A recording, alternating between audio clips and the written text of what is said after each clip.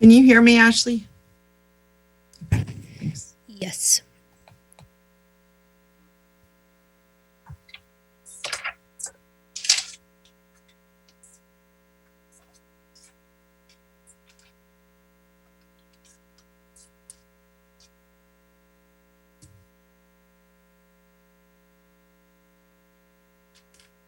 Madam Clerk? Yes, Madam Vice Mayor. Are we ready to start? If you would like to get started, we can do that. We have quite a bit to get through, so I would recommend calling your meeting back to order. And then beginning, I have the agenda in front of me. So, thank you. So we'll call the meeting back to order. And this is, let's see.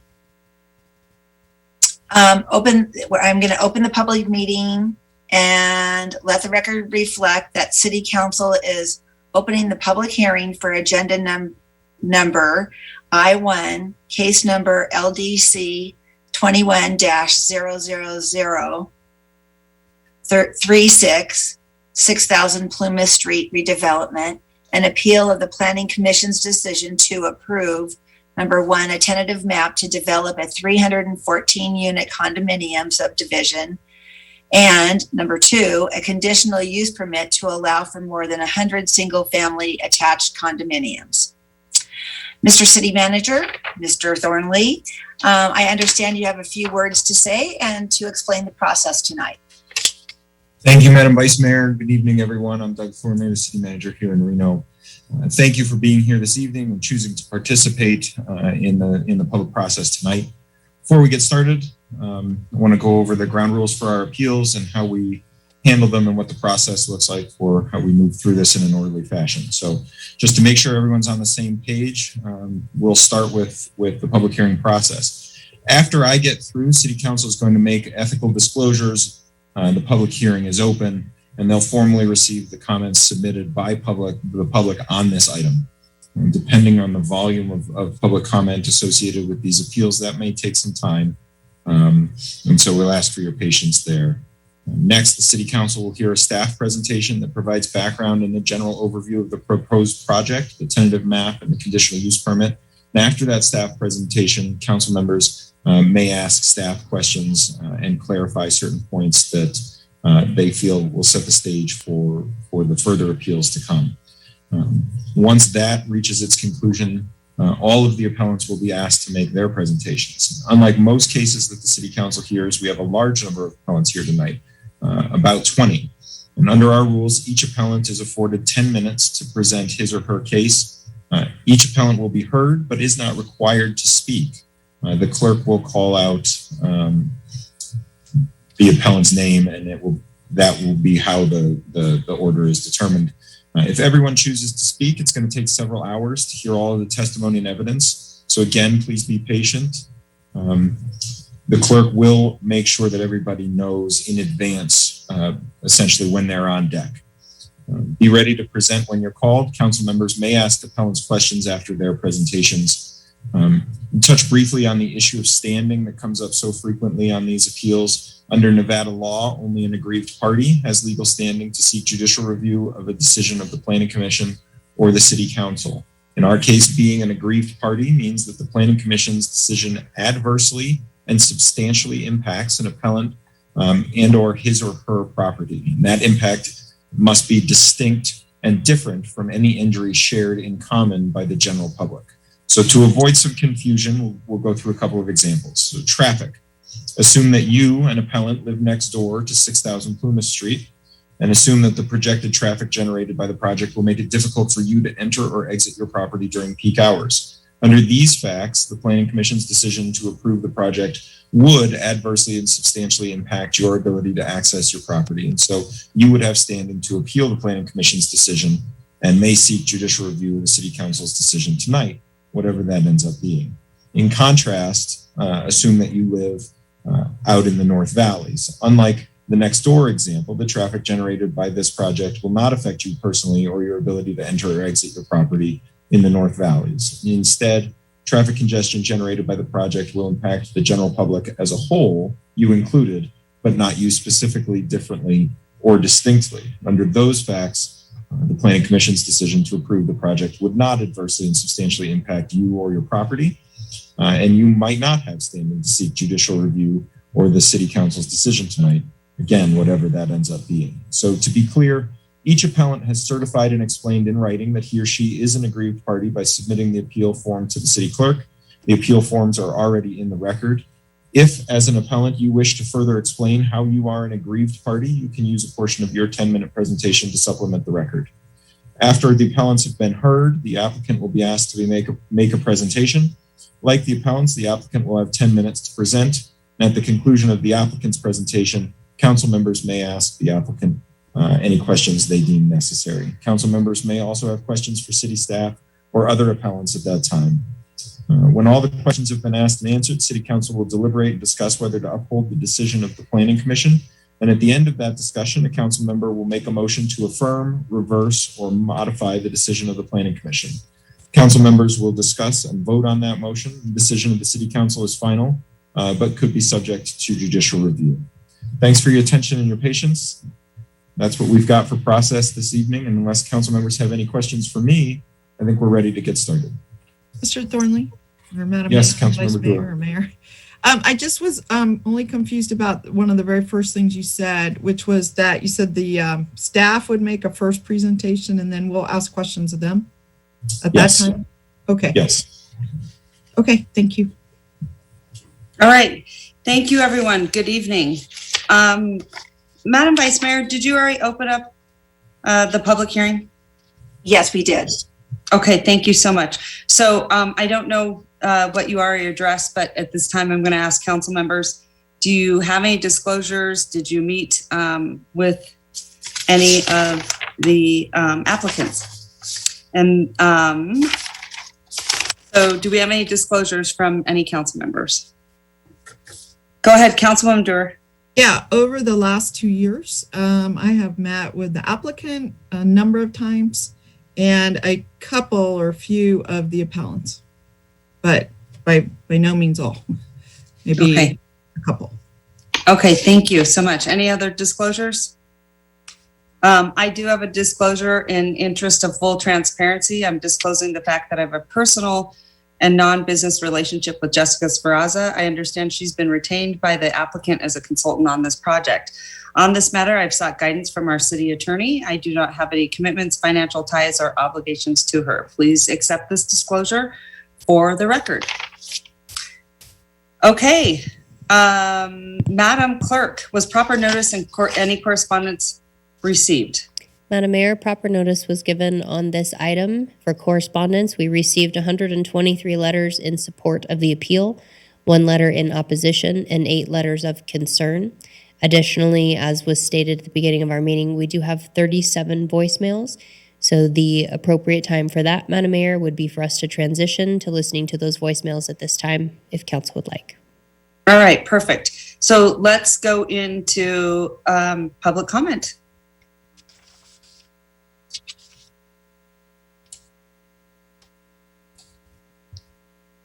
My name is Eric Schumich. I'm calling about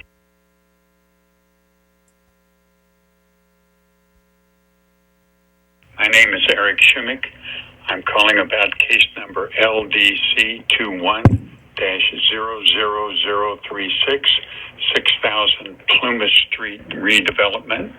I live in Ward 2, and I am opposed to this project for the following reasons. Please remember that there's a difference between infill and overfill. The project currently is in the overfill category.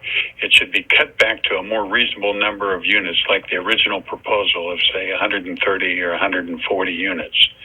The original proposal also stipulated that the recreational facilities, the courts and the pool, would remain intact. The current developer should be required to restore those recreational facilities that they demolished. I ask this question: is there parking enough for the number of units that is currently under consideration? I don't think there is. Traffic in that area is already horrific, and this many units will only compound that gridlock. Finally, the 4-story roof line is incongruent with the neighborhood. It should be lowered to a maximum of 3 stories. Thank you for your consideration. Hello, this is regarding agenda item L1 on the agenda for the council hearing on the 28th. My name is Wayne Cates. I'm a resident of Reno, and I'm calling to urge support of the Lion Living Project at 6000 Plumas. I'm really happy to see that this project will help resolve some of the traffic issues on this part of South Mccarran, and I know a lot of people complain about traffic in the area, so it's comforting to see Lion Living really is stepping up to improve the situation. Please support this project. Fully backing this, and I have many friends who think the same. Thank you. Bye-bye.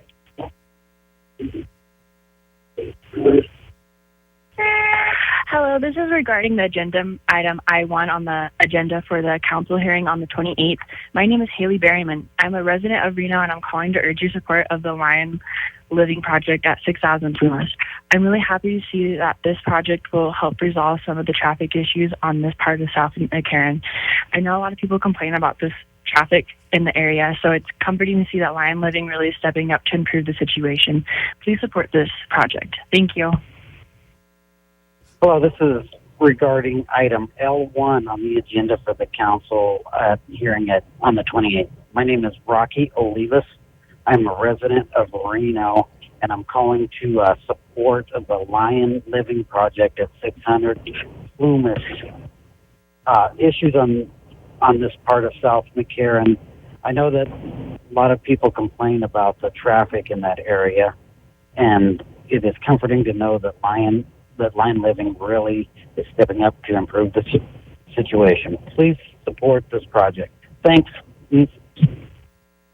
Hi, I'm calling in regards to agenda item I1 and to support Lion Living. I've seen how Lion Living is revitalizing an aging area of Reno by the way of the new RED project. The temporary and permanent jobs help create much-needed tax revenue for our city. In addition, the creation of much-needed homes are all benefits Lion has delivered to Reno.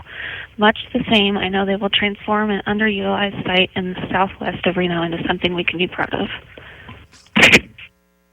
Hello, I'm calling in regards to the agenda item I1 and to support Lion Livings. I've seen how Lion Livings is renovating an aging area in Reno by the way of a new RED project. Temporary and permanent jobs help create much-needed tax revenue in our city, in addition to the creation of a much-needed homes that are beneficial Lion has delivered to Reno. Much of the same, I know that they will transform the underutilized site in southwest Reno into something that we can be proud of. Thank you. Hello, I'm calling in regards to agenda item I1 and to support Lion Living. I've seen how Lion Living is revitalizing an aging area of Reno by the way of the new RED project. The temporary and permanent jobs help create much-needed revenue for our city. In addition, the creation of much-needed homes of all benefit Lion has delivered to Reno. Much the same. I know they will transfer an unutilized site in the southwest of Reno into something we can be proud of. My name is Connie Good, and I'm a resident of Ward 2. I would like to speak to LDC 21-00036, 6000 Plumas redevelopment. First, the closing and leveling of the Lake Ridge Tennis Club is a travesty. The club provided swimming, tennis, fitness, and socialization for the 700-plus membership. There is no other place like it in the area. Not only was it in excellent condition, contrary to the words of the developer, Reno Land, that tore it down, it was a community gathering place for the neighborhood with its friendly staff, beautiful tree-shaded lawn, and sunny studio and workout spaces. I loved entering in the morning to birds singing and the sounds of swimmers in the pool during swim team practice. The loss of this community asset is devastating, and the fact that the LTC membership and city officials were duped by a developer, Reno Land, who promised preservation and upgrades to the club is another blow to the community. The premise for rezoning was that Reno Land said they would retain and upgrade the restaurant, thus requiring a zoning change from special use to community commercial. Well, there is no club, no members, no pool or tennis courts, no fitness studio, no restaurant, so there is no longer a need for community commercial, now general commercial zoning for that parcel. The community has tried desperately to be heard as Reno Land, Lion Living have moved forward with plans for a development of unseemly proportions.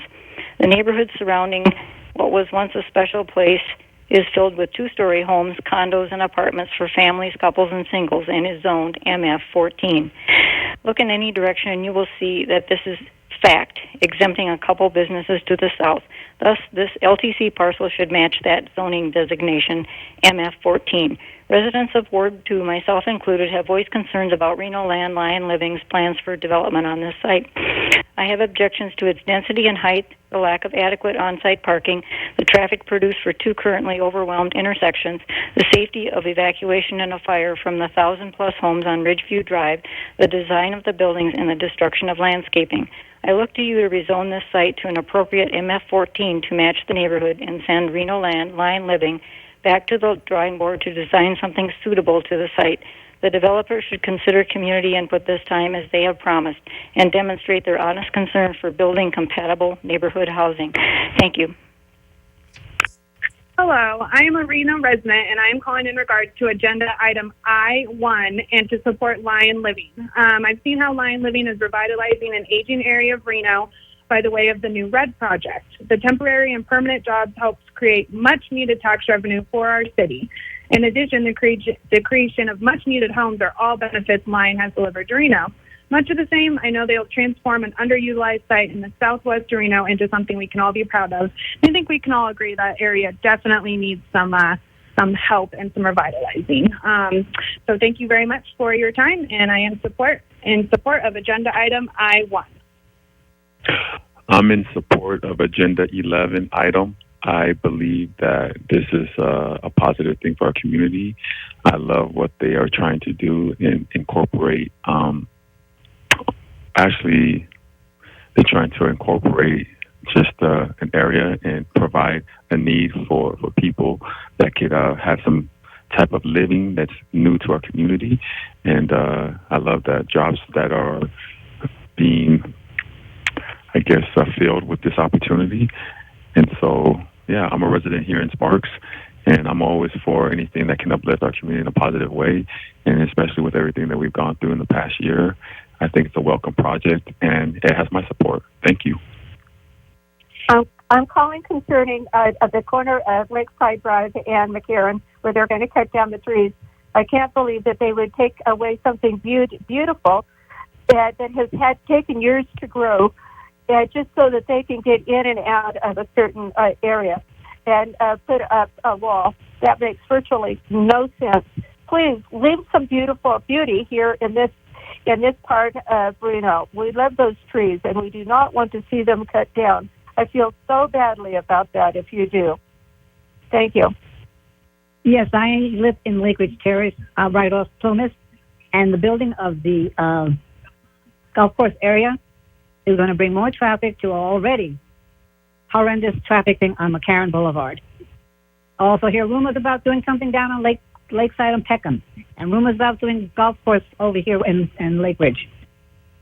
I don't know what's wrong, but the traffic is already horrible, and Mccarran Boulevard can't take it. You should reconsider what's going on in the city. There will be no open spaces at all. Thank you. Yes, my wife and I, Charles and Tanya Bertolina, we live in Lake Ridge Shores at Lake Ridge Point Association within the Lake Ridge Shores community, and we both strongly object to the development of the condominiums over at the old Lake Ridge Tennis Club. We think it is far too many units that are being built. It will create an enormous addition to an already existing traffic problem on Mccarran and Plymouth and Lakeside, that multiple intersection there. And in addition to that, it doesn't solve any issues for housing at a reasonable price, from what I understand. And I think it's either better served to be a smaller, 100 to 150 units or something of that nature, or to just not be developed and tell the developers they've got to go back to the drawing board. I still think we need a community pool that I believe that was supposed to have included a long time ago. So my comments are now given to you. I appreciate it, and I hope that the city council votes the right way. This is going to be a disaster if they don't. Not to mention my property values. Thank you very much. Yes, this is Dale Ring. I'm owner of a home in Carriage House, and I am calling to voice my opinion regarding the rezoning of Lake Ridge Golf Course and the Lake Ridge Tennis Court changes. I am opposed to any rezoning of the Lake Ridge Golf Course and to any additional units being placed in the Lake Ridge Tennis Court area. The redevelopment of 350 units is way too much traffic for this small area. Thank you. My name is Deborah Zalakar. I'm calling regarding LDC 21-00036 to be discussed at the meeting on Wednesday, April 28th. I have been a homeowner at 2021 Mountain Vista Way, less than a mile from the 6,000 Plymouth Street property, for 22 years. I am very much opposed to the current plan to redevelop this property with the high density and high elevation profile of the proposed units. I hope that the City Council decides to change the zoning for this 9.3-acre, now vacant lot to MF14, limiting the development to 14 housing units per acre. The proposed 300-plus units in closely packed, four-story buildings will dramatically increase traffic in an already congested area, as well as making roads and street crossings potentially more dangerous for pedestrians, runners, cyclists, and children in a nearby school zone. In addition, the four-story buildings do not fit into the existing neighborhoods and very clearly have no place in the so-called master plan Lake Ridge community. This process of community opposition to the size and scope of this development project has been going on for a year now, and in that time, we have lost Lake Ridge Tennis Club, which was a vital part of the Lake Ridge community and the city as a whole. It has been replaced with an ugly, barren, vacant lot. Many mature trees were destroyed during the club's demolition, and more has been designated to be cut down if the project continues. What good is having a master plan for a city and a community if our elected officials do not respect the plan and the wishes and property values of the homeowners who elected them? Lake Ridge Tennis Club is gone, and apparently we run the risk of losing both the driving range and Lake Ridge Golf Course as well. This frantic building of high-density housing is not good for the Lake Ridge community or for the city of Reno. Thank you.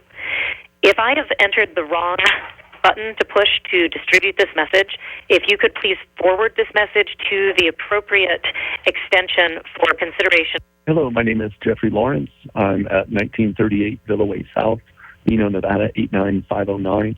I want to comment on that I am against approval of LDC 21-00036, which is the 6,000 Plymouth, where they want to build four-story townhouses, condominiums, and it will go against the current zoning. And I want to make sure that we keep the density under 150 units per acre, and it's way above that right now, or 150 in total. So I want to make sure that it isn't 4 stories as well. The traffic is already bad in that area. The sewer also would be impacted, as well as water usage in the area. But the biggest one for me is the density doesn't match the surrounding area. So again, I'm definitely against any zoning changes to permit higher density in the number of units there. Again, it is reference LDC 21-00036. The 6,000 Plymouth is the address. Thank you. Hi, my name is Katie Herrera, and my husband and I have lived in the Lake Ridge Shores for 39 years, and I'm calling regarding the Lake Ridge Tennis Club new proposal. It's LDC 21-00036. We'd like to oppose the density of this 314 condos that they're proposing because of the traffic is just horrific. It would be much better if the size and the scale were smaller. I think they were talking about 130 condos, which is 2 stories, which is consummate with everything else that is there. But the traffic right now is so horrible, and it's not safe. And it takes us 5 minutes sometimes to get from Lake Ridge Shores down to Plymouth. It's horrific. The density is just terrible, and we would like to oppose the 314, and if they could do something smaller, I think that would be much better for the neighborhood and for what's consummate in the neighborhood and for our traffic issues, which are horrible. Thank you. Hello, my name is Melinda Biancalana. I live in Carriage House in the Lake Ridge neighborhood. I'm calling to discuss 6,000 Plumas, LDC 21-00036. I am opposed to the developer's plan to build 314 condo units at the corner of Mccarran and Plumas. Why? Because 8 monolithic 4-story buildings would drastically change the character of our area. Too many condos will have too little on-site parking there. They will add to an already congested traffic situation and will definitely raise the danger to neighbors trying to exit from any ridge view up the hill homes in emergencies. These are just a few reasons I'm opposed. How to remedy this? I understand the developer has permission to build. Let's cut the number of units allowed in half at least and double the parking provided inside the development. Plant more trees and put in a larger pool if possible. Please don't allow this oversized condo corner travesty to spoil our quality of life. This type of high-rise, high-density doesn't belong in our Lake Ridge planned community. Let's try to heal the eyesore they created from the loss of Lake Ridge Tennis Club in an equitable way. Thank you for listening. Again, I'm Melinda Biancalana. Goodbye. Good afternoon. This is Nancy Burnt. I live in Ward 2, and this is April 1st. I would like to go on record as saying that I respectfully and vigorously oppose the proposed Lake Ridge Tennis Club redevelopment. The intersection at Mccarran and Plumas with a rating of a D is an accident waiting to happen and is already seeing horrendous traffic on a daily basis. Thank you. I am calling on case number LDC 21-00036. It's 6,000 Plymouth Street redevelopment. I am a resident directly on the corner of Plymouth and Mccarran in Lake Ridge Terrace West. My name is Nancy Jones. I am concerned, deeply concerned about the traffic. Our entranceway is almost to the corner of, on the light of Mccarran and Plumas. The extensive traffic and parking and evacuation that we had on the recent fire is a big concern to me. Lake Ridge is a planned community where our homeowners and our renters here have been planned on having a development in the manner of this integrity, and how are we going to, in going forward with developers being allowed to change existing zoning? And I'm concerned about the traffic because this is an elderly place where people have a hard time getting out of this driveway.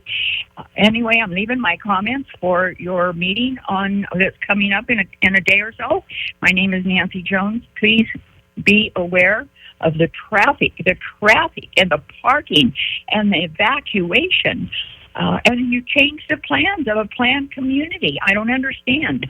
Nancy Jones, thank you so much for your attention. Bye. Hi, my name is Pamela Molini. I am a local resident and a voter in Washoe County. I'm calling regarding LDC 21-0036, 6,000 Plumas Street redevelopment. And I cannot say strongly enough that I need you to oppose this. Please do not cave in to the developers. It will destroy so many neighborhoods. You need to listen to your constituents and just say no. This project is unacceptable and it will do permanent damage. Many of us feel so strongly. Please say no. If you need to call me back, my number is 775-824-0255. Hello, my name is Terry Henner. I live in the Lake Ridge area. I want to express my strong opposition to the Plumas Street redevelopment.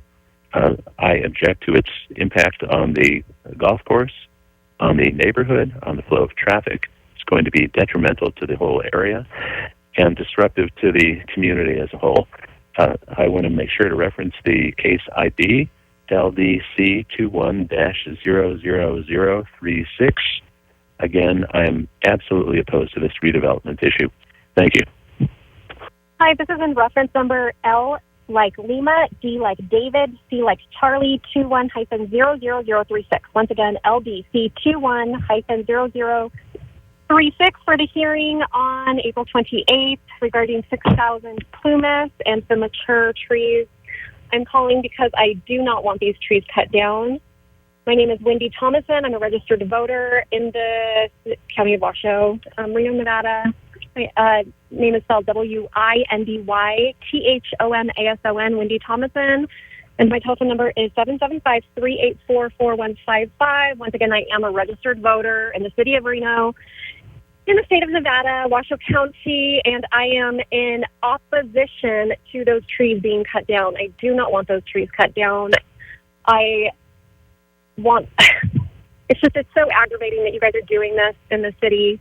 Like these big, beautiful trees that have been here, and there's no question that Reno is looking wonderful. Midtown is very pretty. I'm very proud of how clean Reno is.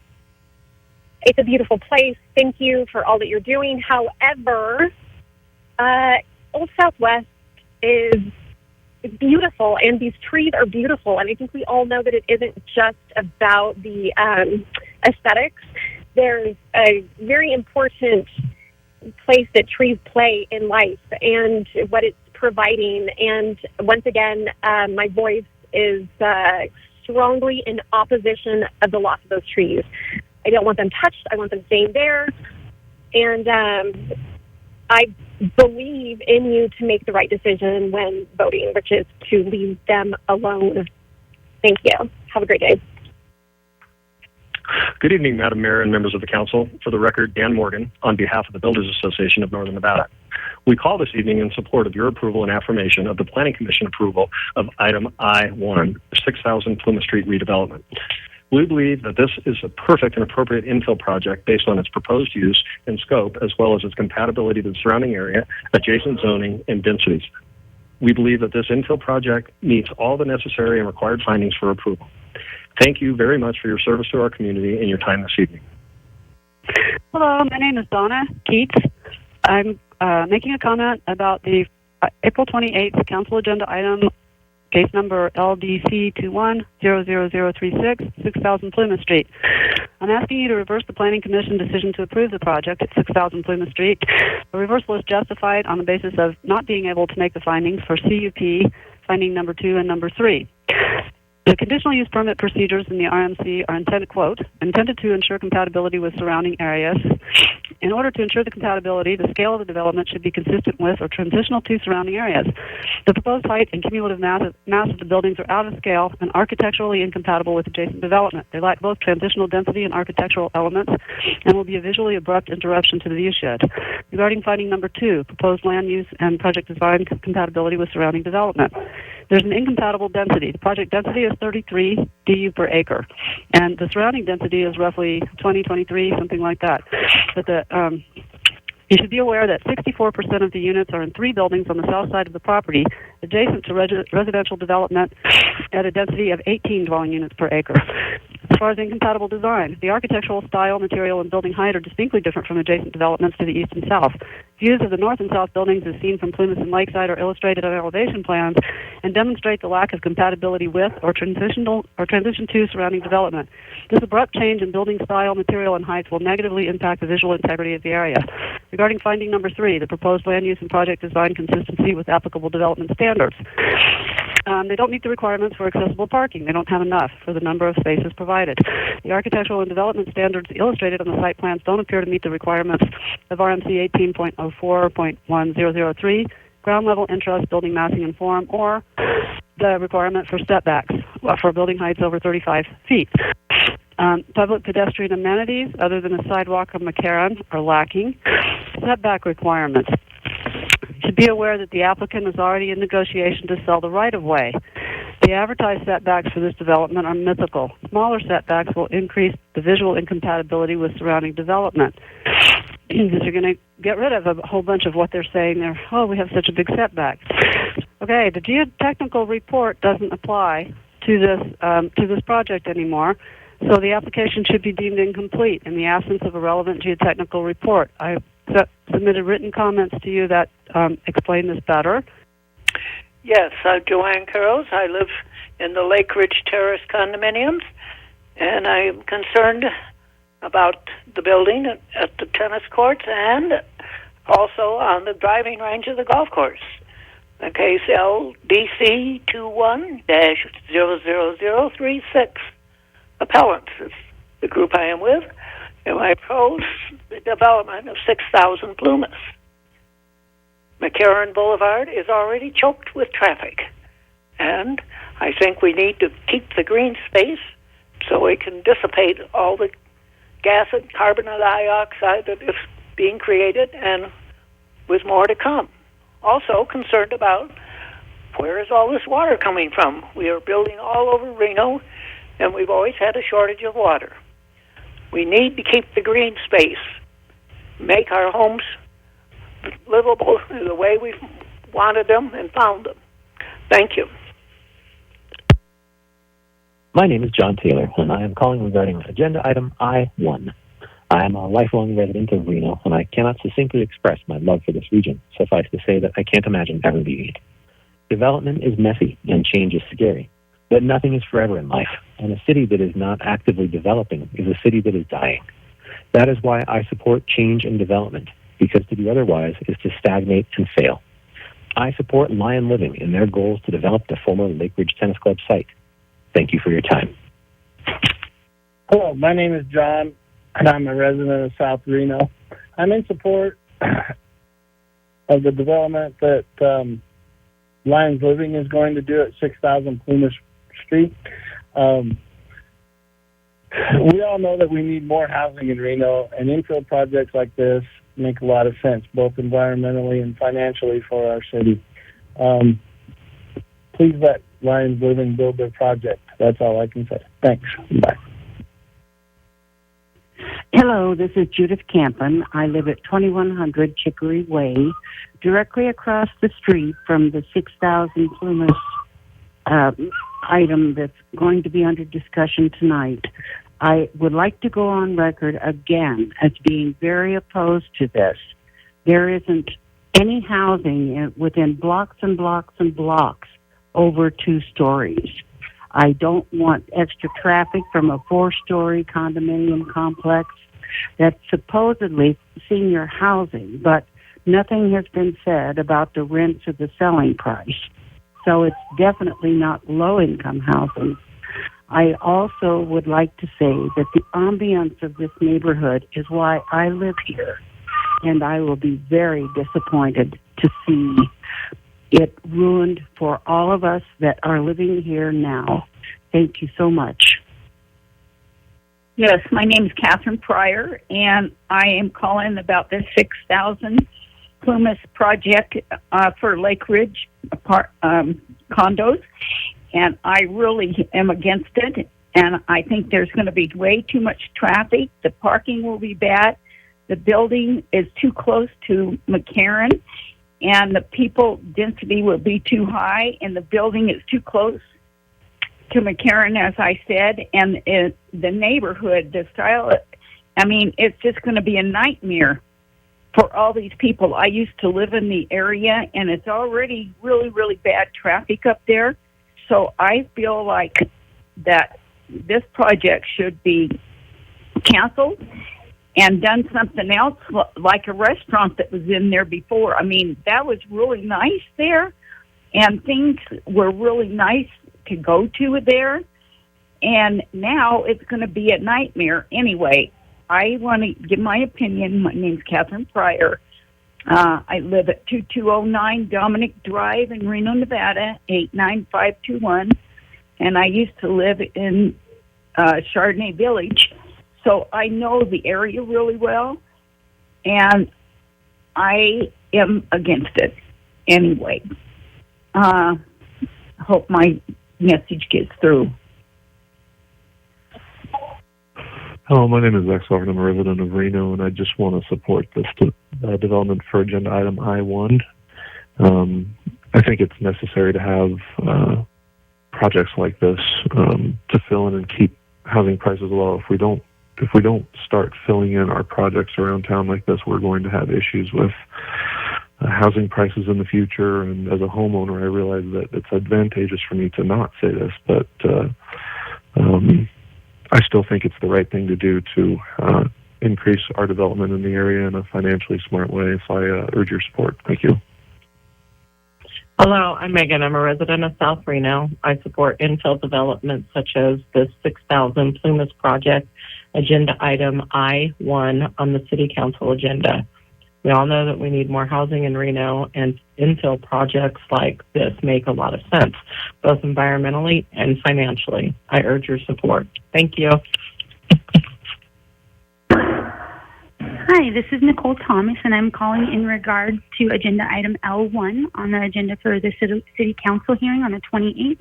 I am a resident of Reno, and I'm just calling to show support for the Lion Living project at 6,000 Plumas.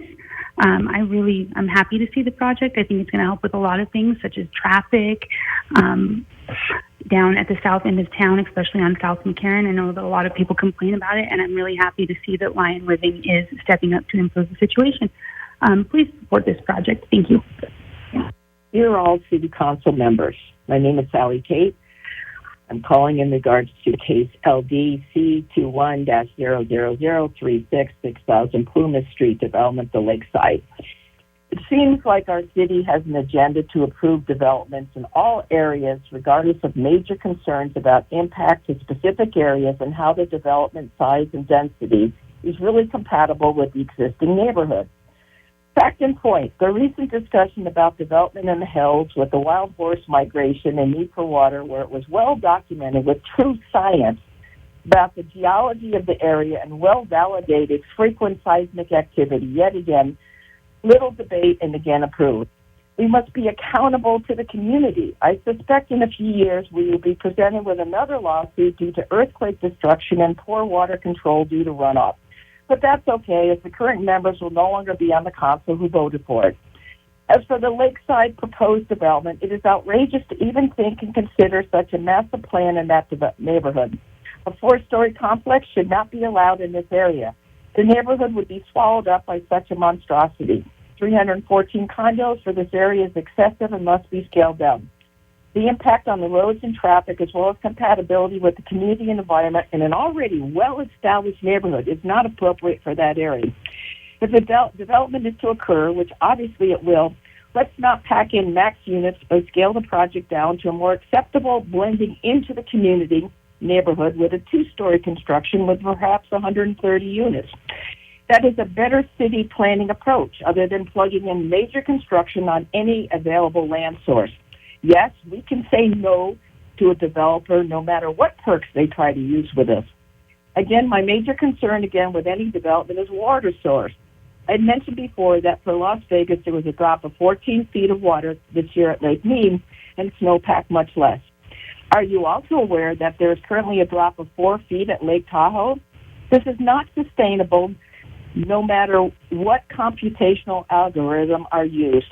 One last note. I seem to recollect that the lakeside dismantling was a botched job from the very beginning. Weren't the pools supposed to be saved instead of destroyed? As Council Member Naomi Durr recently said in another situation, we need more pools in this city. Why were they destroyed? I strongly urge you to scale down this development and respect the request of the neighborhood and compatibility of the area. Thank you. Hello, my name is Sandra Billard, and I'm calling regarding, I'm going to reference the L, D as in David, C as in Charlie, 21-00036, and this is regarding the redevelopment on Plumas and Mccarran. And I am completely against it. I feel that the unbridled development in our city is going to be our downfall, and it probably won't be that far into the future. We don't have the jobs, the water, the police, the fire department. We don't have all this in place when development is taking place. It doesn't seem like it's considered at all. And in our neighborhood, I feel like Plumas has really become a busy street, and I just can't imagine all the traffic that would come from there. And, and the noise and just irritation from nonstop development. I'm just really against this. And to have torn down everything that was torn down without real approval, I think the developer or whoever did that should have some kind of a lawsuit against them for doing something they shouldn't have done, cutting down all those trees. Anyway, that's my opinion. Thank you. Hello, this is regarding agenda item I-1 on the agenda for the council hearing on the 28th.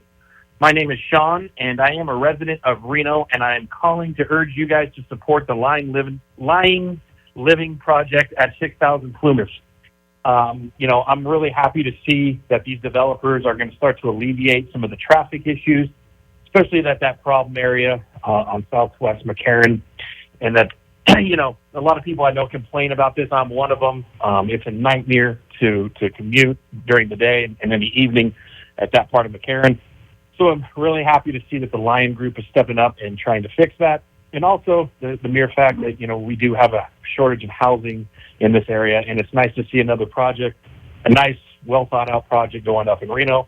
So again, this call is to urge the support of City Council to support this group. Thank you. Hello, my name is Simon Braun, and I currently reside in Southwest Reno. As our community grows, I believe that infill is one of the more environmentally friendly ways to go about it. And therefore, I support developments such as the 6,000 Plumas project, item I-1, on the City Council agenda. And I believe that it's been thoughtfully designed in order to meet any sort of traffic concerns. Your support would be greatly appreciated. Thank you.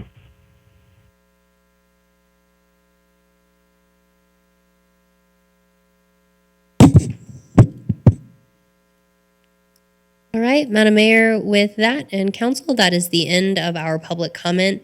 It should be noted for the record, public comments in this particular item are those that are received before 4 p.m., the business day preceding the meeting. Any public comments that were received after the 4 p.m. cutoff yesterday are included in the record in general closing public comment, and those have been submitted to council as they come in, and they will be part of the official record. With that, Madam Mayor, at this time, the next process would be to transition to staff presentation. If council doesn't have any questions, we will bring over Angela Foose, Nathan Gilbert, and Mike Michelle from Community Development to be able to give you a brief overview on the project. Okay, thank you, Madam Clerk. I just want the record to reflect that the public comment is now closed, and we will now go into staff presentations like you just said. And we look forward to seeing you, Angela and Nathan and Jonathan, I think. So go ahead, take it away, Angela. It's all you.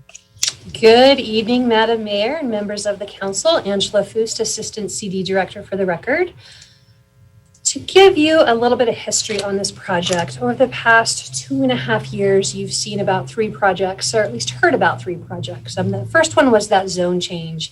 That SPD zoning had been in place for about 20 years, and it was rezoned to community commercial. That was adopted in 2019. Shortly after that, a site plan review application came in. Site plan reviews are just staff review only. They don't go through a public hearing. They are publicly noticed and they can be appealed. So staff had recommended approval. At that time, the project was 350 apartments, and it triggered, again, the site plan review. The application, the recommendation from staff was approval. Several neighbors appealed it, and that went to a hearings officer. The hearings officer agreed with the appellants and retained that denial. That then was appealed to City Council. However, before it went before you guys, it was withdrawn and dropped. Fast forward again, as to the application we are at today. The new application came in based on our new zoning code. And this application was different from the site plan review. The previous project was an apartment project. It was for senior housing or 55 and older type of development. This one is a tentative map. So that means that these units can be sold as condominiums. They'll be parceled out and can be sold to individual owners. They also reduced the number of units. Previously, there were 350 units proposed. They reduced that to 314, so a difference of about 10%. With that, there's also some slight modifications to the overall site design, and they updated the traffic study to address some of the concerns heard from the neighbors during the appeal process. So this is the project that's before you now. We are looking at 8 different buildings, and these buildings are all about 4 stories in height. Again, the middle here is where the pool and clubhouse is, and then all the units around it are the residential units. There's some surface parking as well as the underground parking. The original application came in with 3 points of access, so I just want to kind of highlight that while we have this good visual. There would be access on Plumas on the left, and Lakeside on the right, and then on Mccarran to the north. Here's some images of the proposed building design. Again, these are 4-story buildings with parking on the ground floor, and then that bottom right one is the proposed clubhouse. We've had a lot of questions about zoning and what the new zoning allows. When you proposed or when you modified the zoning from that SPD, it went to a community commercial. When we updated our zoning code in January, that community commercial designation went away and has been replaced with what we call general commercial. So I put together a little matrix here so you can see what the requirements are within that general commercial and then what the proposed project includes. And again, from a density perspective, that general commercial does have a maximum density cap, meaning that's the most they could do is 45 dwelling units per acre. They are proposing about 34 dwelling units per acre, so they're within that maximum cap. Building height, they're allowed to go up to 65 feet. They're proposing maximum of about 55 feet. And then under the general commercial, you can go up to 5 stories. They're proposing 4 stories. A lot of questions on trees. The trees on Mccarran and on Plumas are mature. They've been there for probably 30 plus years. The majority of those trees are proposed to stay with the site plan. We do have about 257 trees that they've shown as to remain with the development. They're only required to have 228, and they are providing 488, so definitely more than the code requires. Parking's another big issue. When they came in with the site plan review, they were following a previous zoning code and previous parking requirements. Under the new zoning code, we don't base our parking on number of bedrooms. We base it on square footage of your units. So we have a very different parking code. They are able to meet the parking requirements. In the previous application, that site plan review, they used a parking analysis to justify their parking. Here, they actually exceed just general parking code requirements. And then access and roadway. This is probably one of the biggest topics that we discussed at the Planning Commission. So I tried to put together an image so you could see where the access points are. And then I'm going to highlight some of the changes that the Planning Commission has conditioned.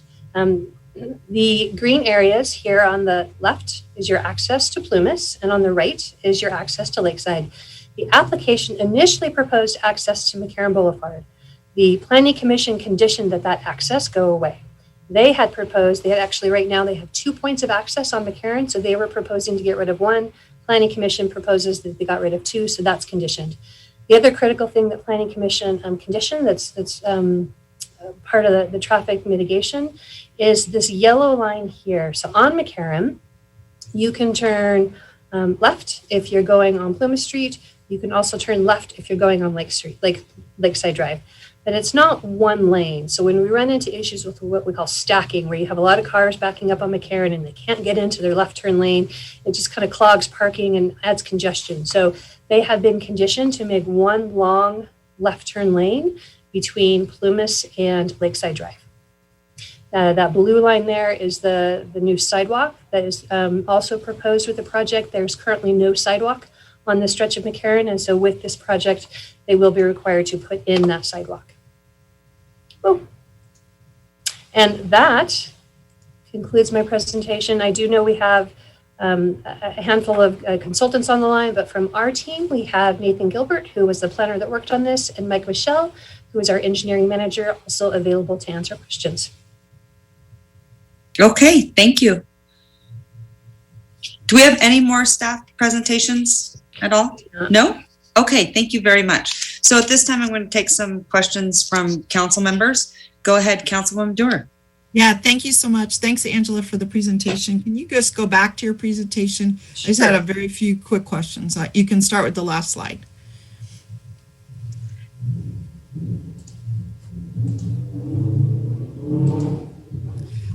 On this slide, I just wanted to understand how people are supposed to get into this development. So you have 2 arrows out.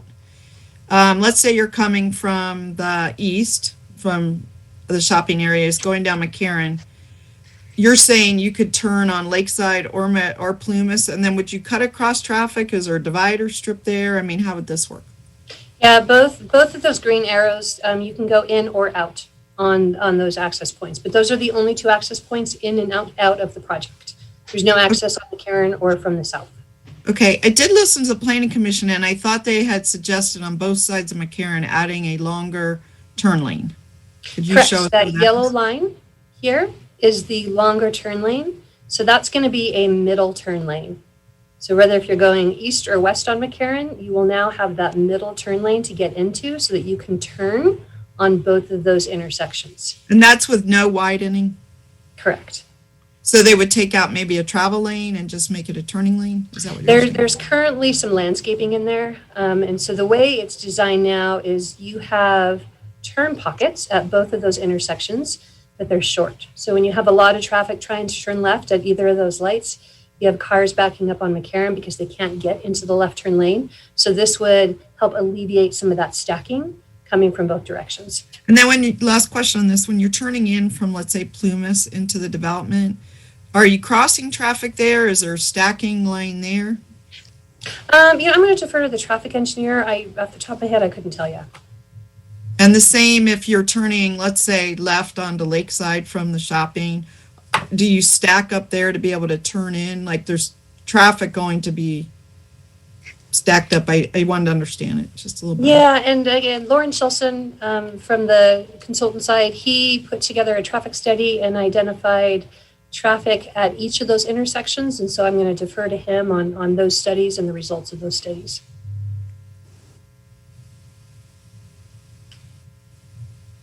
Maybe we save that for questions after when the. Okay, well, what it appears to me is leaving on Lakeside, you would have to cross the traffic that's stacking on Lakeside to turn left or go straight in order to turn right onto Mccarran.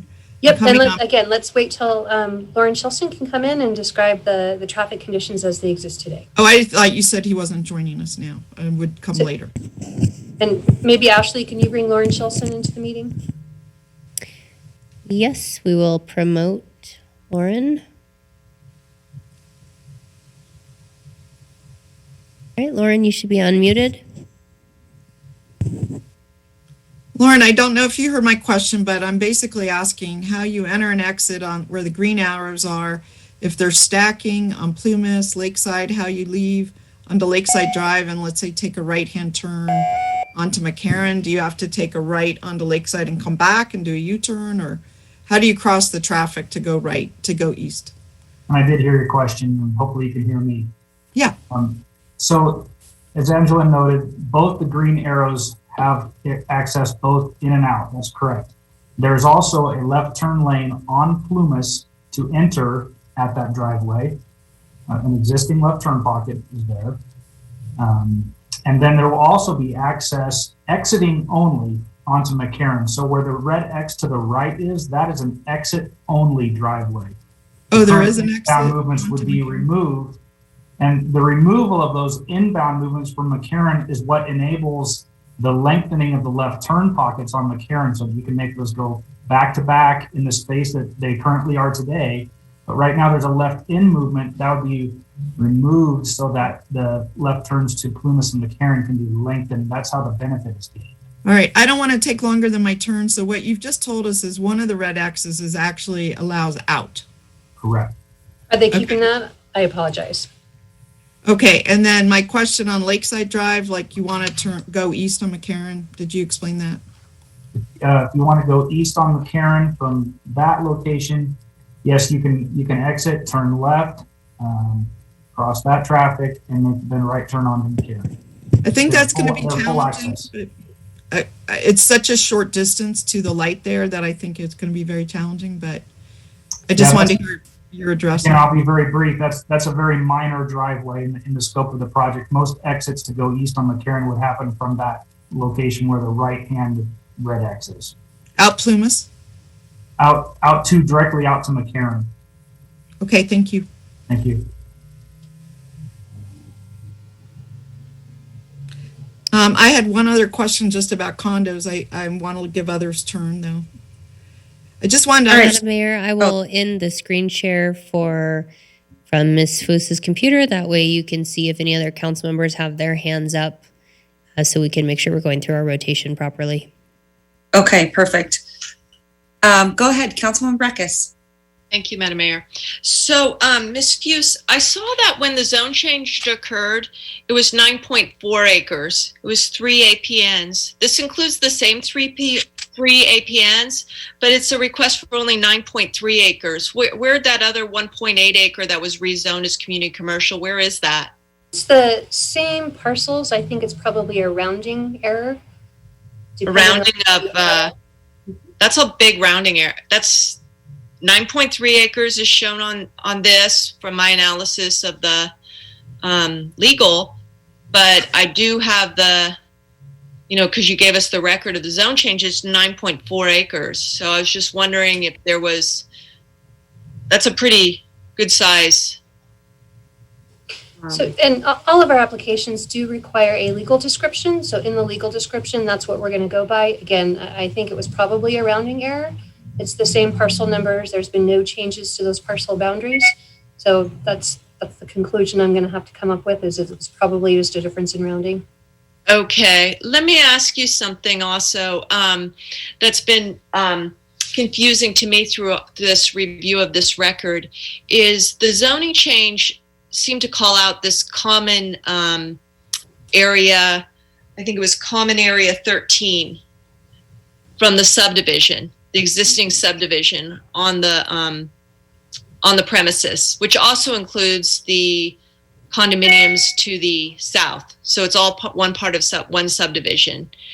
But this appears, if it's the same overlap of properties, to be recommitting that common area to something else. And I'm really struggling how we're amending an existing subdivision, but we haven't noticed that we're amending the subdivision to the south. We're only talking about this property.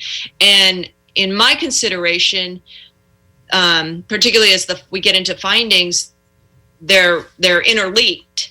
And so that's question. Then you wrote a memo about the history and said, oh, we're going to come through on a re-subdivision after this in a merger. That's a memo that you wrote. So what are you planning? What does the applicant have to do with that common area?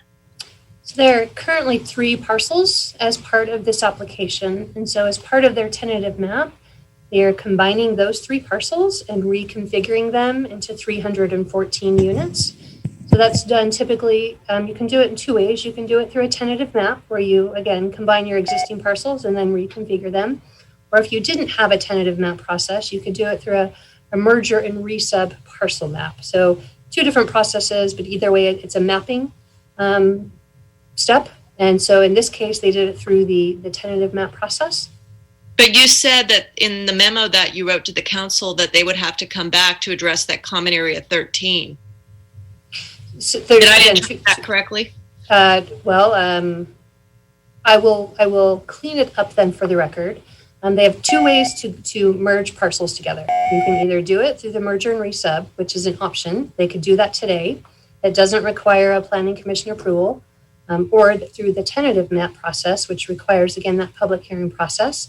They can combine those parcels and create the new parcels. No, I want to know, like today, if this is approved, this tentative map, what's going on with common area 13? Because that is a common area to the lands to the south. And I think, they have connection, and we aren't advertised for those, but we're looking at the common area that goes with those. So how are we doing this? So the next step for them, if this is approved, will be a final map. So the 3 parcels that are part of this development will then be merged as part of that final map to create the 314 new parcels. And what happens to common area 13 through the final map? Because the final map has to comport with the tentative. Where is parcel common area 13? Are you referring to? If you bring up the memo that your office produced, I think it's one of the exhibits, Madam Secretary. It's about the 3rd to the last page. of the slides, and the legal advertisement when we did the zoning change says Common Area 13 is shown as the condominium tract. So Common Area 13 was identified as a zoning change, parcel, but now it's not identified through this subdivision activity, as I can tell. And that's where I was wondering if their acreage got taken out by that Common Area 13, because really that Common Area 13 is not a part, needs to be, in my view and understanding of subdivision, needs to be talked about with the areas, the subdivision that it goes with. Yeah, so maybe what we can do then, while we continue discussions and hear from the appellants, I will research that and have an answer when we get back. Okay, I have another question for you. Council, also. I'm going to move on. Sorry, you're way over time. Okay, go ahead, Councilman Reese. Can I have Mr. Chilson come back on? I know I see him on the screen, but hi, good evening. Good evening. Mr. Chilson, we've not had the pleasure of meeting, so I don't know about your background, but I wanted to ask a couple of questions about traffic in this particular stretch, because this has been one of the key issues for the mayor, especially, and for me. I have been a resident of Reno my whole life, grew up at the Lake Ridge Tennis Club, swam in the pools, was a member there of the tennis club for many years, and traffic is understandably an issue, as it is in many parts of this community. We're a growing community, so we got lots of growing pains. What can you tell me about how this project improves or mitigates the issue or impact of traffic? Because I see the map, I see the changes to ingress and egress, but I'm not sure that answers fully how we're going to move people through this area sort of more expeditiously, that sort of thing. Yeah, exactly. I think the key is that this project is enabling several things. One, it's conditioned to construct much better left turn lanes on Mccarran than exist today. That creates storage, which allows people to pull out of the through traffic into those turn lanes and not block up through movements. The other thing it's doing is setting back buildings to enable a future widening should that occur at some point in time. And I won't spend a bunch of time there, but there are studies going on at the RTC in conjunction with NDOT to determine whether or not that road would need to be widened. The simplest answer is this is an ongoing issue, not related to this project specifically. This section of Mccarran has been noted for improvements in the regional transportation plan for a long time, in the 2040 plan. It's listed in the new plan, and it's been improvements on Mccarran have been accelerated, understanding that there's some existing issues out there that need to be resolved on a regional basis. So, this project is doing what it can. I believe it's mitigating its own impacts by making these improvements to left turn lanes, by enabling future widenings, by offering right-of-way for dedication should the RTC wish to acquire that. So also, it's removing its driveway on Mccarran, the inbound movements, which reduces conflicts, improves safety, and also helps traffic move through there more smoothly. So it's doing many things actually within its control to improve the situation overall. And was your office tasked with doing the traffic studies, or you just designed the improvements? No, we perform the traffic studies. I'm in responsible charge of that work. And those traffic studies, were those done like during COVID when no one was out driving? This concern has been raised by my constituents that somehow the traffic studies were baked. And so I'm sort of trying to help understand that issue for the people watching and for my colleagues. I assure you they're not baked. I've been a professional in this community for 20 years and I want to work here another 20 years. But the traffic studies were completed pre-COVID. We counted the traffic volumes twice to make sure that we got it right, that we had school in session. We did. Those traffic studies and counts were later validated using big data, streetlight data, which showed that the counts were conducted, in fact, the week prior to any significant reductions in traffic volumes. And we have graphs in our traffic study that very clearly demonstrate that. So we have also incorporated ranchera traffic and other projects in the area in our study to make sure we're covering the big picture. Okay, well, you answered my question, but my time is up, and so I'm going to pass it to my colleagues. But I do have another question related to traffic, which I might have to come to Ms. Foose for, so I'll give you the opportunity to answer other colleagues' questions.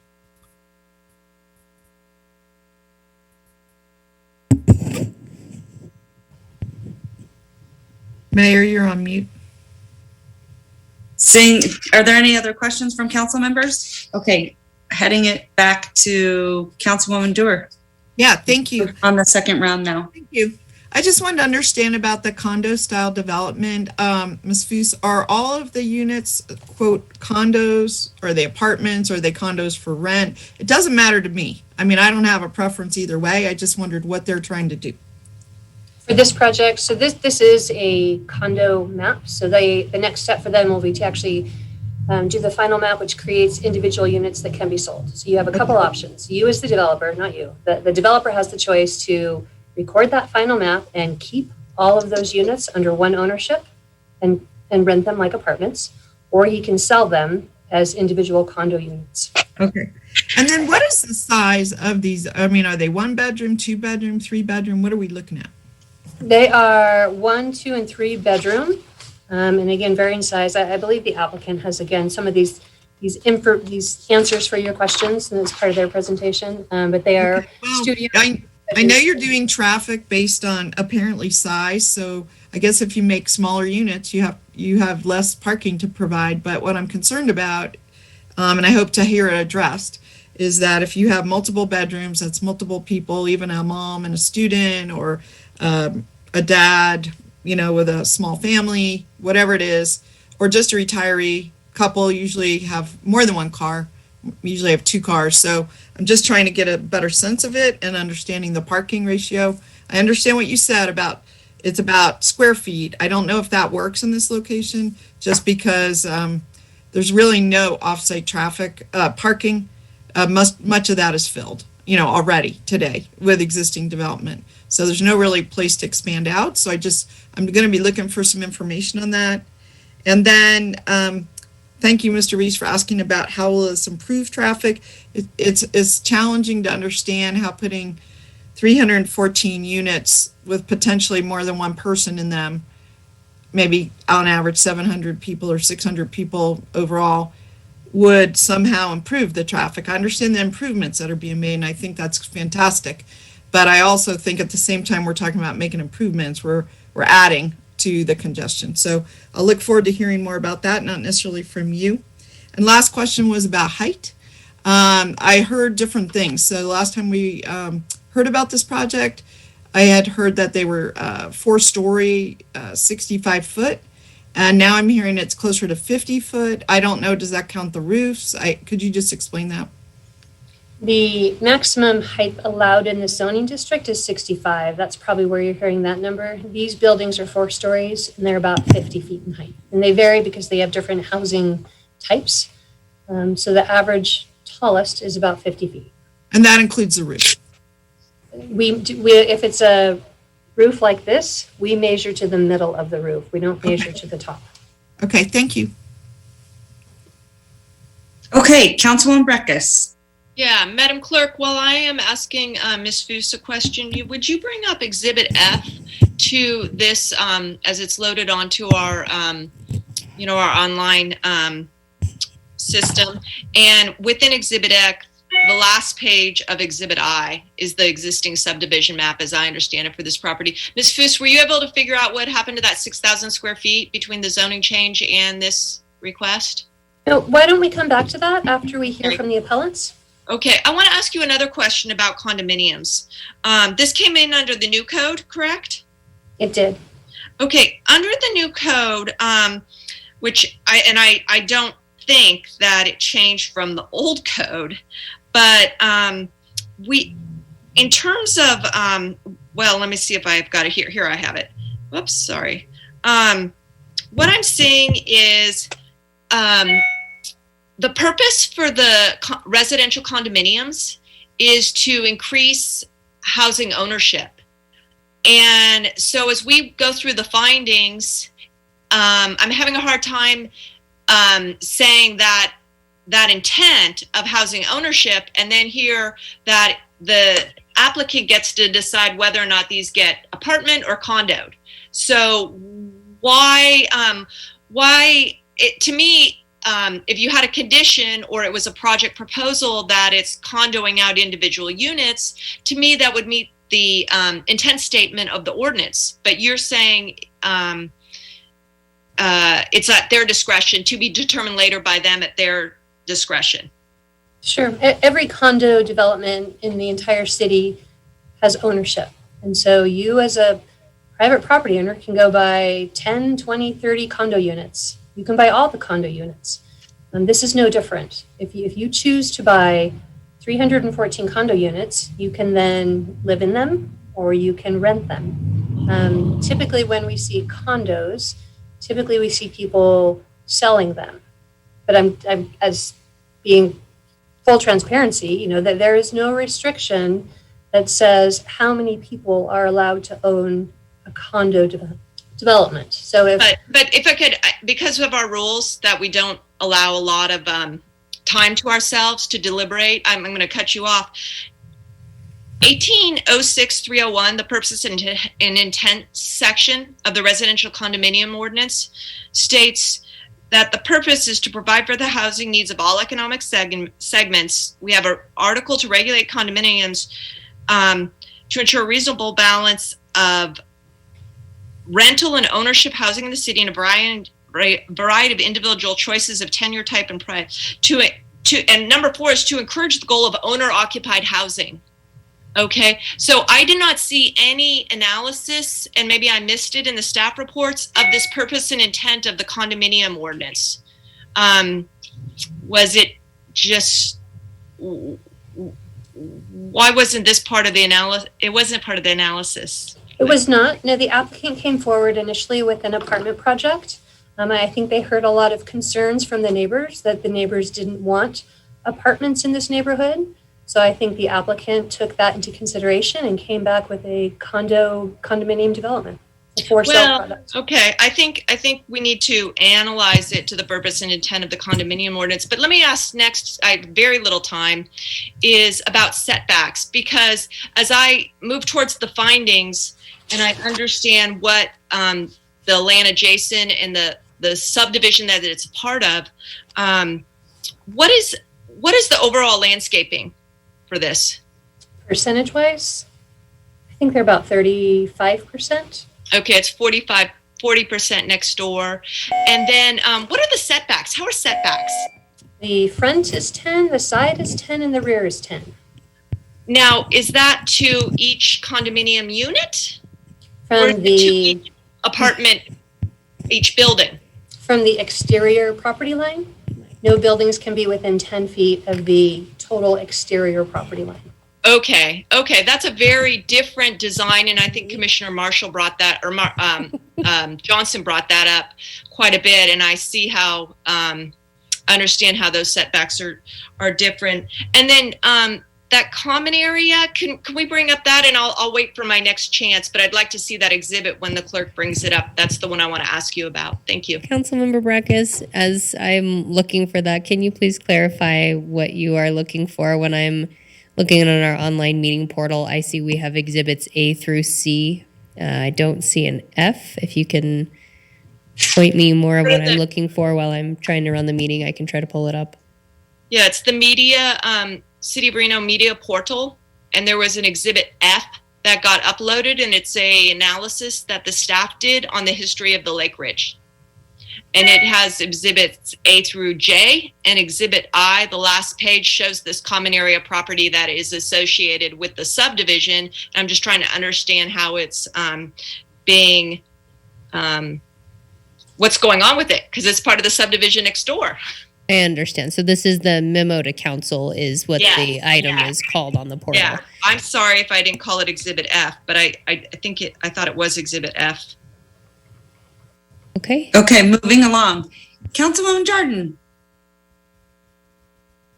Thank you very much. I did want to ask staff, since we have this, and a couple of the public commenters, because there has been clearly a lot of attention surrounding this area And I say this area because there seemed to be some correlation in some of the voicemails left between this project and the driving range and or the golf in its totality.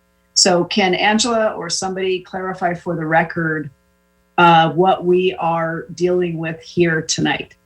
Yeah, so we have a couple different projects that have come in by different applicants, different developers, different property owners. The one in front of us tonight is just the old tennis club site. It's the 9.3 acre site where the tennis club used to be. And at a future meeting, you're also going to be hearing an appeal and an application related to the golf course site. And that's the driving range portion of the Lake Ridge Golf Course. No connection to this development. We have another project on Lakeside Drive near Warren Way, where they came in for a zone change, and then another project that came in for a tentative map. So we have about 4 different projects all occurring within the same couple-month window. Most of them, actually all of them, will be coming to City Council within the next 2 months. Okay, thank you. I thought it was important to give that clarification, and because there seemed to be a lot of confusion and a lot of lumping a lot of things together. So I just wanted to get that on the record. So thank you very much. Yep, thank you for addressing that, Councilwoman Jordan. Okay, this might be for Lauren, I guess. Go ahead, Councilman Delgado. We haven't come to you yet, so I'd love to hear from you, and then we'll move on. Thank you, Madam Mayor. If you wouldn't mind pulling up the slide again in terms of what's before us today, Angela, and then in terms of right, and then what the applicant has proposed. I thought that was important in terms of some of the general, and I understand that Councilwoman Dewar has done a tremendous job in working with the community and working with the applicant and trying to find how we can move forward. In addition to that, I just appreciated Councilman Reese's conversation with respect to if traffic has been improved, has improved in the community. I know, my parents live off of Ridgeview, and so they have to go through Plumas. So I totally understand some of the community's concerns with respect to traffic, and I appreciated that. Traffic is currently not the best in the area, but they've had to make some accommodations. Can you restate some of that again, Angela, just for clarity? Yeah, and I think maybe I'll expand too on what NDOT and RTC are also working on. So with this project, again, they are going to be required to put a sidewalk in on Mccarran Boulevard that it is not currently there.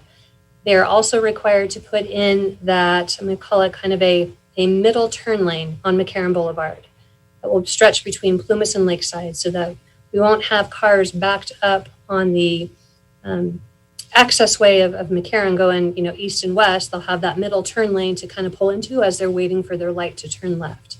So that's what this project will be conditioned to do. Separate from that, NDOT currently owns and maintains Mccarran Boulevard. So they are working with RTC to have a separate study done. They're looking at the entire Mccarran Boulevard corridor. RTC is going to take the lead on kind of managing that contract. That should be starting here in the next month or two. I think they're going to be at the RTC board in June with the proposed consultant to be working on that. So that is about a 12 to 18 month process where they are going to look at different intersections. This is one of those key intersections that they're going to be looking at, as well as other areas on Mccarran. And then they're going to be making some recommendations. And so depending on when those recommendations come forward, again, it would be based on when the RTP plan kind of bumps them up on the plan for improvements, will determine when they happen. But all of that's happening again within the next, immediate kind of time frame. Separate from that, RTC currently is going to be doing some improvements. This is the next 5-year plan, improvements to just overall operations on Mccarran. And that can be related to the timing of the lights. A lot of times, if you just time the lights better, it actually speeds up traffic. So they're going to be working on some of those improvements. They have about a $10 million budget to work on some of those improvements. I should also add that we do have RTC on the line if you have some specific questions about projects that they're working on. And thank you, Angela, for that. My last point is, I think I have 10 seconds here, is can you speak to, or if the applicant can speak to, how we're going to be supportive of affordable housing, if not in the project, in the general region, in terms of how we reach our ultimate goals as a council? I know we've had several in-depth conversations on how that's a priority for us moving forward. And I'll let the applicant respond in their own way. From staff's perspective, we did not condition anything specific to affordable housing. This is not an affordable housing project, so to speak. These are, again, designed as condos, studio, 1, 2, and 3 bedroom condo units. So they can sell them. One thing we see overall is just lack of supply. And so lack of supply creates a housing, and increasing housing prices. So when we look at what types of housing and where that housing is, as part of the staff report, we said infill is something we can support. That was one of the main things the Planning Commission brought up as a reason that they wanted to support this is an infill project, and we have a severe lack of housing supply. So from that perspective, again, more supply of different housing products always helps our overall just housing market and supply and demand. I apologize, I don't want to take any more of your time, so this doesn't count towards Oscar's time. My previous presentation slide did not show up, and I think this is important to know. Planning Commission did vote in favor of this project. It was a 5-2 vote in favor. There were 2 commissioners that voted against it, and they had concerns about the site design and really compatibility with the surrounding neighborhood. Almost again, everyone was in support of infill and our master plan policies that support infill. Some of the key things they talked about are access and circulation, mostly those intersections in Mccarran Boulevard, how to fix that and kind of make that better. We talked a lot about trees. Trees are key to this area, and again, kind of sustainability and environmental issues. And so we talked a lot about how do we ensure that those trees on Mccarran and Plumas will be protected. So they added some conditions related to that. And then again, tying it all back to the infill standards, which is one of the things, again, that I keep harping on, but that was one of the biggest discussion points as to why the 5 that voted in favor were in support of the project.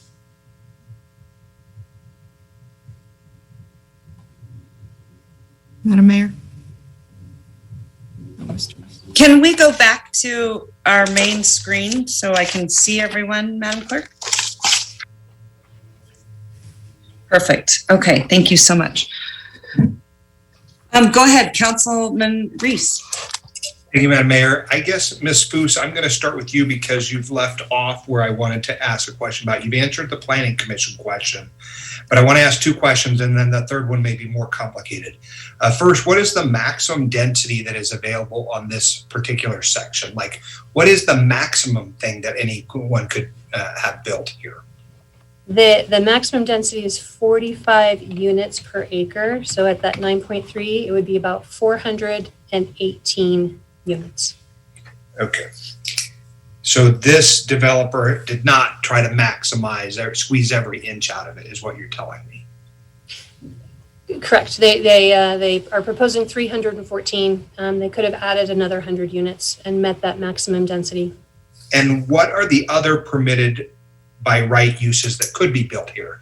Like if we say, okay, not this, but something else, are we talking a strip club? What are we talking about? Maverick. We could, I should say, gas stations, any kind of non-residential use could go here. Again, it fits within our general commercial zoning. Most of that's your retail, your commercial, office uses are allowed. All of those types of uses would have required a public hearing for the most part because of just the residential. Actually, in the new code, I take that back. They necessarily may not have required a conditional use permit or site plan, depending on the way the site was designed. But generally within a general commercial zoning, we typically see commercial, retail, office type uses. And would that have been more or less intense from a traffic standpoint? I mean, I make an assumption that commercial uses have much more trip generations than a residential use. Yep. If you were going to fit 9.3 acres of commercial development on this site, that would generate quite a bit of traffic compared to a residential development. Okay. The last question I have is a hard one to conceptualize because I think it comes in when you started to talk about some of the issues that the Planning Commission hit on, but maybe not squarely. And I'm not sure where we have a place to squarely address this. But as I have looked at this particular project, I am, sort of wanting to make sure that we understand what the master plan ideas behind it are. And in that regard, it checks some boxes about infill and trying to build on existing infrastructure, that sort of thing, as opposed to something else. But something that is not very front and center for me is a question about equity. And my colleague, Councilmember Dewar, and I have had this conversation before in this body about all the easy places to be built have already been built. Now we're just talking about hard places. And in my mind, it's a very strange thing because there doesn't seem to be a lot of objection when we put a 2 or 3 story apartment complex on Gentry Way or maybe off Moana. But when it's here on Lakeside and Mccarran, there just seems to be a general outcry. So where is equity addressed in our planning considerations? From that perspective, as part of the findings review, equity is not something we necessarily look at. We look at what the property is zoned. I would say compatibility with the surrounding neighborhood probably ties more with what you're talking about. You could do a 65-foot tall residential building here. And we would look at that and say, does that fit with the neighborhood? Most of the neighborhood is developed with 2 and 3 story buildings. So we look at it as what's an allowed use. Residential and apartments and condos are allowed. And does it make sense here? I think one of the reasons we're getting a lot of concerns from the neighbors here is this is an area with a lot of existing development. Most of the parcels around this have been there and developed for a long, long time. So having new development comes in always brings in some new challenges of it. It's going to change the character of my neighborhood. It's just going to change the look and feel of the neighborhood from what we've been used to for the last 30 or 40 years. And that tennis club, it was a site that everybody knew. Everyone knew where the tennis club was and what it looked like. It was bordered by a bunch of trees, so we couldn't see much inside it. But that is what people think of when they think of Lake Ridge. And so I think from that perspective, it's really hard to get our head wrapped around any type of new development. And that, I throw out the name Maverick. If a Maverick went here, we would probably get just as much opposition because it's, is a Maverick what the neighbors want? Probably not. So trying to find that balance, is really one of the challenges that the Planning Commission and you as the now decision-making body are forced to to look at yourself. Mm-hmm. Angela, just to chime in really quick, because you bringing up the Maverick, we've seen this before where a project comes in, and so we have clarity, and then the project or the parcel gets sold, and then we end up with like a Maverick or something completely different. And so clarify that. Would they have to come back to council if that were the case, or how does that work? Because we've seen that happen before, and that always is a really, really big concern, right? Some of those unintended consequences. So I do worry a little bit about that, but you touched on that, so I just wanted to throw it at you for clarification. Yeah, and exactly. Every type of commercial use, we would have to look at independently and see what they trigger, whether it's a conditional use permit or a site plan review. Again, based on our new code, we have a lot of uses that would be allowed, that are commercial uses that would be allowed by right and wouldn't trigger a public hearing. They would be able to go straight to a building permit. And that runs with the zoning. So that zoning is now forever on that property until it's changed. This application has an expiration date. So if this project were to be approved, it would have an expiration date and it could go away and somebody else could come in and buy the property and develop it how they chose to. But that zoning is really the piece that I think neighbors need to understand is, this project is before you today.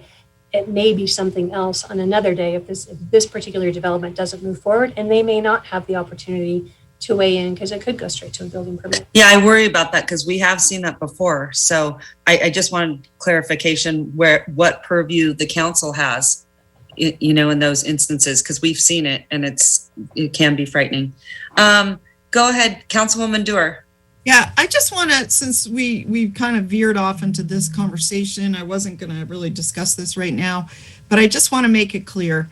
When I recommended changing the zoning from what it was, SPD, Special Plan Development, to Community Commercial, it was specifically to support the applicant, Reno Land, who had proposed taking down a portion of the tennis club, rehabilitating the rest of the club, and building around 130, 150 units, something in there. And I made a specific motion on that. I included in my motion that if they didn't move forward that, I would reinitiate a zoning, and I did reinitiate a zoning when they did not move forward with that in our January 1st meeting in January. Before they had submitted anything, I hadn't heard from them in 5 months. So I just want to be clear, you all have identified an important issue, and I tried to, let's put sidelines on it so that I could lean in, support the developer, but at the same time, if there was a significant change, and I said, if this project, the project that we had been discussing does not come forward, I will initiate a rezoning. And that's why I did it. And you all, again, have identified a critical issue. So I wanted to get the record clear on that. Well aware of it. The last thing I just wanted to say in this round was just several of you brought up the trees. Apparently it's been brought up. And I'm very concerned because it sounds like there was an initial landscaping plan. To my knowledge, trees have been continued to be cut down this week, last week. And the site is virtually barren of trees, at least the mature trees. So, and my understanding is parts of the project haven't been moved around. Maybe there's a dog park where there once was trees. Maybe there's other facilities. So I really, if this moves forward in this form, then I guess I'm going to really ask the staff to hold people accountable for the statement about trees, because I don't see 257 trees there today, and I circled that number. So that's just an outstanding issue. I'd love to hear more about it when the applicant comes up. So thank you. Okay, thank you. I think, Madam Clerk, I think we're on, round 2? So Madam Mayor, yes, you are on round 2. So per your rules, you should be technically going to a 1-minute round at this point. Okay, so we will go into a 1-minute round, and I'm going to send it to Councilwoman Breckus. Go ahead. Yeah, I think Ms. Stewart got a little bit more time, but objecting to our rules again. Ms. Clerk, were you able to find that exhibit? Yes, and we can pull that up right now. Just give us 1 second.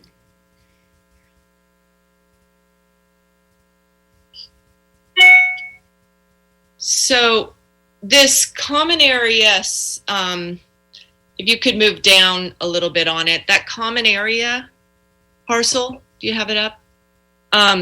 It's down on toward the bottom. I don't know if you took my screenshot. We do have your screenshot. It's just a little bit rough to see. Okay, because it's small. It's out of exposure. Yeah, can you bring that? I see it in 93 over here. If you bring it to 93, slide 93, you've got up here.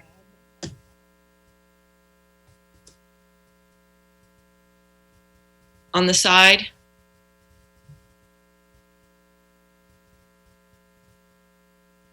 All right. Can you see the screen, page 93? Not now. I've got I see the screenshot of the entire thing. Ms. Foose, that common area C, is that something you remember? What is your analysis on that? It's actually out of, if you look over, yeah, right here, this one at the bottom, very bottom, non-residential common area C. Yep. So again, what I'm going to request is that after the appellants make their presentation, I'm going to come back to you with an answer, and I will research it based on what I remember. There's been a couple different versions of a final map, and they've revised the final map for this development. So I want to make sure that what you're looking at is the more updated one. But again, I will research that in the next hour while we're going through the appellant's presentation and be able to answer those questions. Okay, I thought that was on the acreage, but this is that common area C, and you're going to research that also. Okay, and then I'd like to understand, Mr. Mischel, why he did not require a controlled median access on Lakeside. If you look at the Magnolia villages to the south that came in, or to the east, that were built 2008 or so, they've got a driveway way off of the intersection immediately to the east of the property that doesn't create the opportunity for friction and conflict. But this driveway, this older driveway with the old development, is showing that, allowing that left-hand turn and you still got that free right-hand turn onto Lakeside from southbound Mccarran traffic, why didn't he demand that condition that median on that location? Maybe we can bring Mike Michelle in from our engineering staff. Okay, and while he's doing that, what did you base the 45 unit density allowance on? How'd you come to that conclusion? Within the general commercial zoning, there's a maximum density of 45 dwelling units per acre. Okay, so we do have a maximum density in the general commercial when you build residential. We do. Is it the same for condominium townhomes? Total density just per zoning. So again, we have whatever the density, well, the maximum density in general commercial zoning is 45 units per acre. Okay. So that's consistent with whether it's a condo or an apartment. The maximum density is still 45 units per acre. Okay. Angela, just to note, I don't see that Mike Michelle is on the call with us. Wanted to know if you had a backup for him that could answer the question. Yeah, why don't we, let's reserve that. And again, during the break, I'll see if I can grab Mike Michelle and bring him in, and we'll have that question ready to go. Okay, at this time, Madam Mayor, if there are, I'm sorry, I believe Councilman Reese has his remaining minute and a question with his hand raised. Okay, go ahead. You have 1 minute, Councilman Reese. Go ahead. Thank you, Madam Mayor. Again, Ms. Foose, I'm not sure I've explained my question well enough.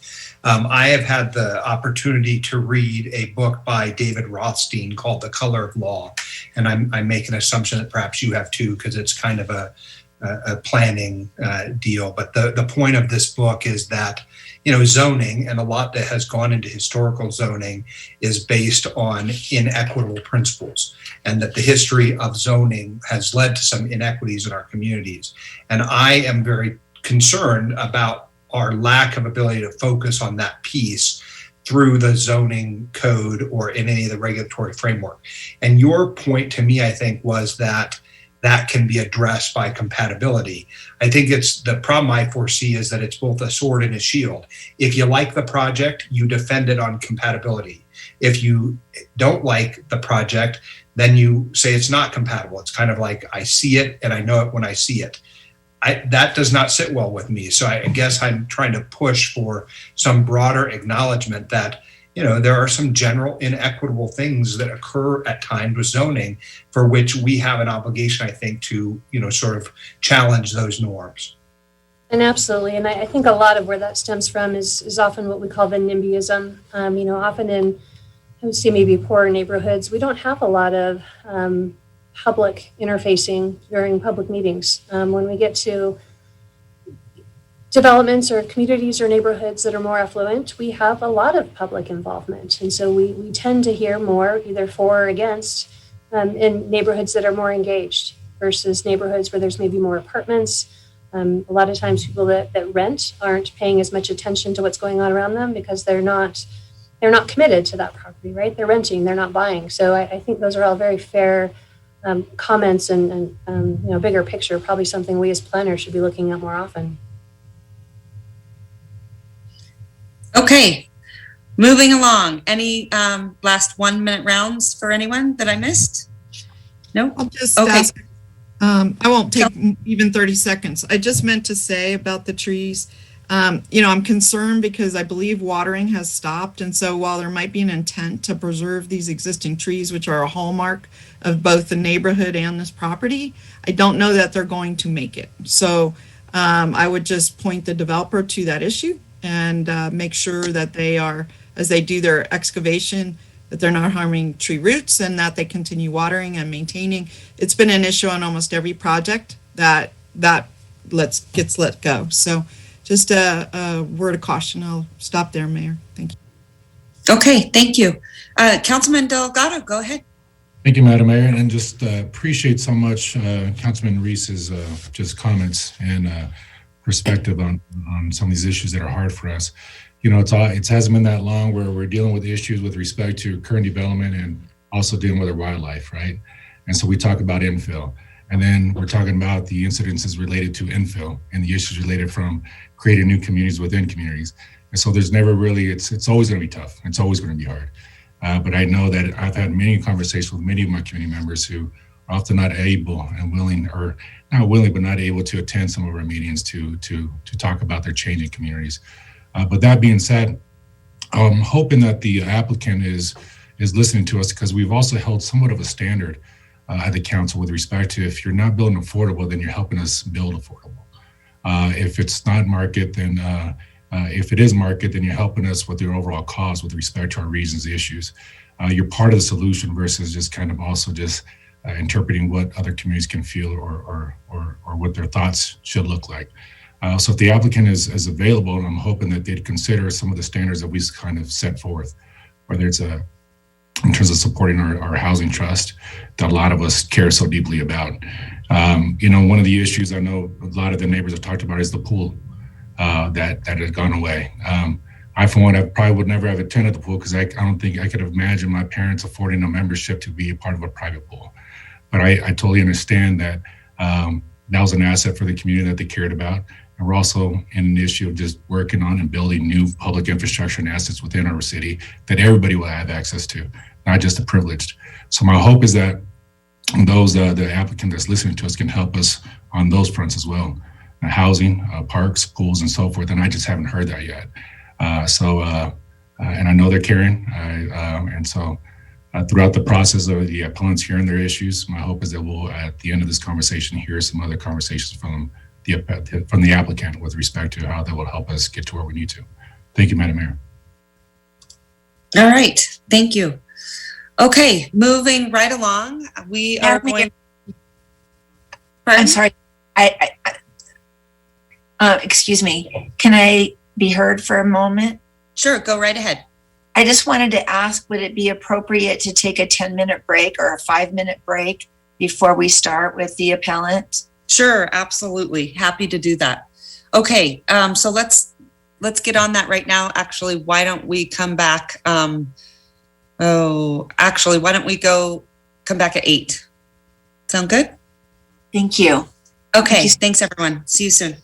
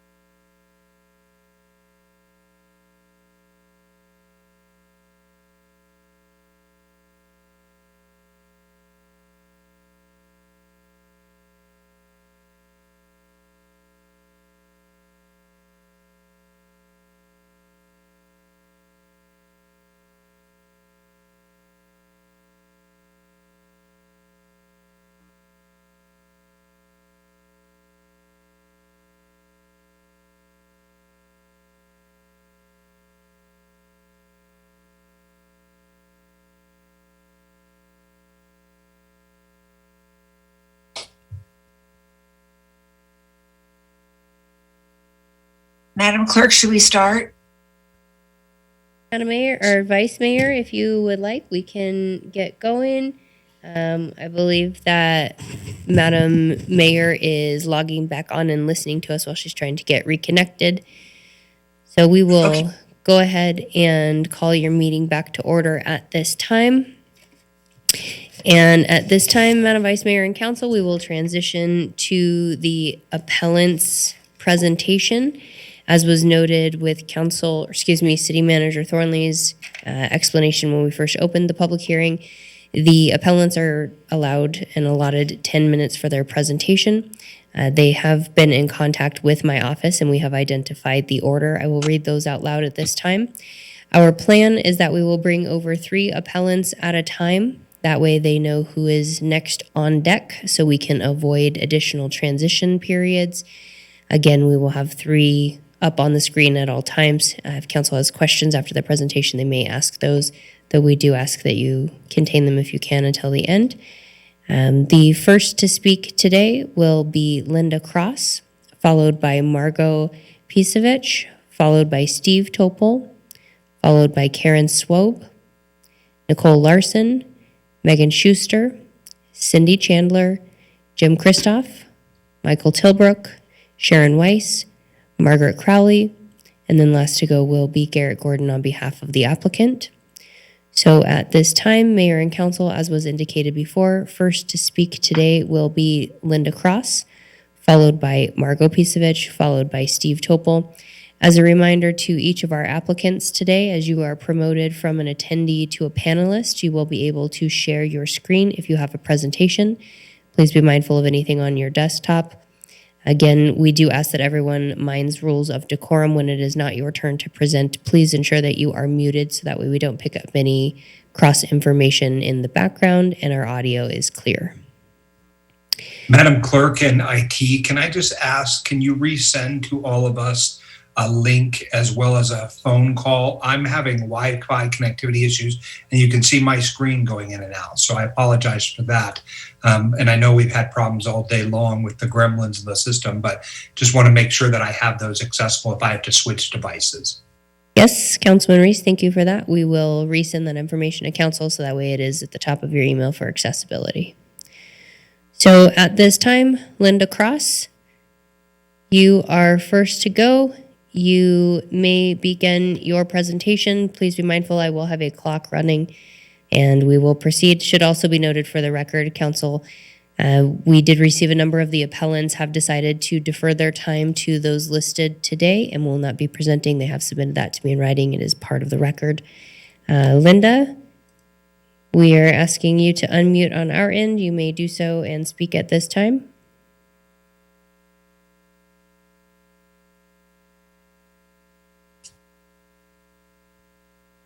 Can you hear me now?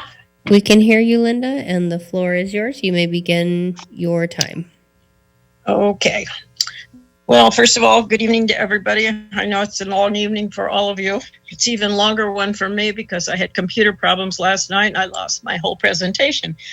So I'm going to have to do it with what I have, although I have a number of questions that have brought up issues that I've thought about before with the conversation going on. Got to get my glasses. Anyhow, my issues with this project, and I'm opposed to it, as I'm sure you all well know, is number one, the compatibility with the surrounding area and the usage, the density, the density as far as dwelling units per acre, and also, of course, the traffic, the access, the air quality. And that's not only from the cars, but from lack of open space, lack of trees, lack of grass, any other vegetation. I know that they say they're putting in a whole bunch of stuff, but that's what we said before, and that's what they said at Ranchera, and none of that stuff ever evolved, and it continues to be torn down to this day.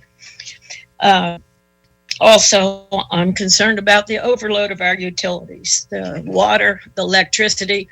What is going to happen here? You can't tell me that you can put that many units in and not have to do something in this area, because this was set up for the master plan, and this is not included with the master plan or with Title 18. If you all, I'm sure you all saw from the Planning Commission, Commissioner Johnson and just Commissioner Muniz voted against it. And part of it was based on the fact of non-compatibility, as well as the non-compatibility with the appearance and the fitting in with the structures of the area. You need to look at this area. My God, it's like taking a Rolls Royce and put it in the middle of a pick and pull. It just doesn't fit, and it's not going to be good for anybody. In addition, there seems to be an awful lot of restrictions that that we have that the developers don't seem to have. I do not understand how our city government can allow the fact that people can come in, make a proposal and a presentation, and I really wish you guys could see me because I don't understand why you can't, but why they cannot. I'm sorry, go ahead. Oh, no, Madam Clerk, why here. do we not have her on our screen? Oh, there we are. I don't know what happened, but it came up. I clicked a couple things there. Oh, there you are, Linda. I was going to say, I can see her. It's fine. Yeah. Okay. Well, you can see All me right, real great. good. I'm working in the bedroom because I had to spread these papers all over the place. But I don't understand how we can have a government where people are allowed to come in and make a proposal and then come back and rescind everything in that proposal, and it's just a-okay. And yet when we as constituents and voters and the people that are in this area come in and come to you, we have all of a sudden all these restrictions against us and what we can do, and we have to appeal.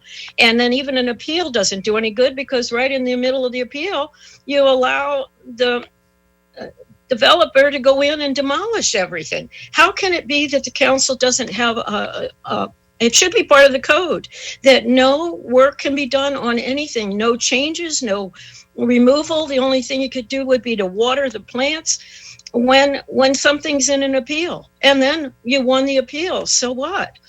That's like winning, that's like being in a murder case and they hang you. And then afterward they find out you were not guilty. It's a little too late. I get so sick when I come past there. The other issues are the ones that Naomi and Jenny brought up. I brought these corners and these entry exits up before.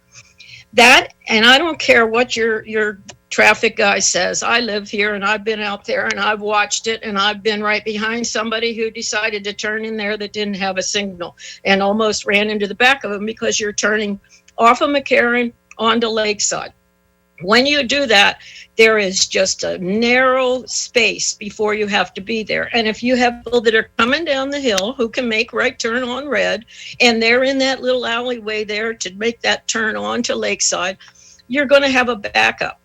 And then this new projection where you're going to have a new lane, well, not a new lane, but an unlimited left turn lane onto Plumas or onto Lakeside. What's going to happen when somebody's heading east on Mccarran and wants to turn left on Lakeside, and somebody's heading west on Mccarran and wants to turn left onto Plumas, and both ways are backed up? Who's going to win there? How many head-on collisions are we going to have with an open single lane? And then furthermore than that, let's see. And finally, I don't know, I've lost track of my time now, but I really truly believe in the original presentation that Naomi made once she found out that you can't trust what is being told to you. I don't think anything above MF14 should be allowed. And I think they need to stick to the two stories and stay in compatibility with the area and the people around. And and the other thing where you said there's no access, and then you can turn out onto Mccarran now. Now you will have access. That's ridiculous too. When you're coming, when the traffic is the worst, nobody's going to be able to get out that exit, number one. And number two, when they try to zoom in the people that have just come from the red light at Plumas and are zooming down to get through the one at Lakeside, surprise, what's going to happen there? I just don't understand how anybody can consider anything. And then the final thing, and I have not been able to get any answer from anybody at the city for many of my calls that I've made. The only Ashley is outstanding, and Angela was always helpful. But I want to understand how we can go from when it was 350 when it was Reno land, and then and that was objected to, and it needed to be reduced. They come back with a 314 unit, which is to me unacceptable. But then you have the CUP for 100 more units. So in my mind, that adds up to 414, which is more than the original was. So I really wish somebody could explain that and tell me where those other units are going to be, what else is going to be removed that is not there. I just don't see it as a, first of all, I just don't see that we always get the representation. I think there should be a PUD. I think that when people come in with a proposal, I mean, I can understand if you have to move, if you're going to put a restaurant in and there's not a piping or the sewage lines are bad and you have to move it a little ways or something, that's one thing. But to come in and do the major changes that I continue to see with this area here, and then since then, and since I'm retired, I have a little more time, although I have a hard time because I ended up with cancer around my eye, and it's very difficult for me to be on the computer for a long time. So if you ever lose eyelashes, don't let anybody tell you there's nothing wrong. In any event, I just strongly oppose that. And then also in the infill under the land use in the Reimagine Reno, it says that the land use plan includes both a land use map and a description of the different land use types shown. The map illustrates where and how Reno will grow in the future, while the categories provide a description of the densities, types of uses, and additional characteristics of development encouraged within these land use types. Conforming zone districts are also included to guide implementation. And then it goes on in the infill portion that well, I won't read the whole thing, but it's in the infill and redevelopment area. And it says, in addition to citywide and area-specific policies that support infill and redevelopment, land use designations including land use plan, and particularly with the mixed use, indicate where infill and redevelopment will be encouraged, as well as details on the types of development. And then finally, when you go down and you're looking at the mixed neighborhoods and the multifamily, and to me, they're pretty much, I understand that, but they're pretty much a similar thing. There's such a strategic, major difference between the range of densities that are allowed. And then one of the last things is when they had the Planning Commission meeting, there was a map shown that I have not been able to get a copy of that showed what the densities were. And it didn't show all the way up to here to us, but it did show the area from Peckham to Moana. And it disturbed me because I wanted to get hold of the other before this meeting and was unable to do so. Because under Reimagine Reno and the new zoning, almost that entire area there is now MF 30 minimum. And I don't understand why and then they said, when people were considering that it should be a lesser multifamily rating, and that was one of the members of the Planning Commission, they were told that because it's part of Reimagine Reno and because it's part of the new zoning, that it can't be changed, that is the very minimum of conformity. And I don't understand how something can be carved in stone when it doesn't match the master plan. And I hope I still have my master. All right, Okay. Linda, your time has ended. My 10 minutes up. My 10 minutes up. It is. Oh, okay. Thank you for your all very much. presentation. Thank I you, appreciate Linda. your Really, listening. yeah, we really appreciate. I apologize for having to wing it, but my computer just died on me last night and I lost everything. Yeah. So That's okay. Good job. And also just to remind everyone, Ashley Turney, if you can see in her square, she's got a timer right there. So just to help everyone know where they're sort of at so they can make their points in time. And then they don't run out, and want to make sure that they get everything on the record as much as possible. So you can see that in Ashley's square right there. And she will start the timer. So, okay, Madam Clerk, I'm sending it right back to you. Thank you, Madam Mayor. Our next appellant is Marco Pisevich, followed by Steve Topol, followed by Karen Swope. Okay, great. So, hello, Margot.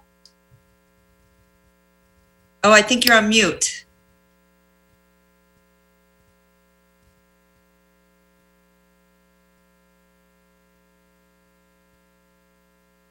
You are on mute. There you go. Perfect.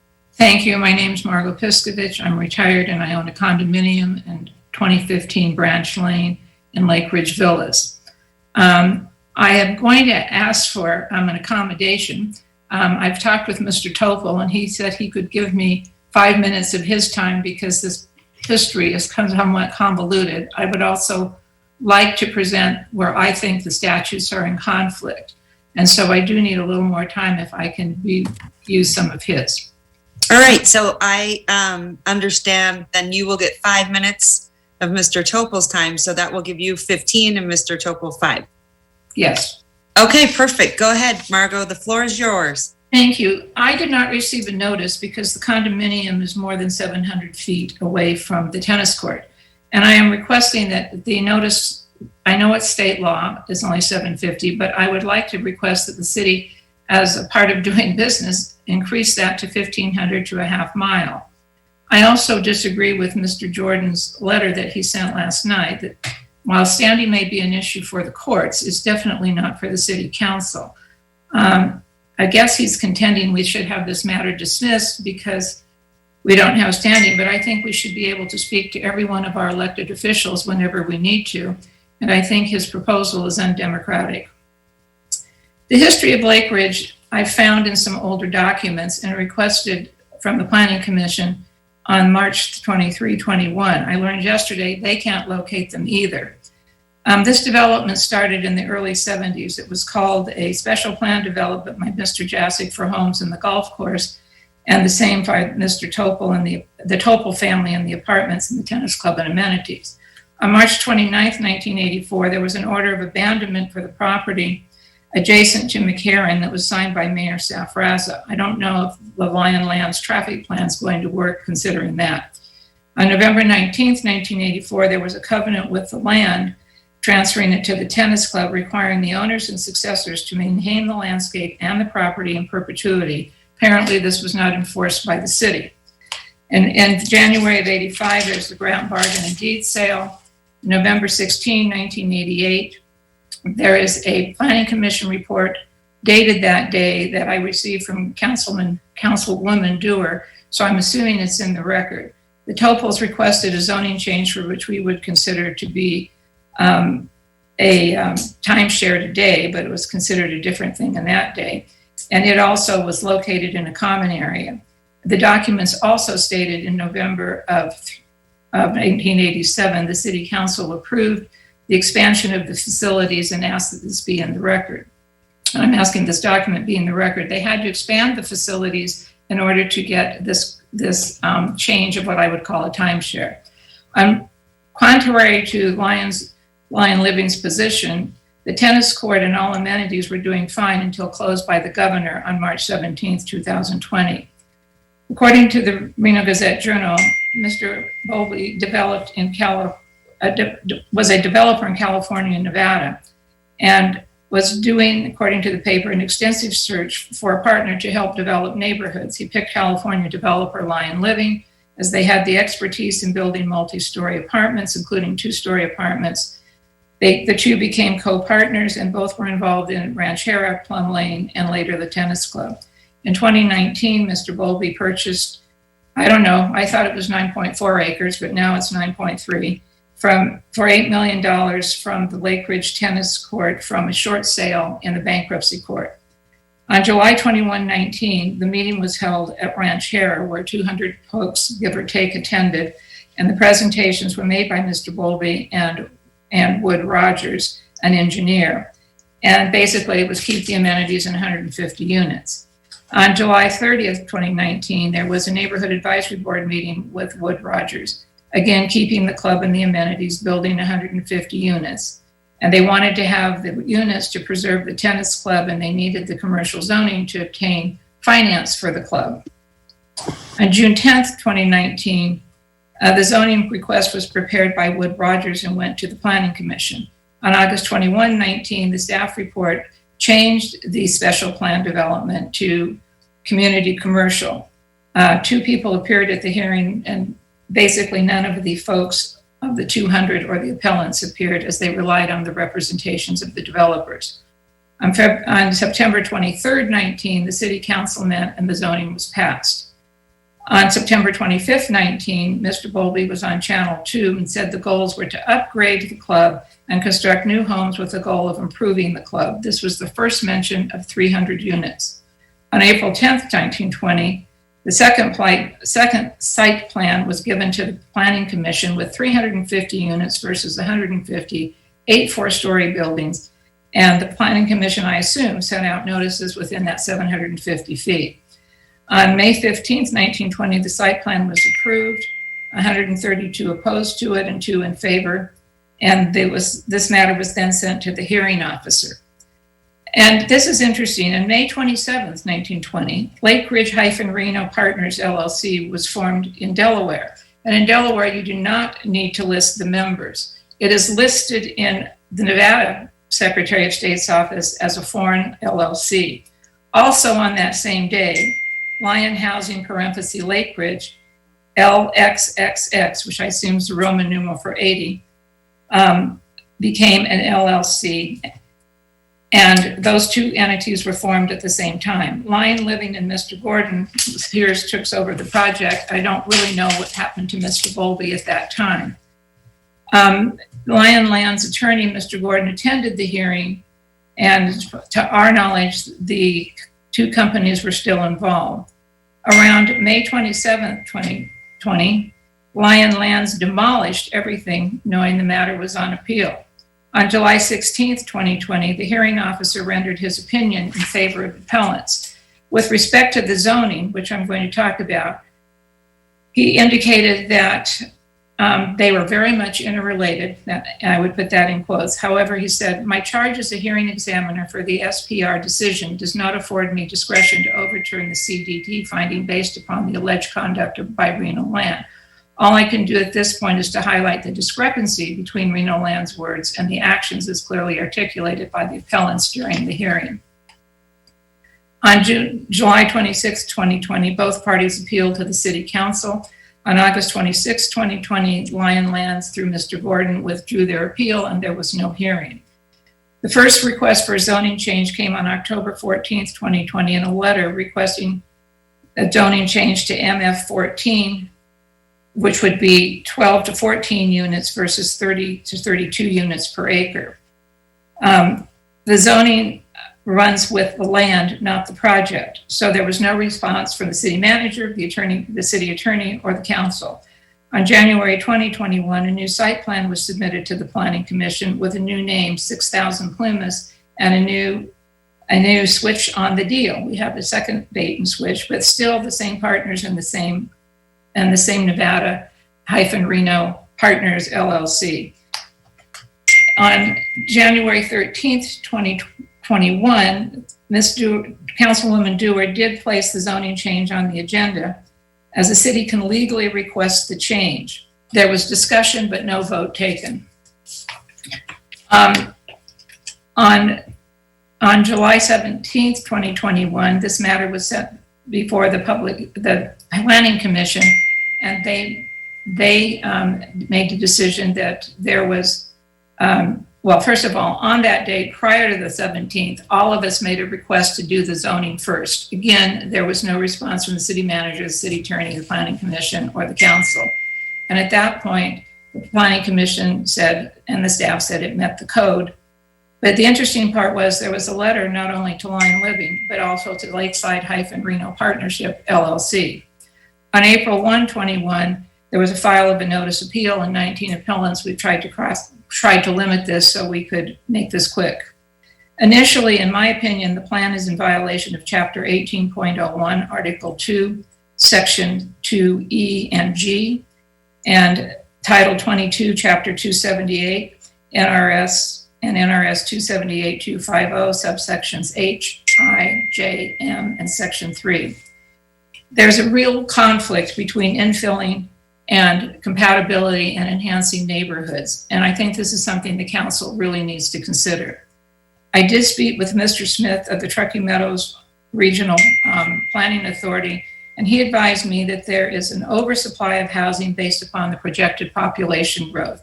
Currently, there are 60,000 units approved, but not all are built, and they could be even on maps, etc. There's an additional 20 to 30,000 vacant properties, and some, of course, can't be built on because of lack of water or sewer or whatever. The zombie projects are not even addressed, which, of course, is a problem. I think in this particular case, the Lion Land has a couple of options. Number one, they can sell the property because there's been a major increase in the value of the property. Or two, they can do what they said, 150 units. I spoke with a very reputable longtime Reno contractor who will remain nameless since he appears before you a lot. And he said if he had 9.4 acres and paid $8 million, he could build 150 units and make a profit. This is strictly from me, not particularly any of the other appellants. I think only the city council can fix all of these issues from zoning through the development. I think this city council should start over with the project and even zoning. The city council may want to do other things and they may modify and do it, but I think the citizens should be taken into consideration what they want in these neighborhoods. And it's just not the Lake Ridge neighborhoods, it's all of the neighborhoods in this community. It doesn't matter who is the council person for that ward. They should all work together for the best outcome for the community and the developer. As indicated, we did not oppose development. We opposed the number of units and the density. And I want to thank you for your time and your attention. I think I did it in 10 minutes. Margot, you did sure it in 10 did. minutes. Good job. Yeah, nice job. You sure did. Oh, Steve, you got more time. So now, Mr. Topol, you get 10 minutes. And just to note for the record, after Mr. Topol will be Karen Swope, followed by Nicole Larson. Madam Mayor and members of the council, can you hear me? We sure can. Oh, boy. Yes. Thank you, and thanks for your time. My name is Steve Topol. I live with my wife, Cindy, in Lake Ridge Shores. We've lived here since 1983. My family has been one of the developers of most of the Lake Ridge multifamily properties. We started in 1970-71 with Lake Ridge Apartments Phase 1. We owned all of the property along the back 9 of the golf course, including what's now called the Carriage House. We also built the Lake Ridge Apartments, the Lake Ridge East Apartments, which are 326 units, in addition to the 280 that we had along the golf course. So we've had a lot of experience in this area. When I came back from law school during the summers, I would spend a lot of time with my family and with Mr. Jaksic, who was very clear about what he wanted the project to look like, what he wanted Lake Ridge to look like. And we followed those directions because he was the man. When we bought property, we had obligations to build in a certain way, 2 stories, certain densities. Lakeridge, we built the tennis club because Mr. Jaksic wanted to have a buffer between the apartments and all the density there and Mccarran Boulevard, which was at the time was Hash Lane, and with the properties across the street, Lakeridge Villas and Lakeridge Terrace. And so we followed his directions, and they were good directions, and we followed the rules, and we got along pretty well. Except for me, I told Mr. Jaksic that, or I didn't tell Mr. Jaksic, I told my family that I think that we should develop the Carriage House property, which is now single-family built homes, and we had scheduled it for 300 condominiums. And I told him we shouldn't do that. We should build single-family homes along there. And we went to the city council to get a zone change, to get a change in use. And we're met with the opposition from Mr. Jaksic and his lawyers, Mr. Marshall from Vargas and Bartlett, and it scared us out of our wits. And we went back to the drawing board and just built what we told him we were going to build because Mr. Jaksic ran the show. We did exactly what he asked us to do, and we've done everything according to his plan, including building constructing the mounds along Mccarran Boulevard that are the buffer between the development of Lakeridge Tennis Club at the time and Mccarran Boulevard. And we took over that property from him. He gave it to us after it was referred to him from the city. We've given it back from the Mccarran Boulevard that was built. There was excess land, and he told us, I'll give you this property, but you will build and maintain in perpetuity landscaping and trees. And that's what's there now, kind of. Now, all from the time that we got involved with this project, with Reno Land and Lion Living, they have never once said that we will maintain that property. We're not bound by, they never said anything about it. They just kind of planned around it. I went to Mr. Hall before COVID hit, and he was nice enough to see me. And I asked him, I said, Mr. Hall, would the city of Reno enforce these covenants to maintain this buffer, this landscaping buffer between the development? And Mr. Hall said, well, we don't really enforce covenants, but that's not really our job. So I realized that, we're going to have to somehow get the developer to take care of the property voluntarily. So, as I said, never once have they ever said to me that they were ever going to maintain it. They never showed it as being maintained. The first time I ever got any word that they possibly would maintain it was in a letter that was written to you guys from Garrett Gordon, who's the attorney for Lion Living. And finally, he called me I was bizarre in my objections that I filed in my appeal. He said I was bizarre, but he said, for example, one appellant bizarrely argues that because there have been drunk driving accidents near the property, and approval of this project will somehow result in dangerous traffic conditions. Well, I did say that because there's so much traffic now. And Mccarran Boulevard and Plumas and Lakeside are so well known and so well traveled that it's not just country living anymore. We've got major big city problems and with traffic. And that includes people drinking and driving. And there's been 2 accidents. One, there was a fatal accident on Lakeside where a pedestrian was hit by a drunk driver. And also now there was a single car accident there. They ran into some trees right there at Plumas and Mccarran, and these are just recent. They aren't something from 1975. These are recent cases. So we're out in the open now. We're big city. That Mccarran Boulevard is highly traveled now.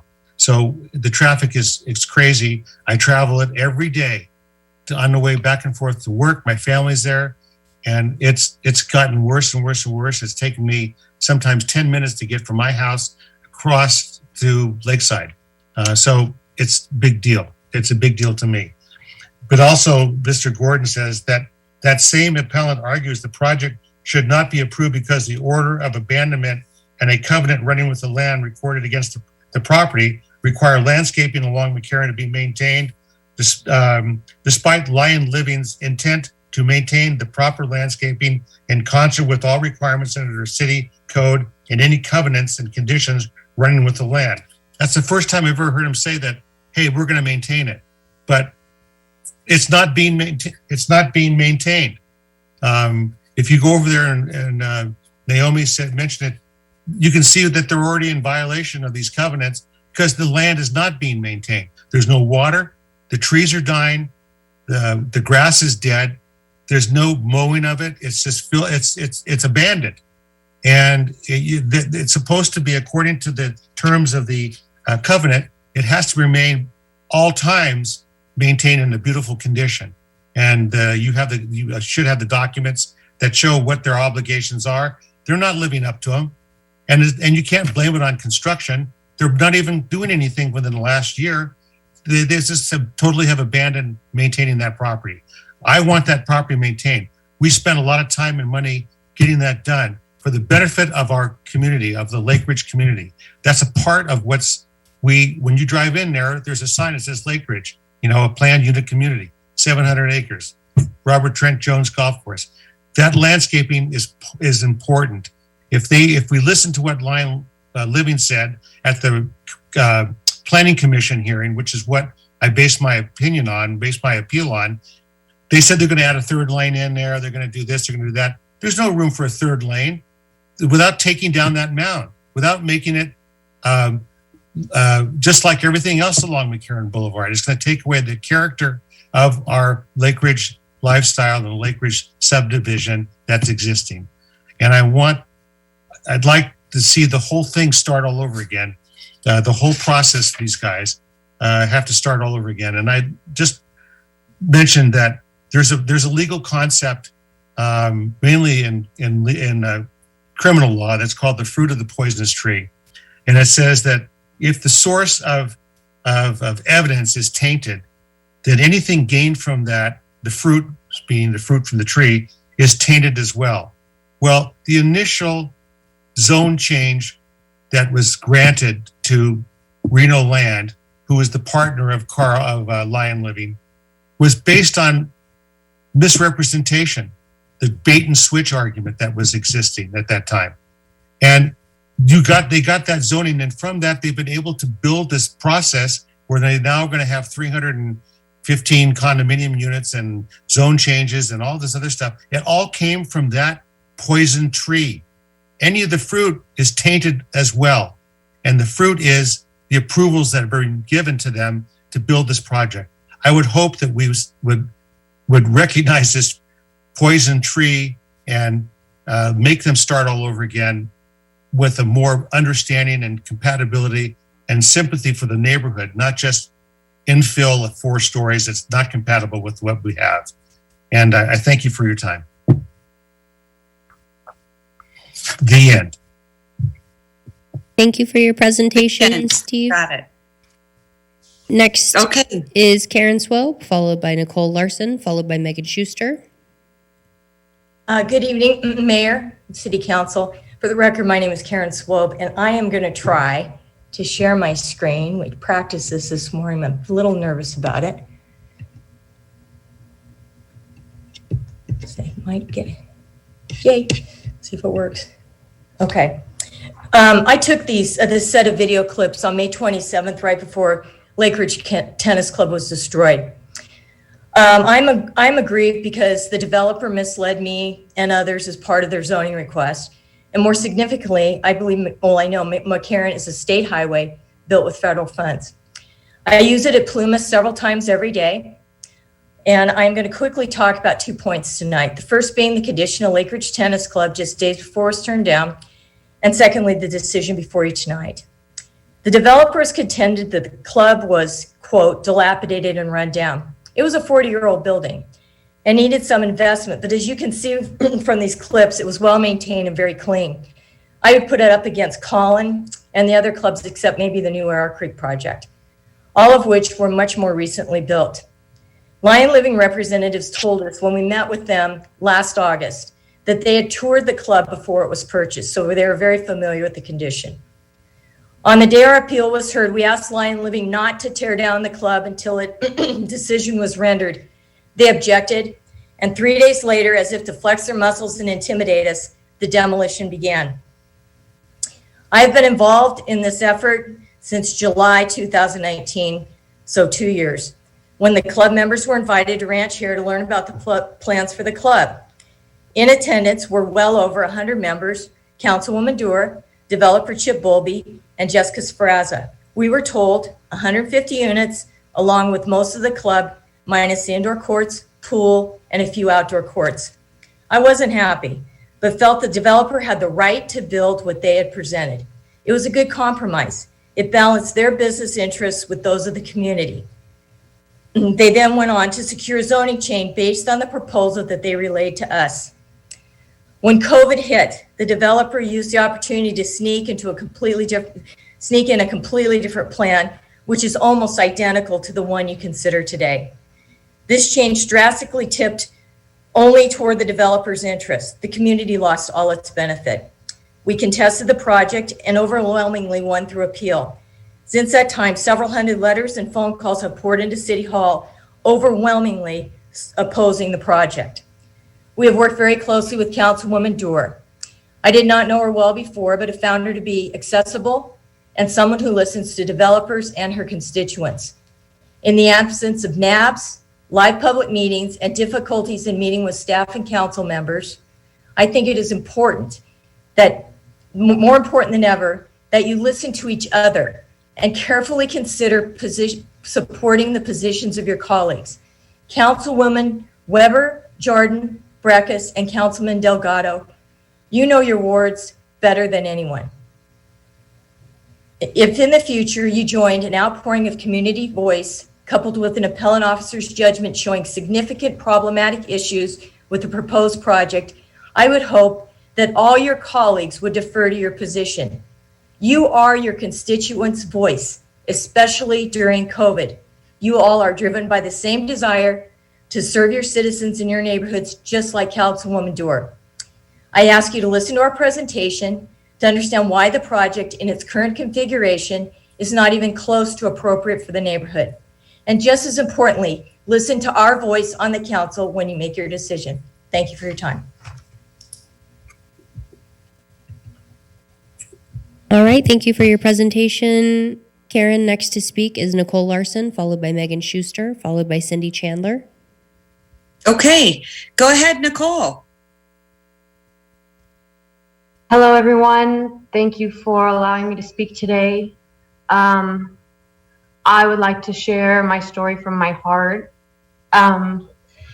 This Lake Ridge Tennis Club meant a lot to me. When I was a little girl, I joined a swim team because my parents wanted us to be able to swim. Reno has a lot of lakes nearby, and we have the river, and so my parents were excited that, you know, hey, we need to get these kids water safe. And so I joined Lake Ridge Swim Team. Unlike maybe the community believes that only affluent people go to Lake Ridge Tennis Club, that's false. I was living in the valleys. We don't come from money. It was just one of the only options available at the time, and the prices of their lessons are comparable to any other team. So my parents and I'm not sure what presentation is presenting right now. I don't know what's happening here. Sorry, Cindy. Could you? So anyway, we joined the Lake Ridge Swim Team in hopes to become safer swimmers, and I showed talent and promise. It was because of the community at Lake Ridge Tennis Club that passion was developed into what became a college scholarship.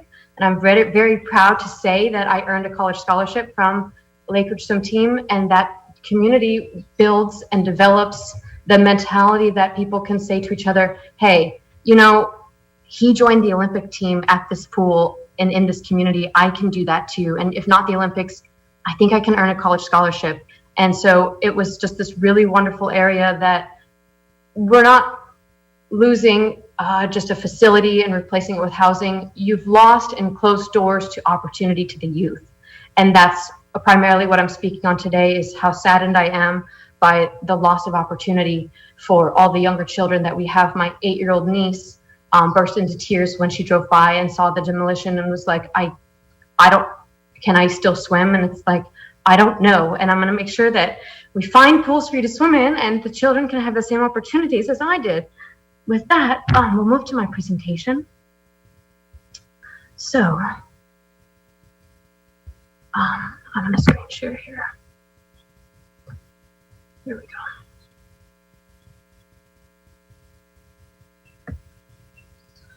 My appeal is to the actions of the City Reno Planning Commission and the Community Development Department. I've spoken how I'm personally grieved. They'll touch on the health and safety of the community, project site density and the safety issues presented by that, and the profit over people. What we need is responsible growth. So like I said before, there's no state tax, there's no new amenities. Lion Living on multiple meetings years ago when we were meeting with them, they said, hey, we're taking away amenities, but we're replacing them with others. When in fact, unfortunately, no. When you take away amenities in Nevada, you take everything away. There is no state taxes that they will not be replaced. We have lost, the community has lost Reno's only indoor tennis courts. So any college hopefuls that they were hoping to maybe earn a college scholarship or become something in the sport is now gone. They have no ability to train year round. The community lost Reno's only high diving facilities, which is also scholarship available, is now gone, and an indoor and outdoor pool. So like I said, limited access to safe swim team, the lessons, and these wonderful building of communities and after school programs doors are now shut, which is devastating to me. So I'm going to try to walk you through this slide. In 2007, the Reno population was 214,648. The Community Development Department planned to build 7 new facilities in this area in a growing population. We are 14 years later, in 2021, the Reno population is now 514,000. There are still no new aquatic or recreational facilities. So this picture shows what was planned, some in the valleys here, some in the north, middle, and south. Unfortunately, none of that has come to fruition. And so therefore, I'm starting to become extremely aware of the crisis that our youth and the health of our community is facing. Health and safety, drowning. Every day, about 10 people die from unintentional drowning. I'll skip down to obesity. As we all know, obesity is increasing and it's very prevalent, especially in the United States. Scrolling down to the juvenile crime, and I can attest to this myself. Numerous studies have shown that when kids have access to after-school recreation, crime and incarcerations decrease. Like I said, I did not come from wealth, and I know that people around me don't have the same outcome because they did not have the parents willing to drive them to the areas that they had. It took over 30 minutes to get to the one pool that we did have, and it's a sad, sad story for the children of Reno now. There's no need for commercial zoning in the former Lakeridge Tennis Club area. The original plan presented by the developer was to keep the athletic facility and infill 150 apartments, giving the club an economic shot in the arm. That was not their true intent, obviously. I and the community is worried about the physical health and wellness of the pedestrians and bicycle safety of the area. The project location, as you can see here, is in the outer neighborhood close to the foothills. Obviously, the residential density is not compatible with the surrounding area. As you can see here, this dark, dark red shows that, as we've all heard tonight, it could be anything at this point, and there is no plan, however, to make amends to the community. Compatibility is the essential quality that helps to ensure that new developments will not damage or destroy the character of the places we love. The City of Reno Master Plan specifically says parks and recreation facilities needs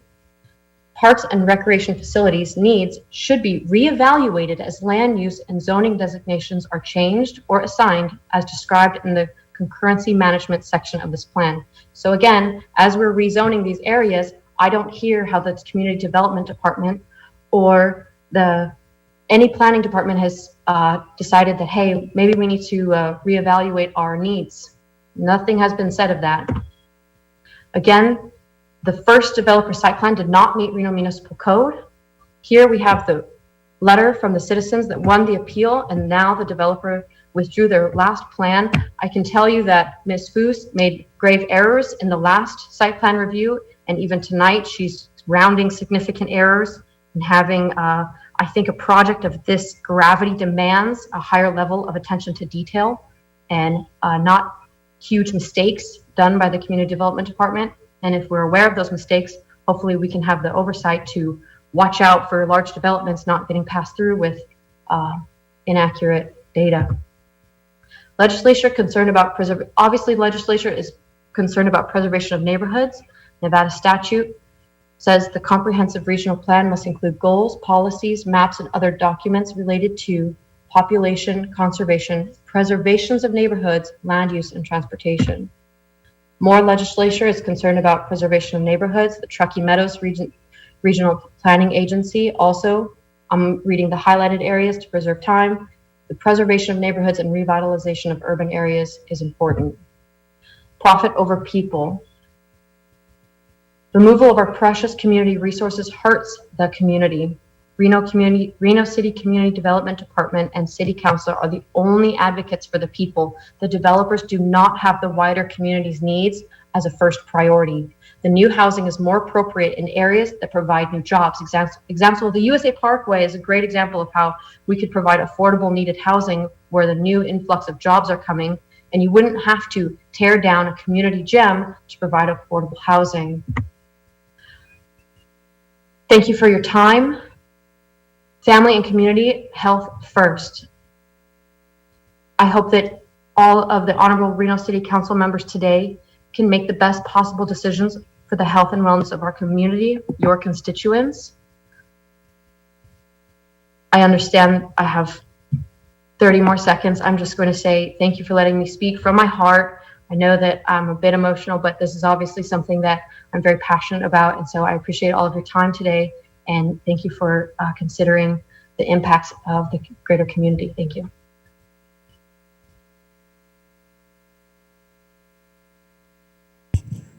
All right, thank you, Nicole, for your presentation. Next will be Megan Schuster, followed by Cindy Chandler, followed by Jim Kristoff.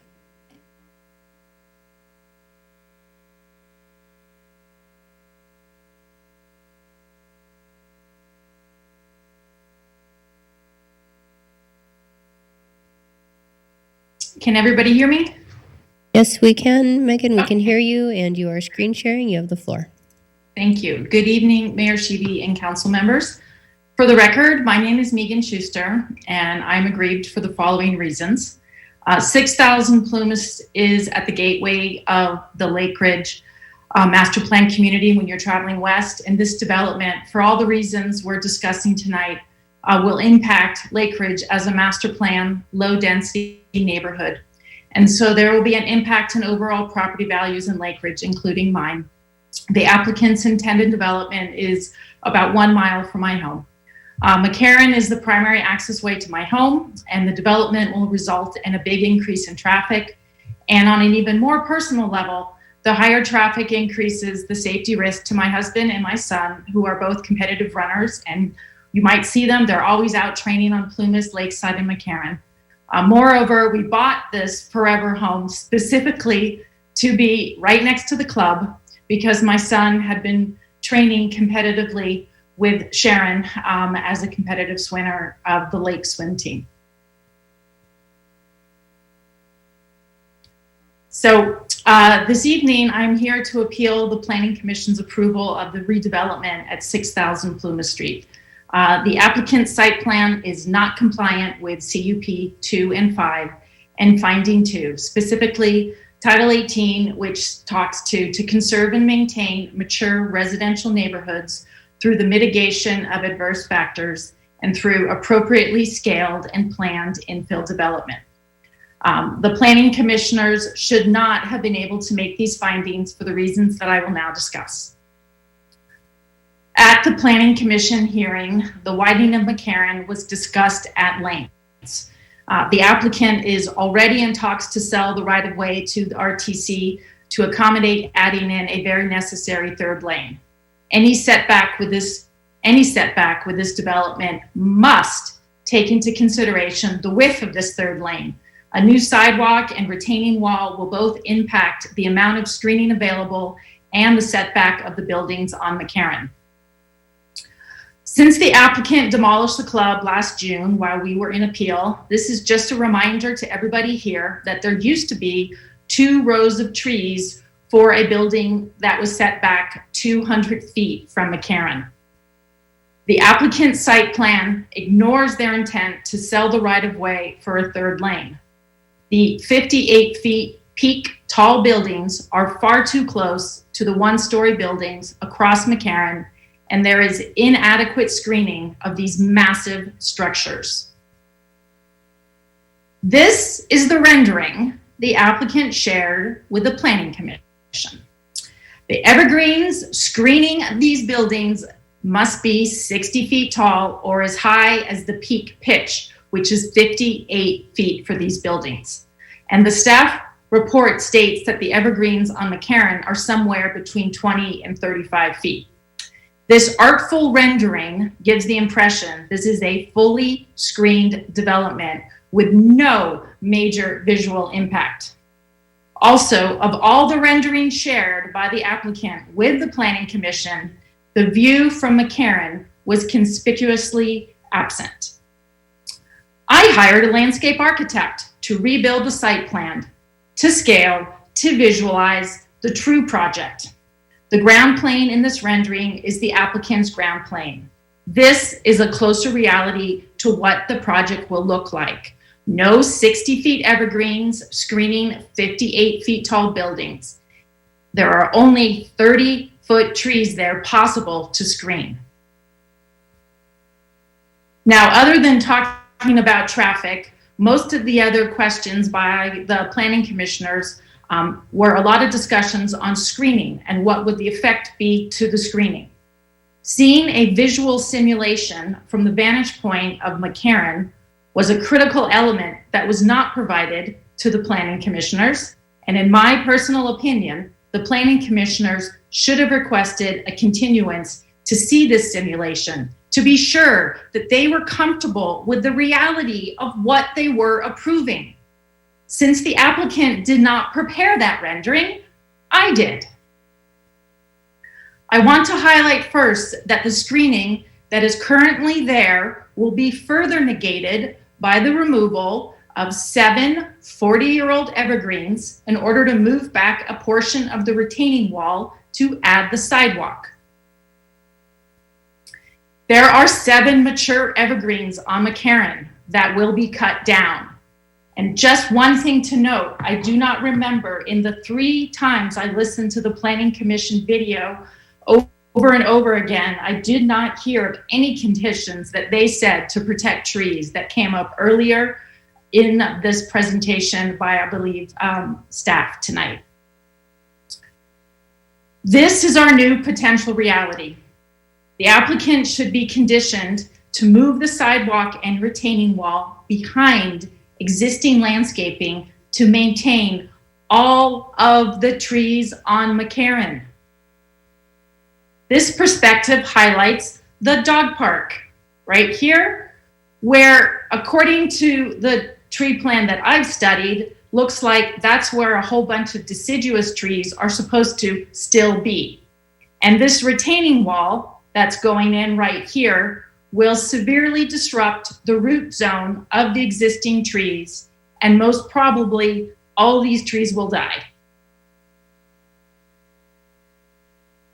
It is critical to the survival of the trees on Mccarran that the retaining wall and sidewalk be behind existing landscape.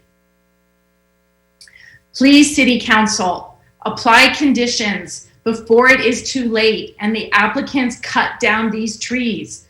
The applicant said it was already in discussion to run the sidewalk through the property, so please make it a condition.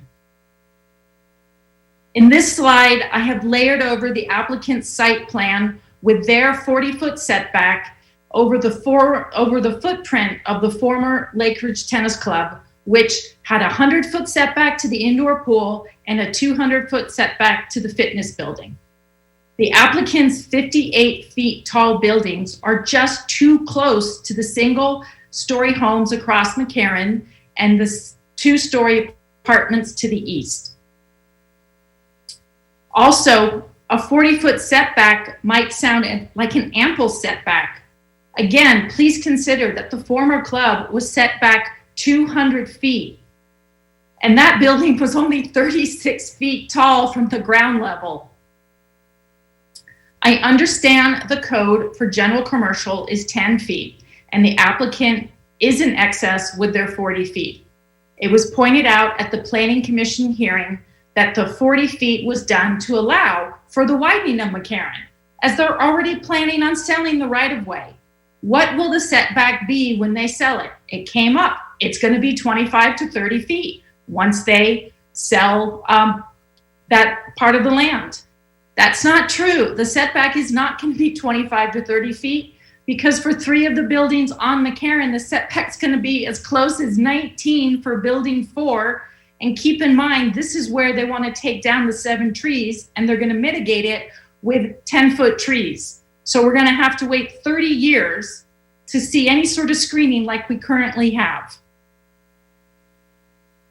What does 20-foot setback look like with a 50-foot tall building?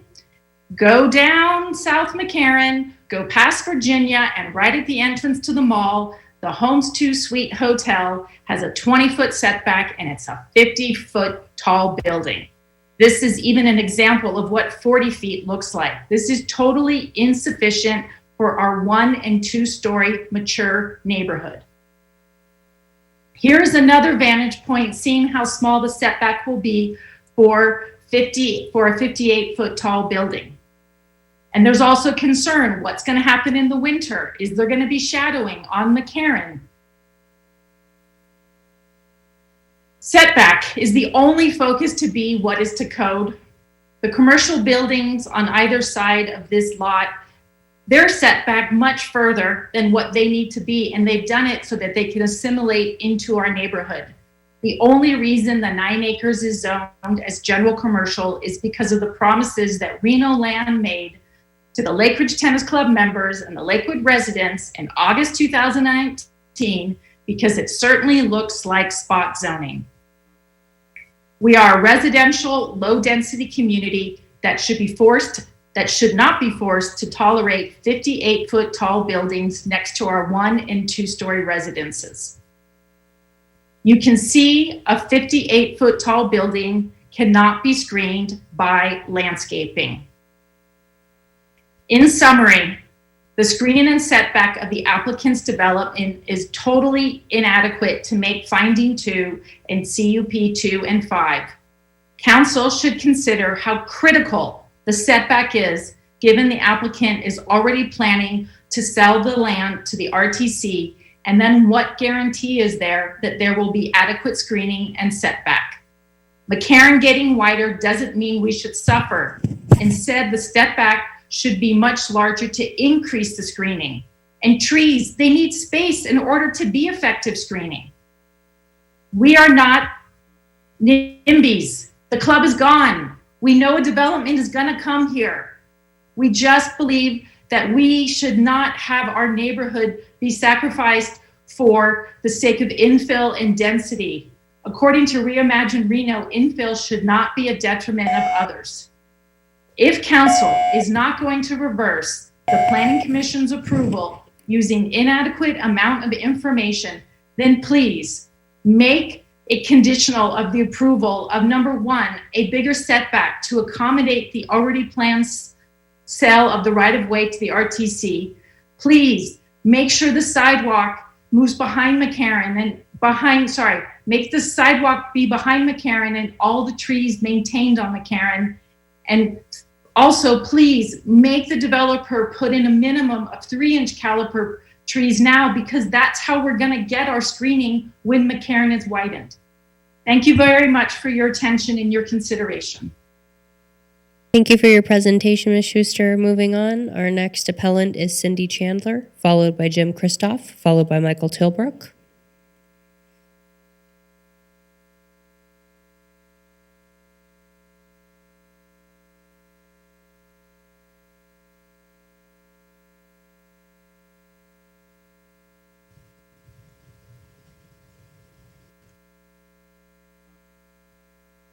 Can you hear me? Yes, we can hear you, and your screen Oh. share is up. You have the floor, Cindy. Great. I apologize. I've had technical problems, but no now. So thank you so much. I want to thank you for the opportunity to provide information that I hope will strengthen your reason to support our appeal. Piggybacking on what Megan has shared, my focus will be on building height. And when reviewing various documents that came from the Planning Commission, but also the developer, I found some misrepresentations that I want to address. When I'm looking at the 2010, June 2019, the map amendment, the developer's response, and then I compared it to the master plan that was for land use. And what I found, and if you'll notice how I've done it, I've done they've said, and then across what I found.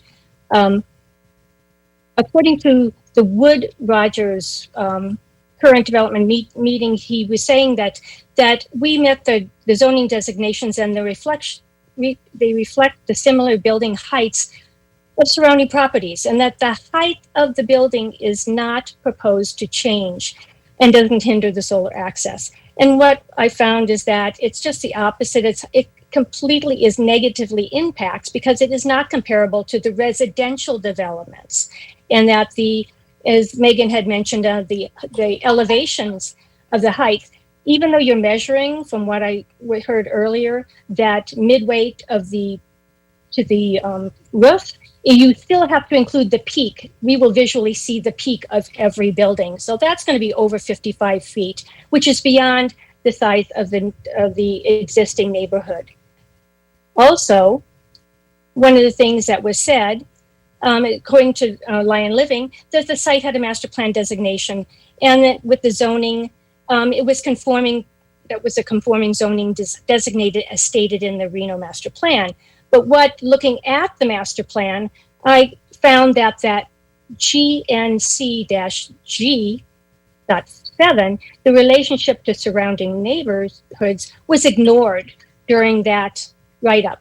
And also, it did not address the fact that you have to provide gradual decreases in building height and mass so that the scale of the structures is comparable to that of the adjacent neighborhoods along the front line and the front street frontage. Also, the transition in density and intensity was also ignored in their write-up, which clearly states that you have to provide gradual transitions in building height and mass between higher density residential development along neighborhood corridors and adjacent single family neighbors. So then I looked at the August 21st, 2019 Planning Commission staff report.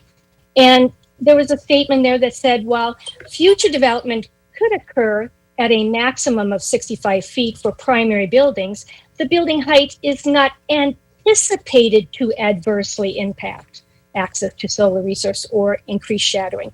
Well, again, that limitation of the findings analysis was totally not appropriate, and that should say for the general commercial zoning designation. And it was not the suitability of the particular land use. So we were talking apples and oranges. Then I moved to the September 23rd, 2019 City Council meeting. And during that presentation by Andy Durling from Wood Rogers, he stated that in his presentation that existing tennis club fitness center is 55 feet tall building and is 4 stories. Well, when looking at it, and again, the Reno building permit shows that the building is not 4 stories. It doesn't even show on the plans that it's 4 stories.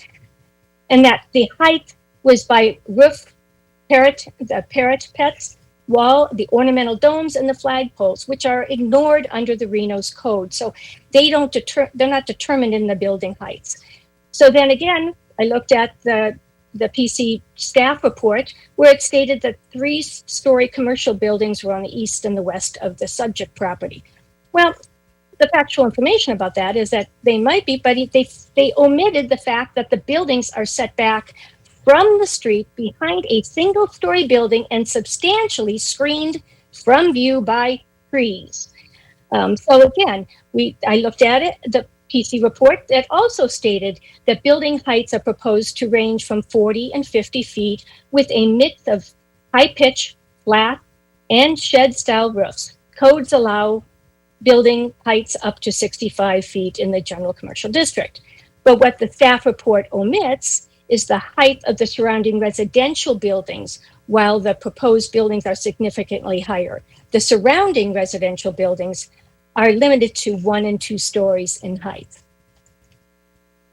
So then I looked at the March 17th, 2021 Planning Commission staff report. The staff report section, compatibility and surrounding uses, states that the project is generally consistent, which concerns me, with the wording, with surrounding multifamily and commercial land uses. Now, it also said that the surrounding development consists of a range of building heights, including 3-story plus 40 feet commercial buildings to both east and west. But it then said the modestly increased height compared to surrounding buildings will accommodate additional housing units and is considered compatible for a large infill site. When in reality, the staff report minimally addresses the height of and the transitions. The proposed project is inconsistent with the Reimage Reno in terms of transition and density, intensity, and building height and massing. The report also states the scale of the new structure is compatible to the adjacent neighborhoods, which it has to be that way, and it's not. While gradual transitions was really not even addressed. So the 1 and 2 stories around the project are not, that building is not modest compared to the 1 and 2 stories in height. So the building heights are proposed to range from 40 to 50 in mixed flat. Well, the staff report omits the height of the surrounding residential buildings, while also emphasizing the higher heights for the other buildings. So also on March 17th, 2020, the Planning Commission's conditional permit application, according to the Lions Living presentation, the previous plan submitted the height of 350 units as described as 50 feet, 4 stories, and currently proposed building 40 feet and 50 in the south buildings and 50 feet in the north building, but both 4 stories. The reality is, factual information is the 4 north side buildings have an average peaked roof height of 49 feet 10 inches. But the total height of the 4 buildings at the peak is almost 57 feet 8 inches. The highest peak is over 3 stories above the majority of the surrounding residential neighborhoods. And then looking at the Annex and Land Development Code of City of Reno, it states that to conserve and enhance the character of Reno's established residential neighborhoods through mitigation of adverse factors. The key thing is, and through appropriately scaled and planned infill development, those were ignored.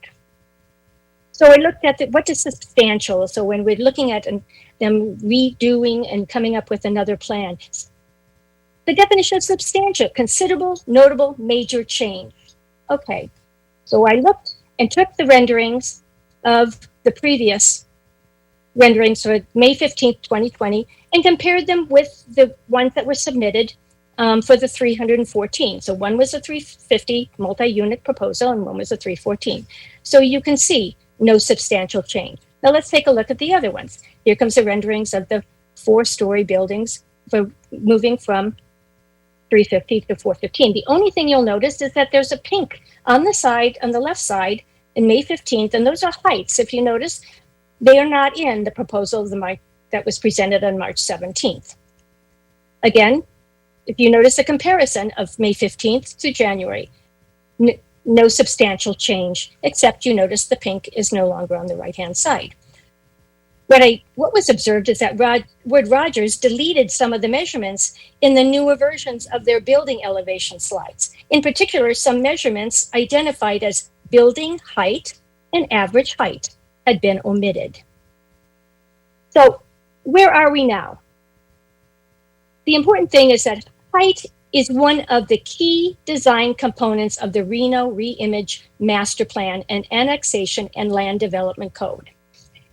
And evidence presented shows that it has not been adequately addressed with misrepresentations and omissions by the Lion Living and by the Planning Commission staff reports from the following Master Plan and Land Development Code articles are critical to the success of any construction and approval process, but were not adequately addressed when the Planning Commission approved 314 multiple unit building project on March 17, 2021. They are the following that were not addressed. The relationship with surrounding neighbors, and that was your plan, master plan, GNC-G.7 has been misrepresented or ignored in all presentation. Minimal explanation of compliance was provided. Next, transition in intensity. That was Master Plan C-NC.8. Density intensity was not adequately addressed by the Lion Living, or as evidence in the Planning Commission staff reports. Building bulk / mass height. Master Plan NCN.7, it states very clearly that you have, to the extent feasible, infill development should be designed to fit in with surrounding buildings, incorporating similar heights, lot coverages, and widths in its design. The proposal of the 314 unit project does not meet the requirements of the master plan, nor is it adequately addressed throughout the developer's presentation and the TC Commission staff report. The Land Development Code, that also on purpose E, to conserve and enhance the character of Reno's established residential neighborhoods through mitigation and adverse factors, promotion of a balanced mix of housing types, and through appropriately scaled and planned infill development was not adequately addressed.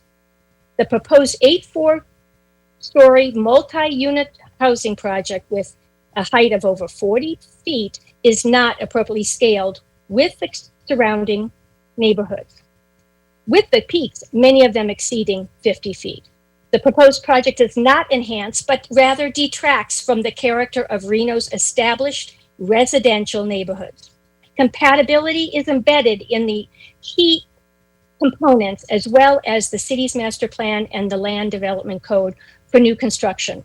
The 314 multi-unit proposed project approved by the Planning Commission on March 17, 2021 does not meet the compatibility criteria of the surrounding neighborhoods and should be rejected by the City Council. And based on the data, 6,000 Plymouth should be rezoned to the original 150 units. Now, why do I believe I'm aggrieved? Cindy, I will just remind you that you are over your time. We will give you a last 30 seconds to make your closing points. Thank you. I'm aggrieved because, there's a one-lane street going both ways on Plymouth. It is the additional vehicles will be over 300. It does impact my daily travel. It does impact the intersection. I have watched additional cars with the bicyclists going in between the cars. There's more parking on the side roads. The other issue is the wildfire. It was the first time I've ever been evacuated. It was scary that we have one access area. If that, with the additional vehicles, my concern is that we have the truck access for the fire trucks and us trying to escape quickly. In addition, I really believe that this is not what's compatible for our neighborhood. Reducing it, trying to find something that is more community friendly for the community. I sincerely hope that you really support our appeal. Thank you. Thank you for your presentation, Cindy. Our next appellant is Jim Kristoff, followed by Michael Tilbrook, followed by Sharon Weiss.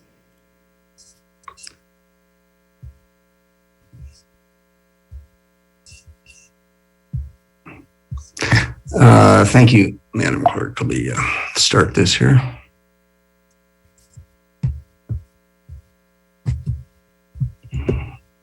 Yeah.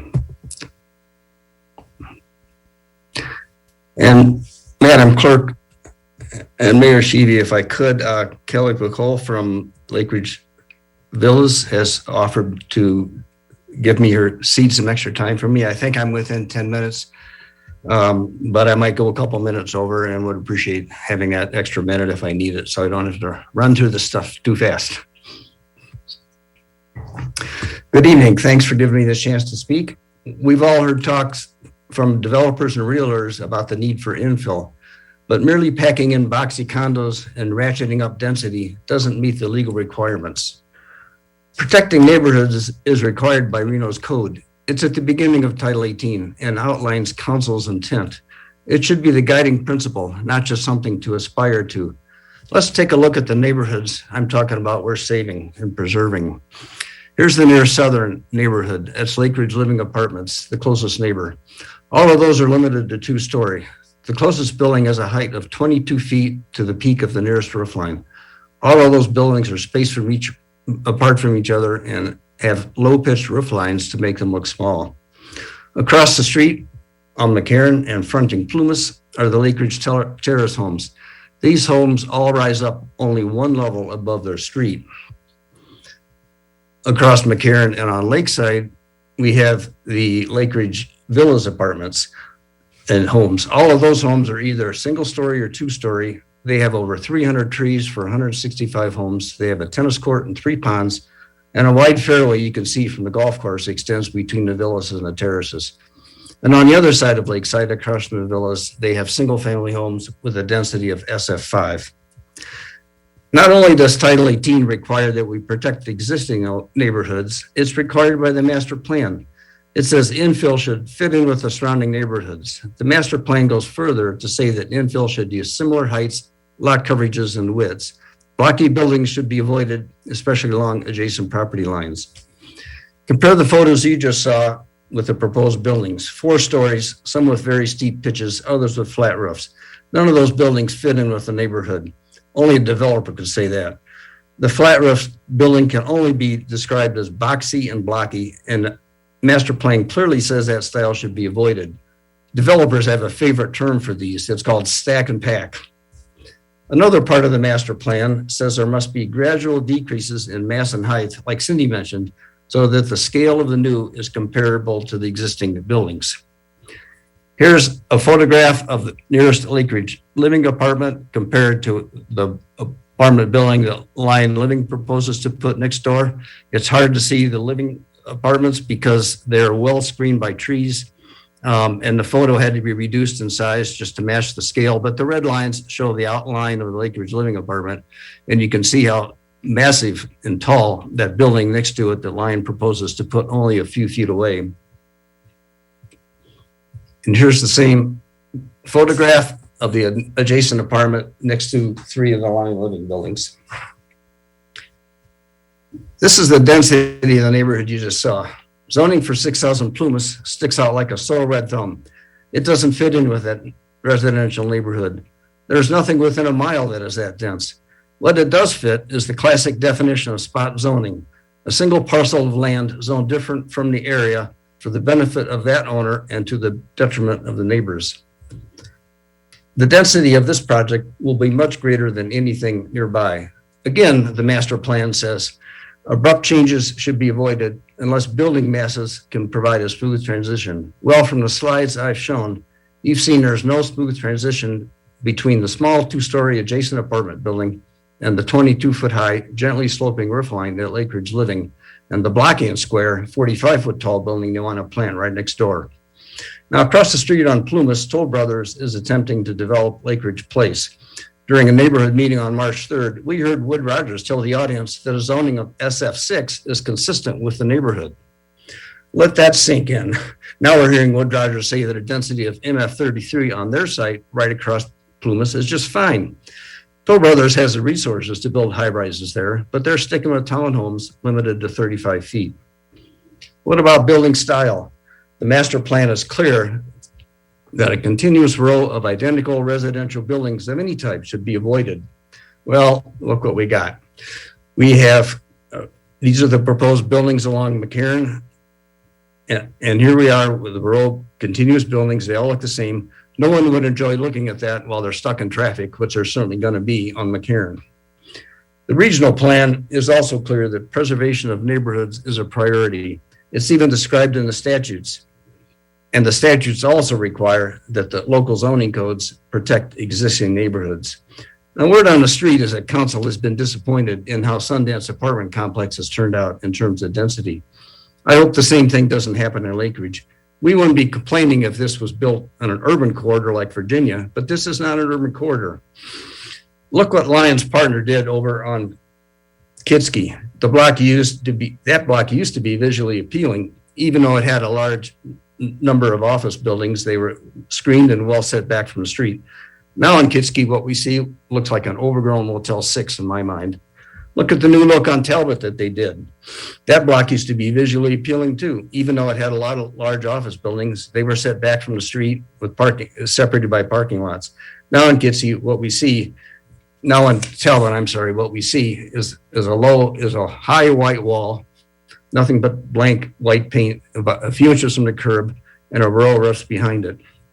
Now I want to talk about traffic for a few minutes. Everyone, as you know, complains about how bad the traffic is on South Mccarran. There are 4 traffic signals between Plumas and Kitsky, and that's only a distance of 1 mile. Traffic backups are common, and these photos were taken in August 2020 when COVID restrictions were fully in place. Another photo here taken during COVID. All those left turns are going to delay oncoming traffic, and all those cars idling there hurts our air quality. By now, the traffic counts that they rely on are almost 2 years old, and yet we're hearing the traffic in that stretch has only increased by 3%. For anyone who drives in that area, they know that's not correct. The hearing officer for Reno overturned those findings in our last appeal. One of the reasons he overturned the traffic count was that the council conducted 1 day before the state shut down due to COVID. He agreed you can't rely on a traffic study done within 24 hours of an emergency shutdown. Anyone watching the news would know the cases across the country were skyrocketing, that other areas were already shut down. By then, Reno already had its reports of its first case, and people knew it was safest to stay home. His decision from the appeal is clear. That data from that study would be both skewed and incorrect. Residents know that traffic around the site is worse than ever, and yet the clubs have been closed for over a year and generates no traffic. And now they're saying add 600 more cars will not create an impact. That doesn't mitigate traffic at all. Mitigate means less severe, less harsh, cause less pain. It doesn't mitigate it by even 1 car. I'm sorry. Tweaking the timing of the traffic signals won't help because of all the additional cars and pedestrians that will be added. Think what's going to happen when pedestrians cross the street. Those signals are going to have to stay on for a longer period of time, and that's going to cause more backups. Reno's hearing officer was also concerned about the effect of ranchera, that when parents take their kids to Huffiger Elementary School from ranchera development, they're going to make 3 left turns. 2 of those left turns are going to be in the face of ongoing morning hour rush traffic heading eastbound on Mccarran. That's going to delay traffic, obviously. The latest traffic study mentions mentions ranchera finally, but doesn't specify any outbound traffic flows, including this one critical to the school. Besides ranchera, there's also that new UNR medical clinic and Lake Ridge Place development, and a 1,000-acre Balladini ranch is up for sale and could be developed anytime. The cumulative effect of all these new developments is usually ignored. Each project is looked at in isolation. They say our project won't matter because the impact is so small, but then they ignore the fact that there's another project. All the other projects take the same approach. It's like that old saying in Washington, $1 billion here and $1 billion there, and soon you're talking real money. You'll hear later about the lack of on-street parking and the insufficient number of parking spaces that the project will add. All that overflow parking onto the street will create more traffic congestion because cars will be circling the block looking for space. And if they get lucky and find one, they will stop and parallel park. That means more traffic backups. Look how close this driveway is on Lakeside to Mccarran. That means slower traffic turning in, causing backups on Lakeside that will extend up to Mccarran.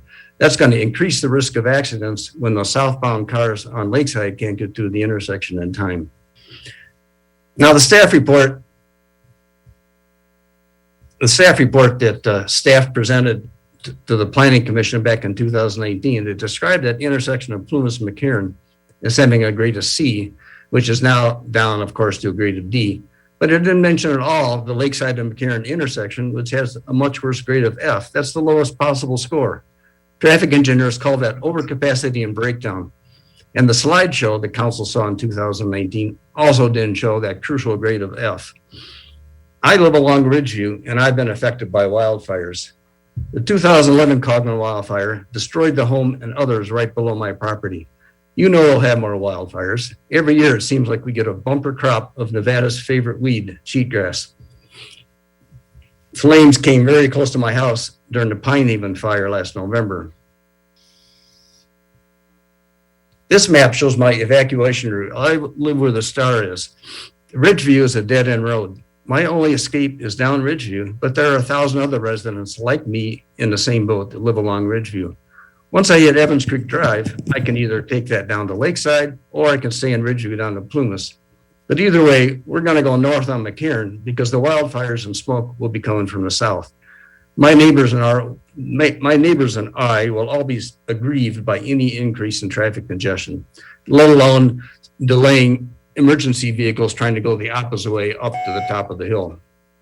I've been told that NDOT doesn't and won't build out roads to account for wildfire evacuations. The only way to assure safe passage for the folks in my area is to minimize traffic congestions once we reach Plumas, Lakeside, or Mccarran. And I have sympathies for those folks with lung problems who have to sit in the wildfire smoke during backups. In closing, please know we're not NIMBYs. We would be happy to see nice two-story apartments or townhomes with sufficient parking where the tennis club used to be, just like the developer originally proposed. Lime Living has built those kind of developments in other areas, and we've heard it would be profitable here. We're asking for thoughtful city planning. We're asking for the code and the master plan to be followed, and the code and the master plan don't boil down to the single word of infill. We can do better, and so can Lime Living. Matching what they planned originally would help fulfill Reno's housing needs and still preserve the Lake Ridge neighborhood. Thank you for your time. Thank you for your presentation, Jim. Our next appellant is Michael Tilbrook, followed by Sharon Weiss, followed by Margaret Crowley.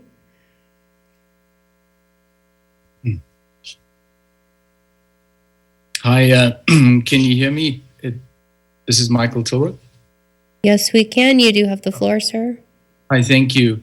Well, first off, I want to thank all of you for spending this much time listening to all of us. I just finished a board meeting about an hour ago, and so I can't imagine how tired you are. It seems like most of the statistics have been covered. I want to take you just through a visual journey of what I experience when I drive from my home at Lake Ridge Shores, a half a mile east, and I get to the intersection of Plumas and Lakeside. And, by the way, I'm guilty. I moved from Los Angeles, and for any of you that have lived in Los Angeles, it can take 10 minutes to drive half a mile.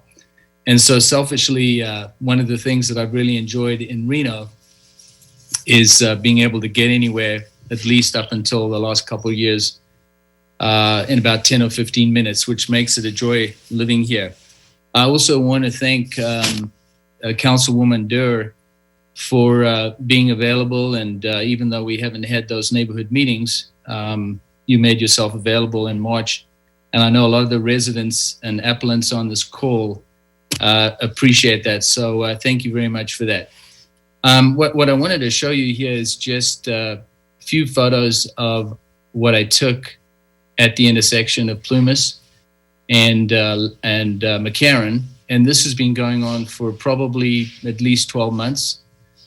And this is how the developer has been keeping up this property. It's a huge eyesore. I know they're going to be building something there at some point, but this is what it looks like. So I just wonder what they're going to do with regards to the integrity of this new development. Sir, are you showing us Are a you trying picture? to show a picture? I apologize. I can't see something if you are. Well, let me, sorry, I need to get back. Where are you? Oh, here we go. Okay, now I can see you. Thank you for letting me know. Okay, share screen. All right, here we go.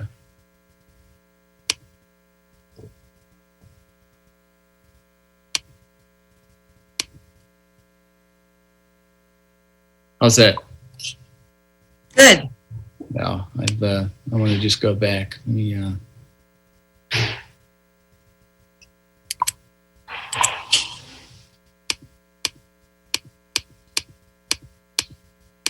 yeah, this is the first shot I wanted to share with you.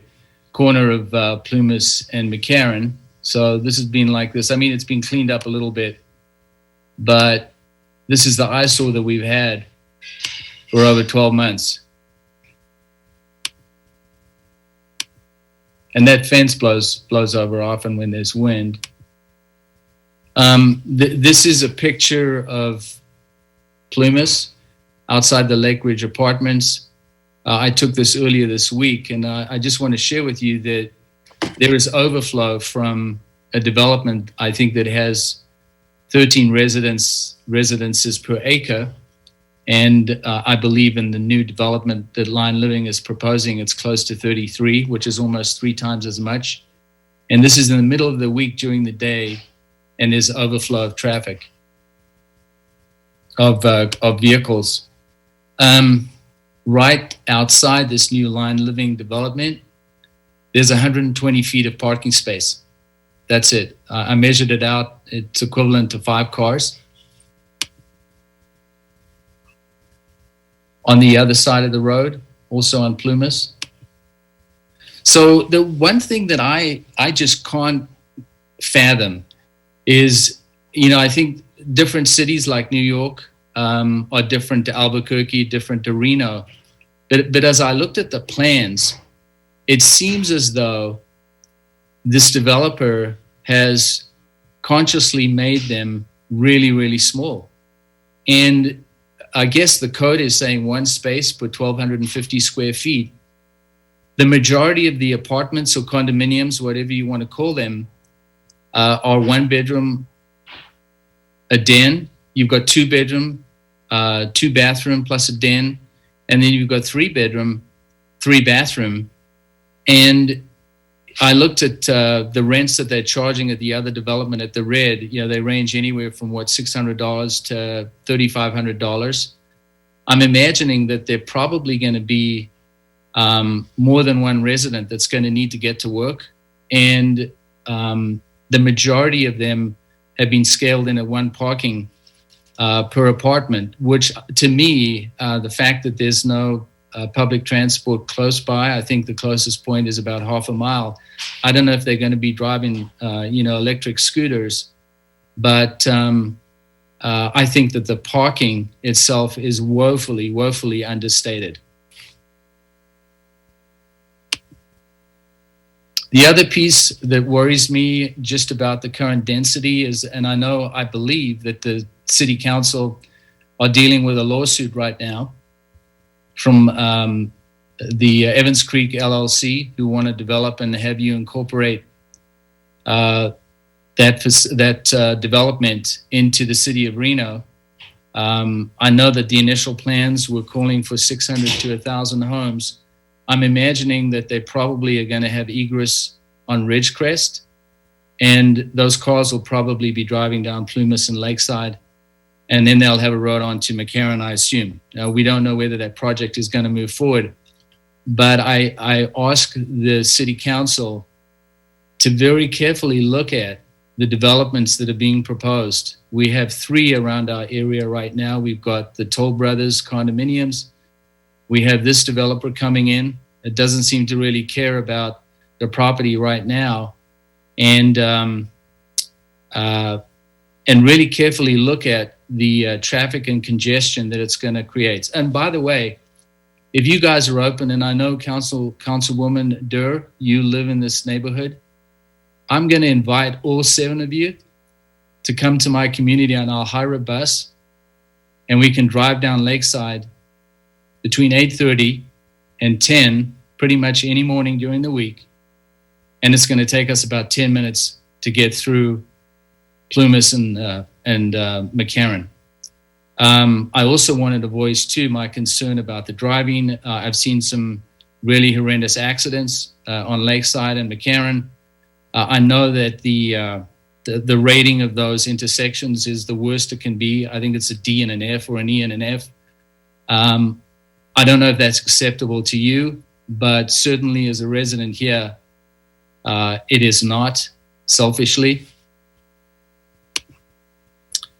I did want to just run through the slide. I know there was a lady that was on the call earlier that had presented this, I think, at a prior meeting, just about the data. You know, if I look at when I arrived here in 2015 compared to now in 2021, taking COVID out of it, I can tell you that any person I speak to cannot get down Mccarran as quickly. It probably has worsened by 50%. This is just a small thing. I think this may have been brought up already, but in the current project, I think they've presented 9 accessible spaces, and so they're short a few. And then I also wanted to just share with you, actually, I made a mistake. I apologize. So I believe this is a project that Line Living developed at the Red, and you know, it was a really fancy project. All I've seen so far are apartments going up. But if you look at these rents, and I'm sure that they're looking for the same rents in the project at 6,000 Plumas, you're going to probably be having a number of people living in these apartments and sharing it to pay this type of rent. I know a lot of the folks already have presented the mass of these buildings. I just wanted to give you a perspective. This is 4 stories high and maybe a 15-foot setback. That is completely incompatible with the buildings that are around us in this neighborhood.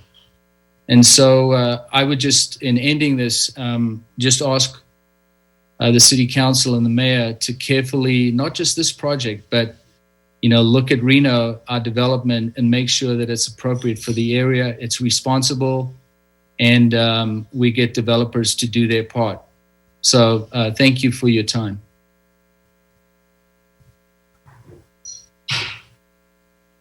That's it. All right, Michael, thank you for your presentation. At this time, we'll transition to our next appellant, Sharon Weiss, followed by Margaret Crowley.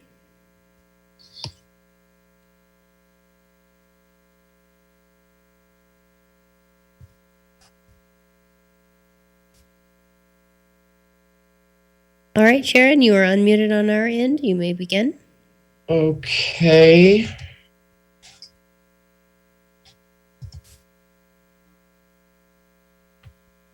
Oh, gosh.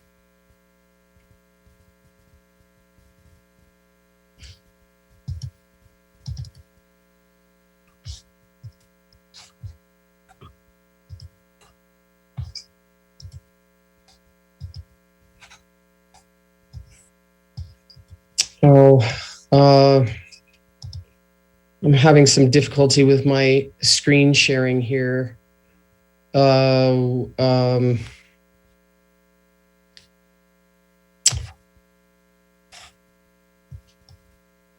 did you send your presentation into? You know, I didn't.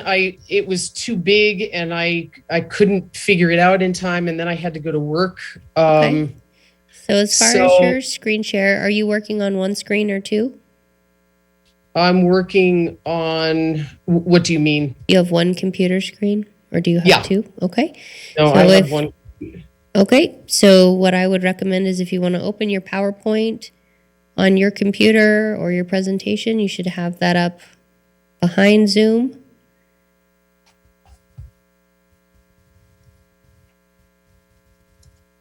And then if that's open, you can then hover over the Zoom that's on your computer and you should see a green button at the bottom that says share screen.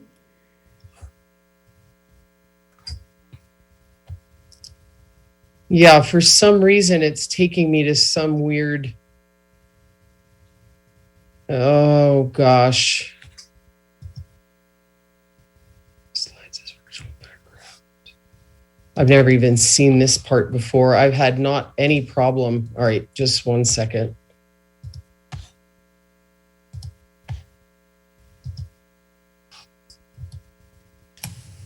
All right, good news is we can see your screen. Well, it's in the process of uploading. Okay. Okay, we can see this and you are all set. You're ready to go. Okay, awesome. I certify I am an aggrieved person with standing, one whose personal right has been adversely and substantially affected by the actions of a discretionary body. Reno's statute requires substantial grievance, including the imposition of some injustice, and I assert that not one but many injustices have resulted in the upheaval of my business, neighborhood, and community. I live 1 mile from the site and drive on Lakeside, Plumas, and Mccarran daily. Moreover, Lakeridge Tennis Club was the home of my business, Lakeridge Swim Team, for over 30 years. For the third time in a year, I appealed to the City of Reno to deny all development requests, including the current proposal, to Reno Land, Lion Living, or any other developer who comes along at 6,000 Plumas Street until this case is brought back to the zoning map amendment stage where it belongs, where it has belonged since 2019, when the transparency needed to begin, when the public meetings and the local news touted revitalization.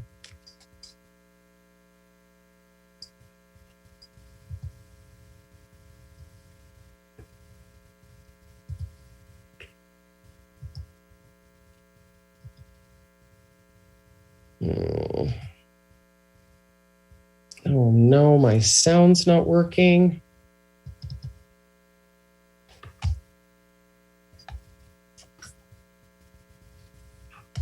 Oh, that is a bummer. Okay. Well, I'm going to have to keep going then.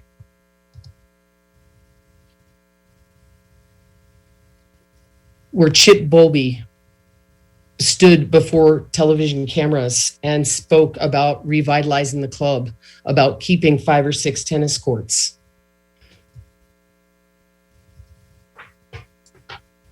In actuality, the zoning map amendment application presented a very specific development request with its proposed project, a project that was clearly depicted at the public meeting as well as the Neighborhood Advisory Board, City Planning Commission, and City Council meetings that year. Reno Land, Lion Living attorney Garrett Gordon stated at the Planning Commission meeting last month that we can talk about hypothetical projects, but we can't condition them. Fair enough, but this project was presented not as hypothetical, but as very specific and singular in nature. And while the city clings itself to the idea that the finding statements for the zoning map amendments are tailored to the entire range of uses allowed, not to a specific development, they too were clearly influenced by this specific request. For example, in the city's own staff presentation to the Planning Commission and City Council about the zoning map amendment, traffic impacts assumed a tennis club, office, and multifamily use on the site.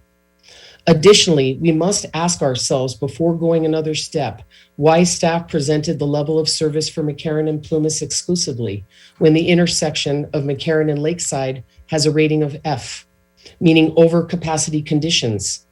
And as the applicant's own traffic report reminds us, where intersections are already experiencing level of service beyond the thresholds, conditions should not be exacerbated. The application went on to emphatically assert that changes in zoning would not change the current use, impact building height, or diminish open spaces. How this new zoning distinction would actually take advantage of existing uses. And finally, how this project would preserve the existing neighborhood because, once again, there would be no change in use. Before this case, I never heard of an application for anything except maybe in the college admissions scandal, where so many claims could be made and none had to be true. Among the countless misrepresentations made in this case, the applicant purported that this was to be a very public process. Does anybody have any idea? I'm not sure why my recordings are not working.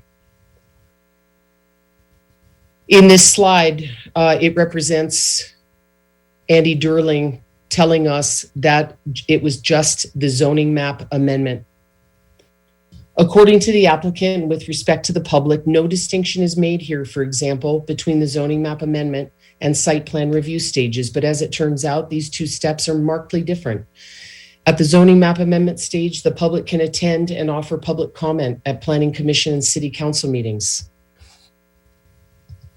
In contrast, the site plan review stage consists of a postcard to residents within 750 feet and several signs erected at the site, signs that will only be scantily seen by the community during lockdown. Additionally, the public was not privy to the information during the zoning map amendment stage because the City of Reno did not give a presentation at Ranchera. Unfortunately, the public heard only from the developer that evening, and we received additional assurance and support through the presence of City Councilwoman Naomi Dewar.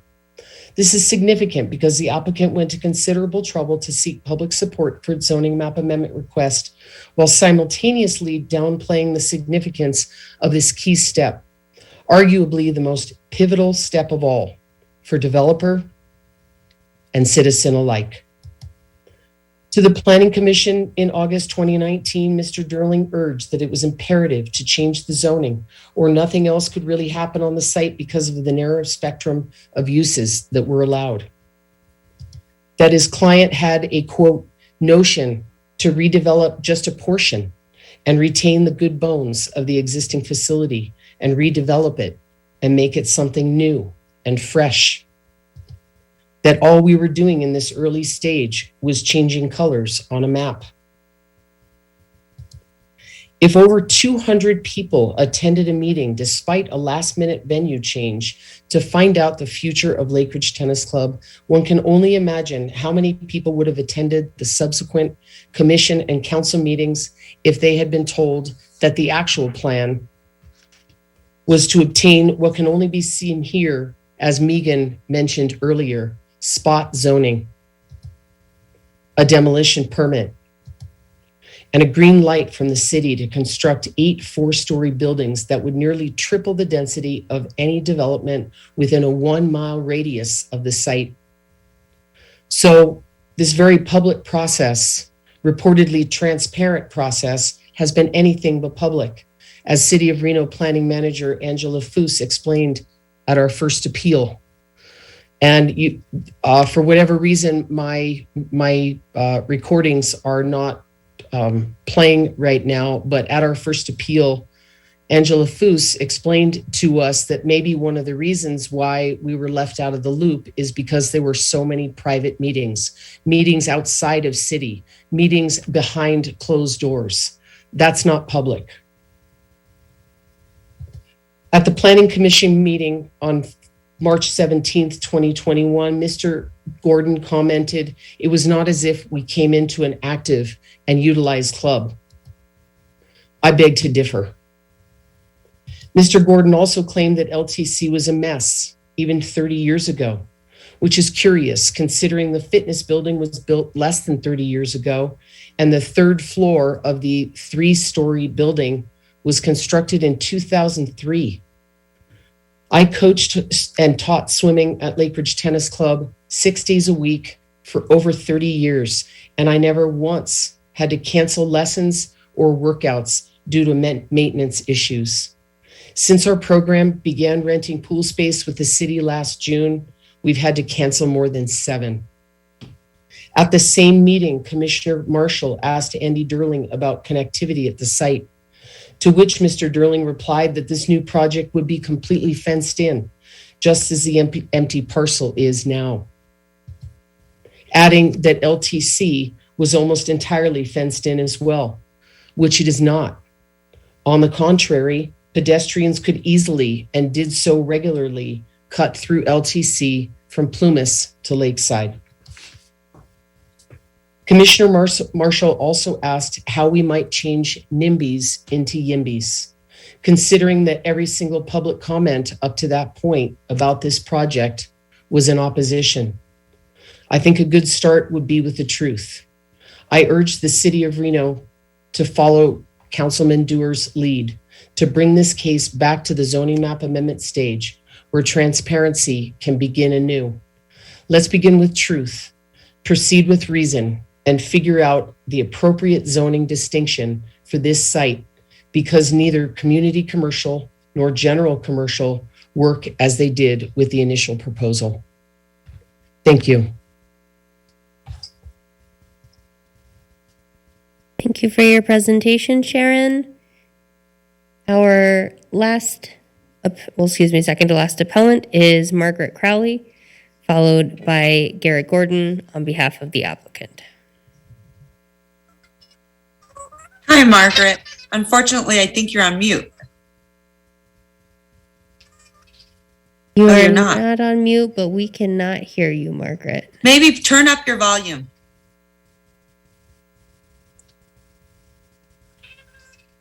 All the way up. Margaret, I hear a little bit of a high-tech yip sound at the end. You may be best to log off and log back in. We will let's wait try. for you.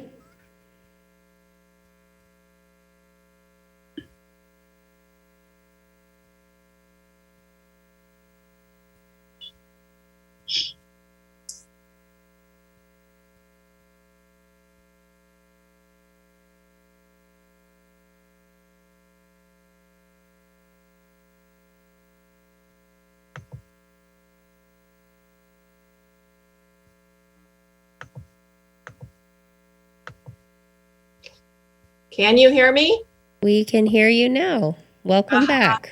The wonders of Zoom. I spend my whole professional life on Zoom, so these things happen. So thank you. Good evening. My name is Margaret Crowley. Just to address the standing issue, I also live in the Lake Ridge planned community. So anything that happens within this community certainly affects my life, my property values. The nearest main road from my house is Mccarran. For me to travel south, east, to access the freeway, I have to use Mccarran and essentially drive by this project, which I do on an almost daily basis. I am your last speaker, and really I'm just going to try and wrap things up. I am so impressed with my fellow appellants. I certainly can do no better than they. So I'd like to just kind of share some comments and highlight some things that you've heard tonight.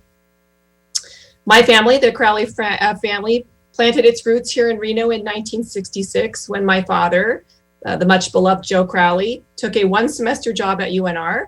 Many of you know what happened from there, and 55 years later, my family remains in Reno, working and serving the community.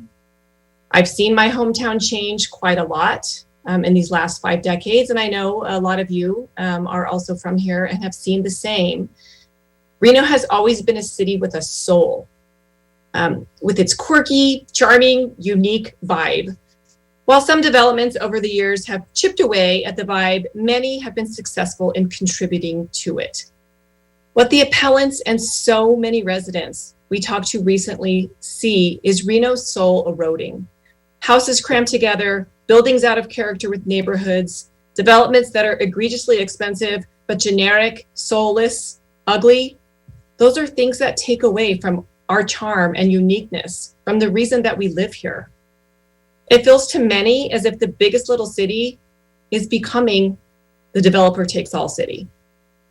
As you've heard, appellants are in no way making a NIMBY argument here. We recognize the need for housing.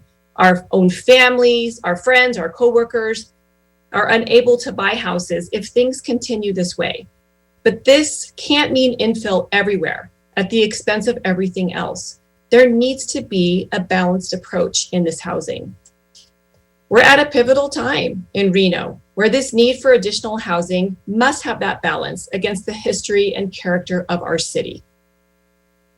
You have been elected by your constituents to lead all of us through these times. Based on what we hear kind of on the street from our friends, your constituents are paying great attention and are concerned about what they are seeing. The Lake Ridge Tennis Club is a perfect representation of our growth challenges. It also presents for you, however, an opportunity to do what is right by Reno. To begin with, you, the City Council, and the citizens of Reno were duped. Reno Land stood before you, publicly asking for a zoning change, assuring all they would only build 150 apartments, save some of the recreational facilities, including the pool, 6 tennis clubs. This appeared to be a well-balanced approach, what we are looking for, providing the needed housing while preserving a well-loved neighborhood and recreational space.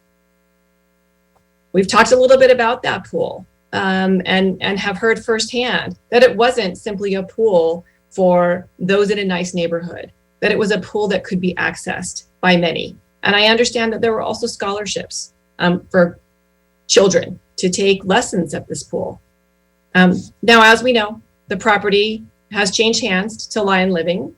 The promise of maintaining recreational facilities was literally decimated without warning when the facilities were bulldozed to the ground. Lion Living seeks to dupe us again. After the site was stripped of Reno's history, Lion Living came forward, as you know, with the requested site plan change for 350 units as senior apartments. It was approved by the Planning Commission, but appealed. And you've heard that bulldozing took place while that Planning Commission decision was pending before a hearing officer who ultimately ruled against the developer. Now you've been asked to approve what is claimed to be a substantially different project of 314 units, relabeled from senior living apartments to multifamily condos. Yet you've seen in tonight's presentation, it's basically the same buildings with a few less units. It's also been noted that the condos could be rented like apartments. The project, frankly, fails the duck test. If it looks, swims, and quacks like a duck, it's probably a duck. You have before you, essentially, the same duck. This appeal should be granted on those grounds alone. But as you've heard tonight, there is so much more to examine. Our master plan aims to foster a culture of collaboration and accountability, where Reno will strive to be responsive to the residents and the business community. That has not occurred here. Neighborhood advisory boards have been dormant through COVID for over a year. There has been no chance for meaningful community input and dialogue after the tennis club was ripped down. At some point, a meeting did occur in August 2020 between the original appellants, I was not one of those, and Lion Living. My understanding is that the appellants left with an impression that a proposal would be forthcoming, that perhaps a compromise could be reached. But instead, the request for the 350 units was pulled, and this current proposal for 314 units, which stands before you tonight, was later submitted. Lion Living may claim that the change from 350 to 314 was in response to this meeting, but it's not even close to what the appellants at that time were asking. The appellants weren't heard, and this community has not been heard. That's why you have 18 appellants now, 123 emails, many public comments in support of this appeal. And it's noteworthy that there were also 134 public comments at the Planning Commission level. This is not simply a matter of one project in a single ward. This is about constituents in all of your wards, the many, many people who travel the major artery of Reno, Mccarran, especially that overly congested area we're talking about here, Mccarran, Lakeside, and Plumas every day, as well as those who want more houses, but want them in a way that allows neighborhoods to remain neighborhoods, those who care about the soul of our city. They are asking you to hear them. All of us are asking you to hear us, and we're doing it by emailing you, phoning in public comments, taking you aside for chats, and by appealing. As for what you've heard tonight, I hate to beat a dead horse or a duck. So I'm just going to summarize because, as I said, I really can't do justice to the depth that my fellow appellants have given to these issues. But you have heard comments on the fact that this is not a substantial change, about density, that the proposed density is triple the current density in this neighborhood, about incompatibility, 8 4-story buildings, 50 feet tall, crammed onto 9.3 or 9.4, whatever it is, acres, clearly incompatible. You've seen it with the photos. Inadequate setbacks, especially with the RTC negotiation, inadequate street parking, concerns about the ability to evacuate this area, as we all saw with the recent Pine Haven fire. And sadly, we know we're going to have more wildfires in this area. Removal of mature trees that has already happened and will continue to happen. Even keeping or adding mature trees will never obscure these buildings from view because they are so tall. Let's talk a little bit about traffic because we did hear some new things about traffic this evening. And I think my sense was that we can all agree this is a huge issue here. Mr. Chilson said that the project is mitigating its own impacts. Let's examine that for a little bit. There's no possible way that the tennis club produced as much traffic as 314 condos will produce. And so basically, Lion Living is actually creating the traffic issue.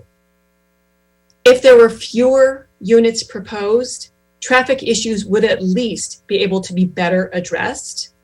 As to what we saw, the concept of the turning lane on Mccarran, I travel that road all the time. I think many of you do as well. That is a small stretch of road. It is going to end up with people in the, through lanes, clogging up, waiting to get a turn. It is inevitable. It was also stated that most cars would exit onto Mccarran. We already know how challenging it is to drive Mccarran at any point of the day. So if you are also going to be adding most of the egress onto Mccarran from these 314 units, this is not an answer. The project raises big questions with regard to infill and compatibility covered in our master plan. We are sensitive to the concerns raised earlier by Councilpersons Reese and Delgado about equity. We submit to you that's an issue that deserves much deeper and thoughtful conversation, warranted conversation, and ultimately should be addressed in the master plan, but not on a project by project basis. We are advocating that this go back to square one with a look at zoning. Short of that, there is so much room for this council to find a happy medium here because again, no appellant here and most of the callers, they're not making a NIMBY argument. The best compromise, if one had to be made, is one that addresses the fact that this should never have been rezoned in this manner. It's clearly inappropriate for the area. It was basically rezoned under false pretenses, and now we are asked to be stuck with zoning that is out of character with the neighborhood. So the areas that have been covered by my fellow appellants, those suggestions that they have made, those could all be looked to for areas of compromise, for conditions that can be put on this project. As to Councilperson Delgado's comment, adding a community pool to this site that's public would be wonderful. I didn't poll my fellow appellants to ask what they thought about that, but I'd be willing to lay money. They'd be very happy to see at least something restored to what was taken away from all of us. Despite all of the legitimate reasons that you have to grant this appeal, should the council vote otherwise, we would at least ask that you define parameters. Part of the reason that we find ourselves here is lack of parameters. At the beginning, everyone thought it was going to be the 150 buildings with recreational amenities intact. Then it became 350 senior living apartments. Now it's 314 high-end condos. Should the council approve this project, Please give us definite parameters that are along the lines of the points that have been raised here tonight. Lion Living argues that the appellants here feign outrage. I can assure you no outrage is feigned here. It is real and it is felt by many. A recent website was created for this issue. It's called Save Our Reno. It went up in March. There have been 4,000 unique visits to this site.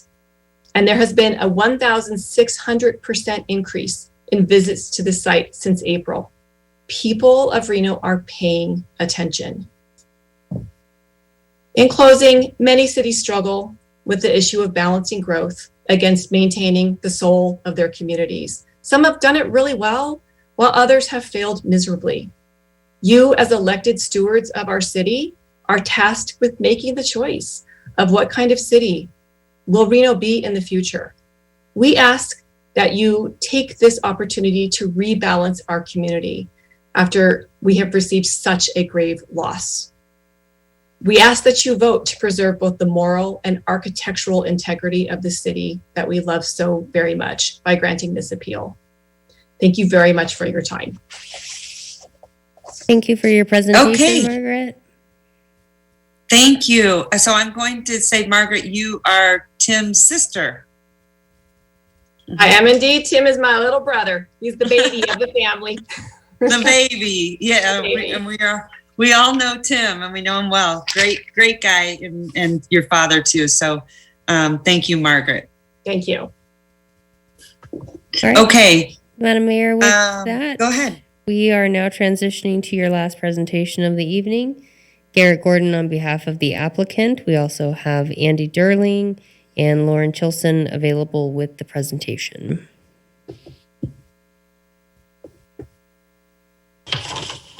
Good evening, Madam Mayor, City Council members. Can you hear me and can you see my screen?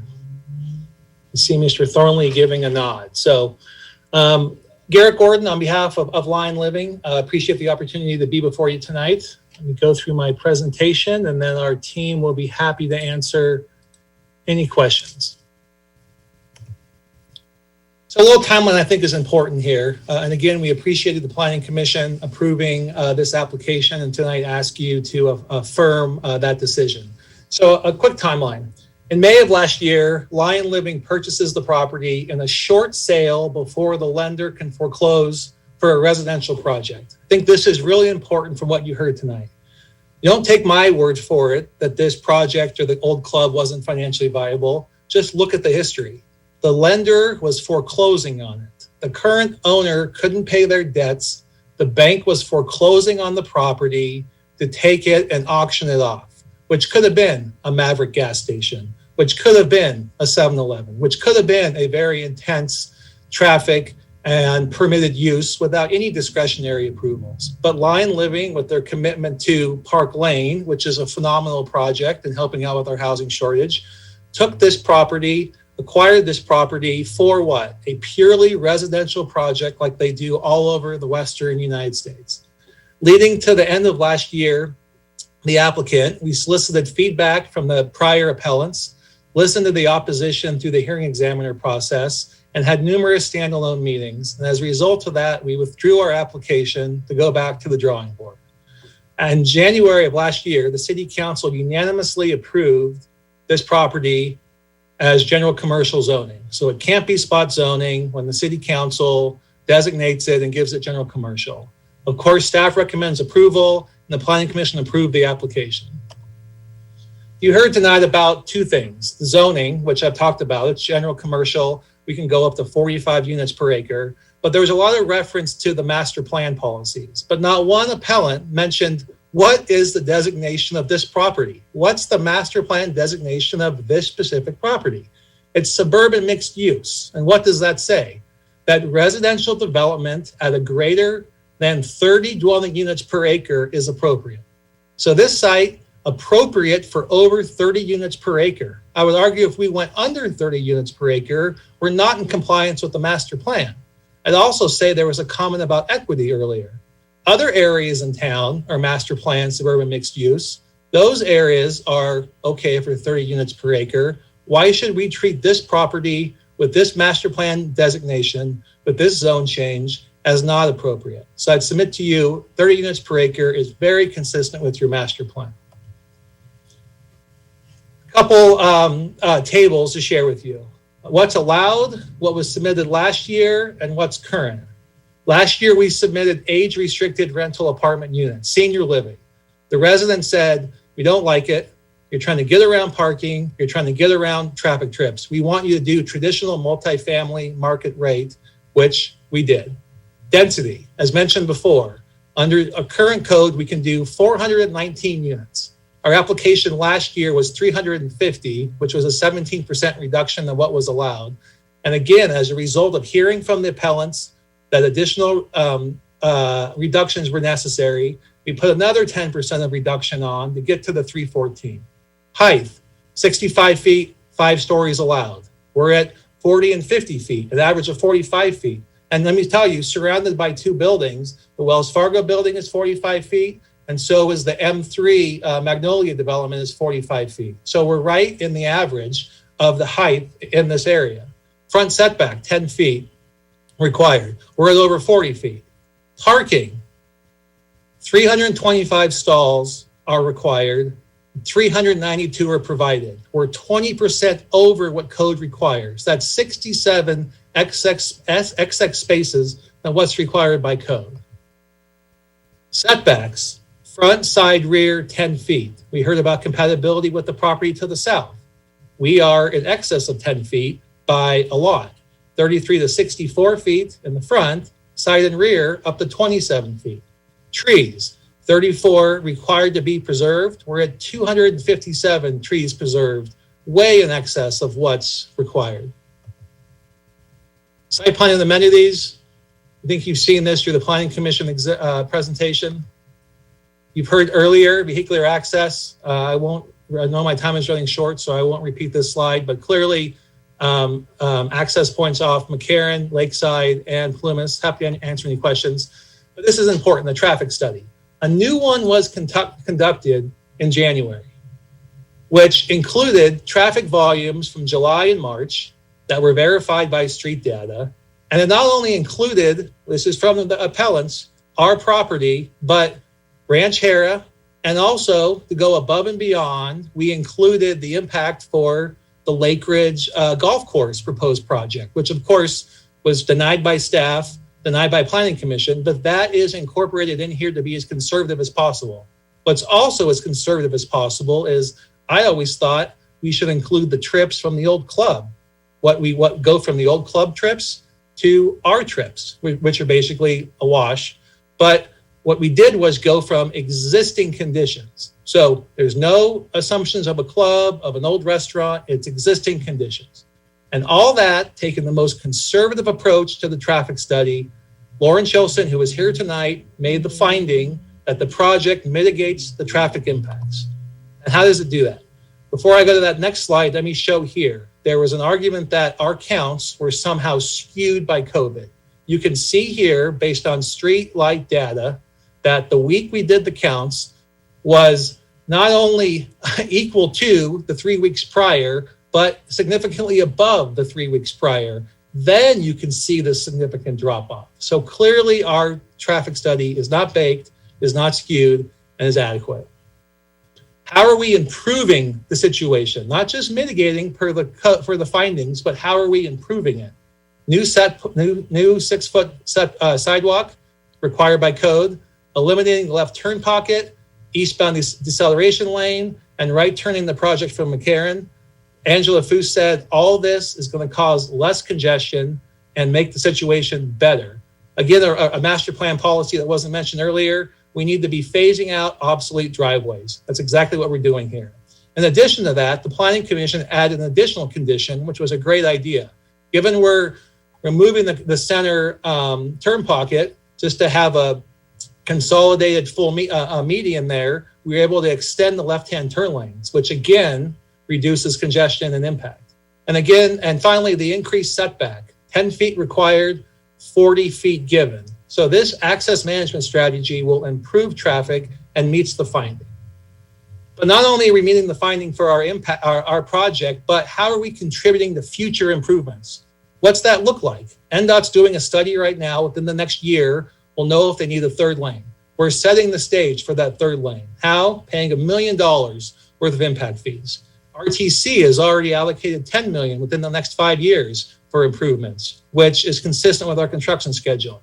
We have an option agreement we're negotiating with RTC for that third lane. So we're contributing to regional solutions. Letter from RTC that came in today that says, thank you, Lion. Thank you for moving forward with and providing not only a 10-foot, but a 40-foot setback, and talking through an option agreement, which should go to the RTC board in May, again, to facilitate in the regional solutions that are necessary. Trees, 228 trees are required for the project. We're saving 251 on site and planting an additional 231 trees. So total trees on site, 228 required, to 488 on site, over 200 more than what's required. You can see here that extended setback that we're offering up. Here's some renderings of the modern mountain village, pitched roofs, amenity building, some concepts, glazing and color of the modern use. But these next slides are important. Here are actual renderings, and I'm kind of running out of time, so I'm happy to slow down and answer any questions later.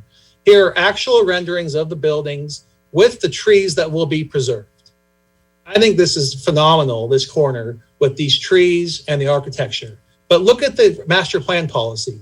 Support and prioritize development infill, exactly what we're doing.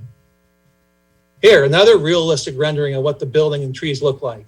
Infill and redevelopment. Encourage targeted infill to expand housing options within established neighborhoods. I heard a lot about neighborhoods tonight in this neighborhood. This finding doesn't say established neighborhoods except Lakeridge, except zip code 89509. Why can't we put multifamily in Arrow Creek? Why can't we put multifamily up by McQueen? Why can't we put multifamily up in the North Valleys? Why can't we put multifamily over on Sutro? But this established neighborhood is not appropriate when it has the zoning and has the master plan designation. The findings can clearly be met.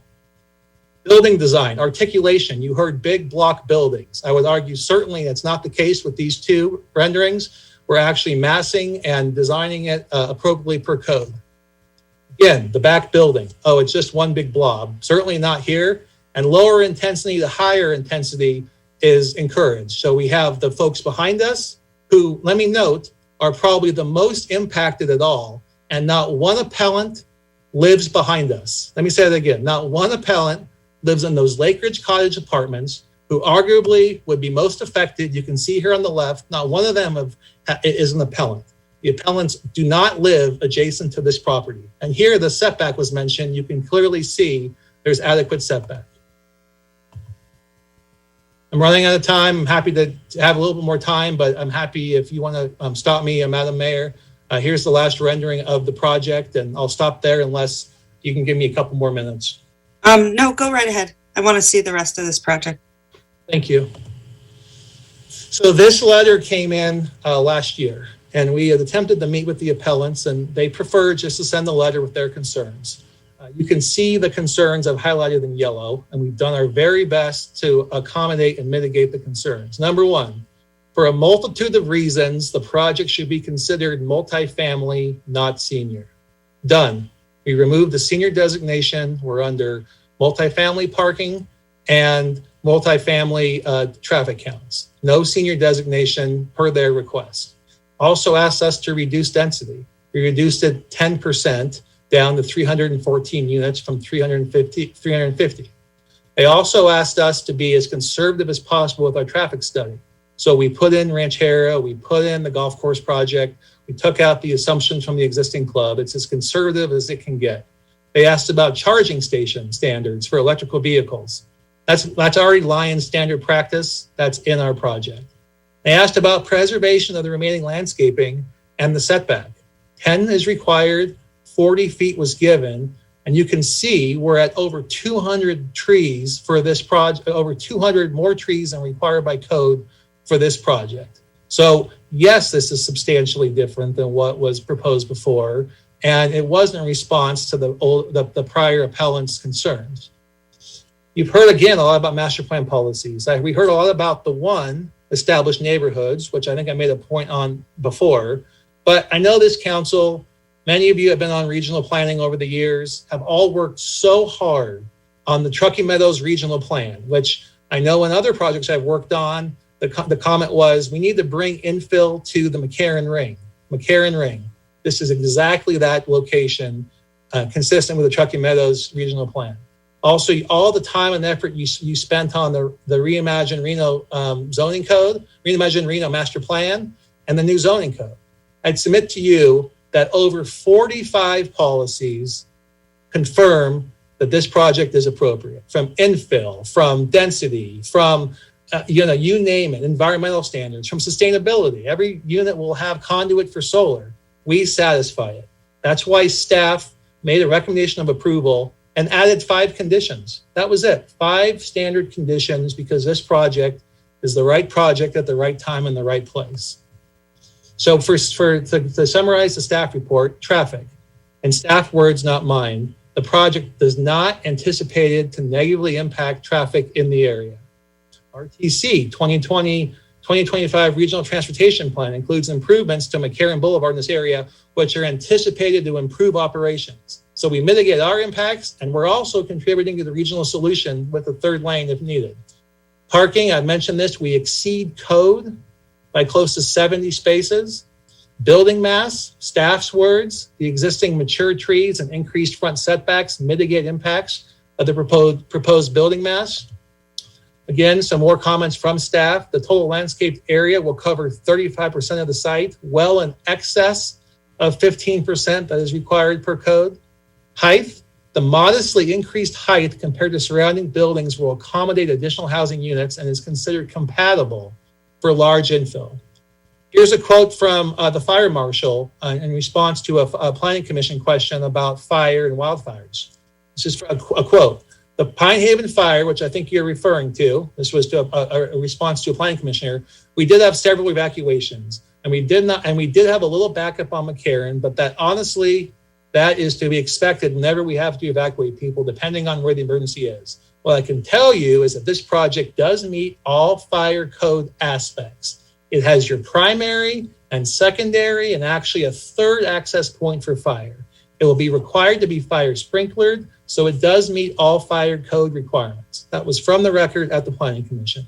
So staff recommendation is key project issues consist of land use compatibility, traffic considerations. These have all been mitigated. It has the zoning requirement. It has the master plan requirement. It fits the missing middle we're looking for. It helps with the housing supply. And I think both on behalf of Lion and personally, that does meet all the findings, and myself and Andy Durling and Lauren Chilson are happy to answer any questions. And I really appreciate the extra time, Madam Mayor. Absolutely. Okay. All right. At this time, then we will bring it back to the body. I don't think, do we have any more presentations, Madam Clerk? Madam Mayor, with that, we have no further appellant presentations. So we'd be transitioning to council to be able to ask their question within your allotted time. Okay, thank you so much. Okay, at this time, I'm going to open up to council questions. Who would like to dive in first? Councilwoman Dorr? Madam Mayor, I have asked a lot of questions already, and I've listened very closely for this entire time, so I think I've learned a lot. I have, in the interest of time and due to the lateness of the hour, I've prepared a short presentation so I would not stray off of my time limit of what I've deduced, and I've been sort of making some notes as we've gone along, and the applicant and the appellants have made comments, tried to incorporate those. So I would like to hear from my colleagues, and then I would just like to summarize where I think I am. Okay, great. Thank you so much. Okay, any questions from council? Go ahead, Councilwoman Breckus, and then I'll jump in if no one else has any questions. Go ahead. Thank you, Madam Mayor. Mr. Gordon, you one of the findings that we have to make is consistency with the code. And we heard from Ms. Foos that, and it was my observation, that there was not any analysis in the staff report to our condominium ordinance, which is 18.06.201. And she said, really, it's the option of the developer later on to decide if he's going to condo out these units or keep them as each building be an apartment, which I don't really even see that the ordinance contemplates apartment building condominiums. Did you present in your materials any analysis to why this request is supporting council's consideration of condominiums? Thank you for the question. For the record, Garrett Gordon. So that reference you make has really nothing to do with the findings for a tentative map or a conditional use permit. I believe that code reference talks about a conversion. If you're ever going to convert apartments to condos, what those requirements are for those conversions. But for a conditional use permit and a tentative map pursuant to the new code that I believe approved unanimously in January, that's not a finding that's relevant for today. I would not necessarily agree with that. I think the earlier sections do talk about condominiums, and then the later sections in that ordinance talk about conversions. And I'm familiar with that ordinance because I think it came over from our earlier one. And I'll just remind the council, because I think it is,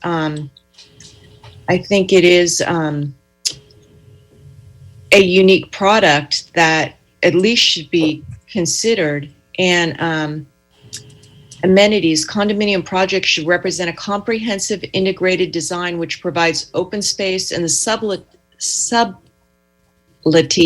and amenities associated with contemporary home ownership.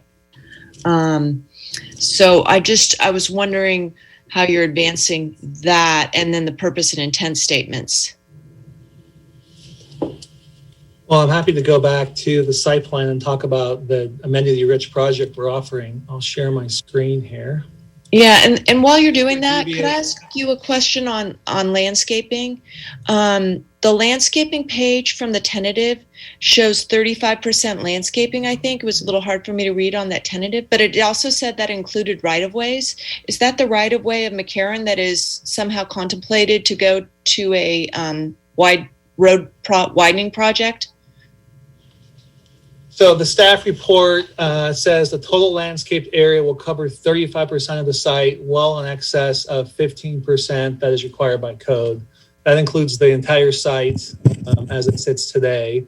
If there was an acquisition by RTC for, approximately 12 to 15 feet for a third lane, then that landscape portion would be owned by RTC, and our project would be smaller in acreage. So a smaller landscaping requirement would be triggered, and we'd still be in well excess of code.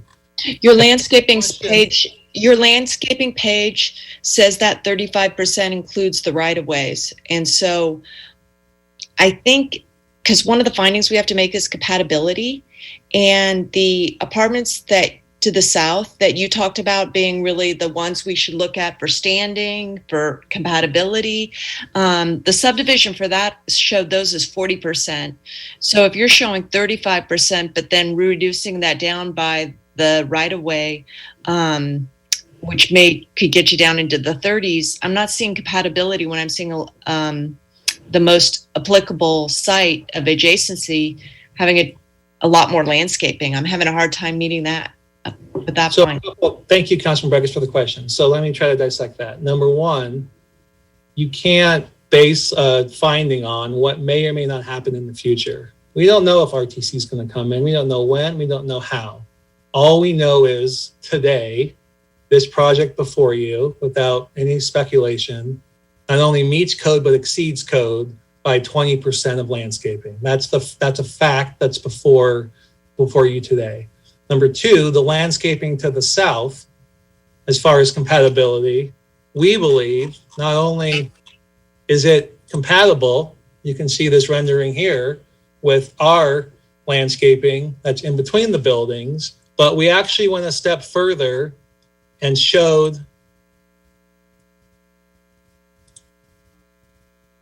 Here's 3 cross sections so you can understand the compatibility to the south. And I'm glad you mentioned them because we have not had one complaint, one appeal from anyone to the south of us. You didn't hear from one appellant tonight who actually lives adjacent to this property. And I think the reason is why? Because the setback is 10 feet for them. And what are we proposing? Over 50 feet to the properties to the east, over 53 feet properties to the south, and the other building is over 66 feet to the properties to the south. So we're very compatible. We're respecting not only a 10-foot setback, but in excess of 60 feet in some places. Let me go to your other question about amenities and whether or not this project has adequate amenities. I would say it's one of the most amenitized projects in Reno when it gets constructed. Not only does it have this beautiful 15,000-foot clubhouse, indoor-outdoor pool, outdoor kitchen, pickleball, outdoor recreational areas, a community garden. I know your new master plan and your new zoning code requires sustainability elements. This community garden is mentioned in there, so that's why we added one.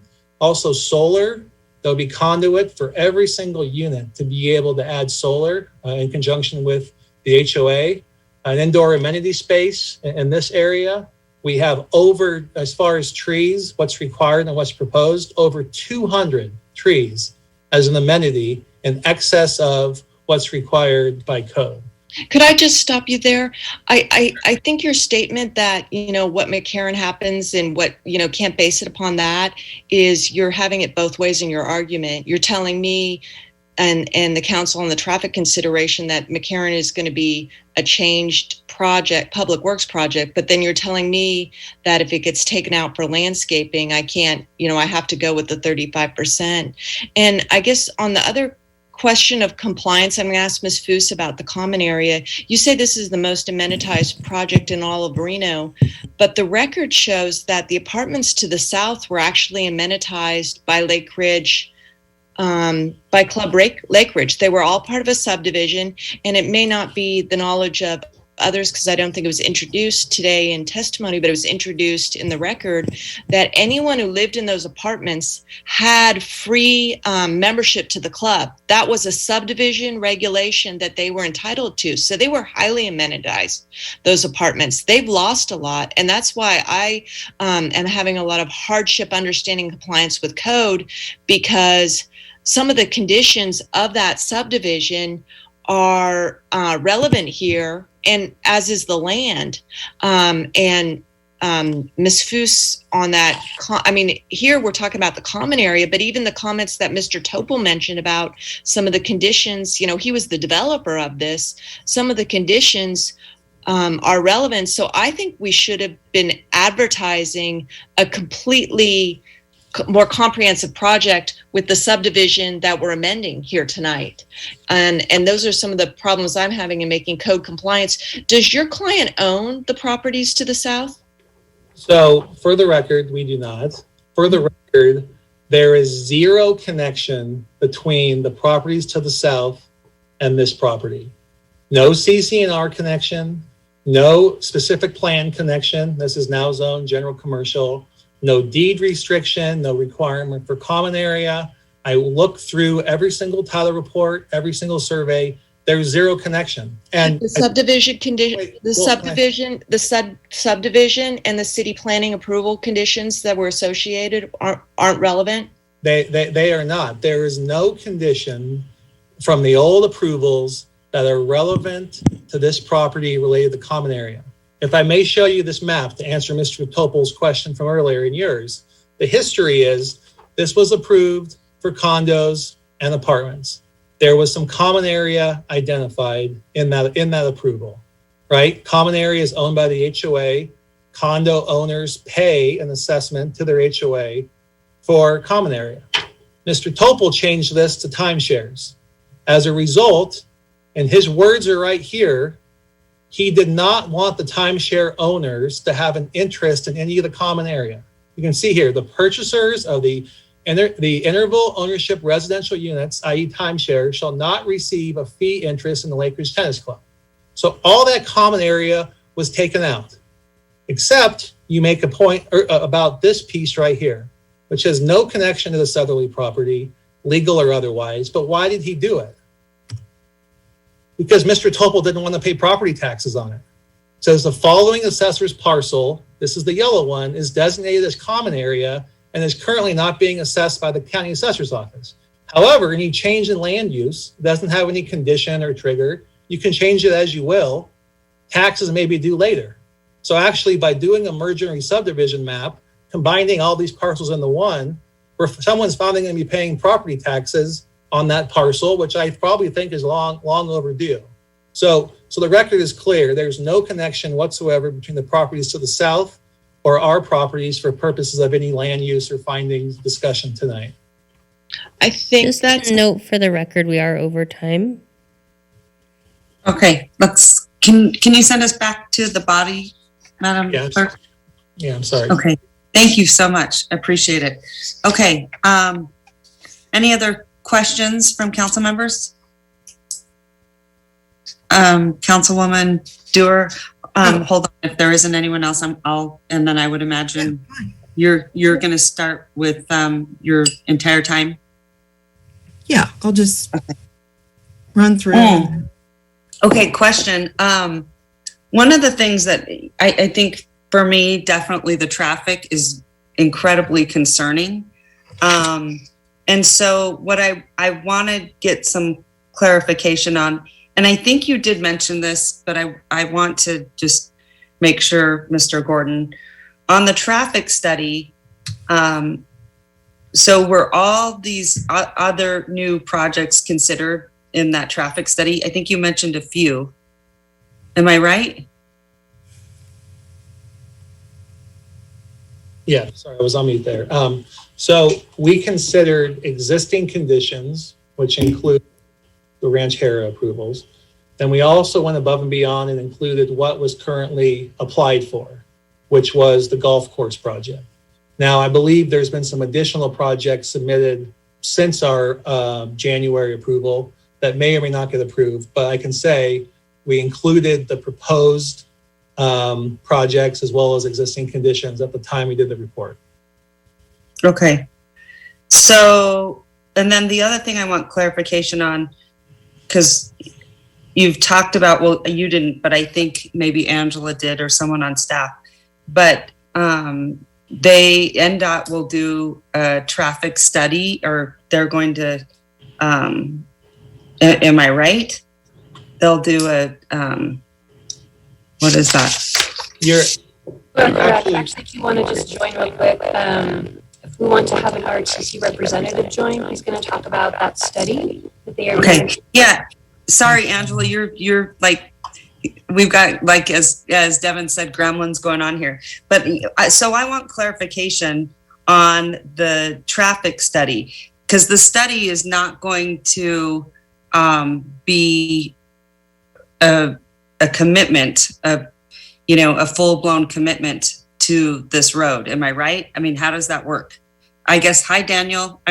Is it all you? So give me an idea of what that looks like, because this to me is where I get some heartburn. So tell me what that looks like, Daniel.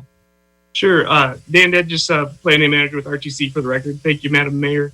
And I don't know if I heard your entire question as I was coming in, but essentially NDOT had reached out to RTC for us to conduct a study of the whole Mccarran Boulevard, the whole corridor. They are funding that study, and obviously we'll be coordinating with them every step of the way, but RTC will actually be managing and conducting the study. And we are going to be looking at specific areas such as this through that process. As was noted earlier, we do have a project that's programmed in our RTP in the first 5 years to look at safety improvements and traffic operations for this section, see how we could improve traffic flow there.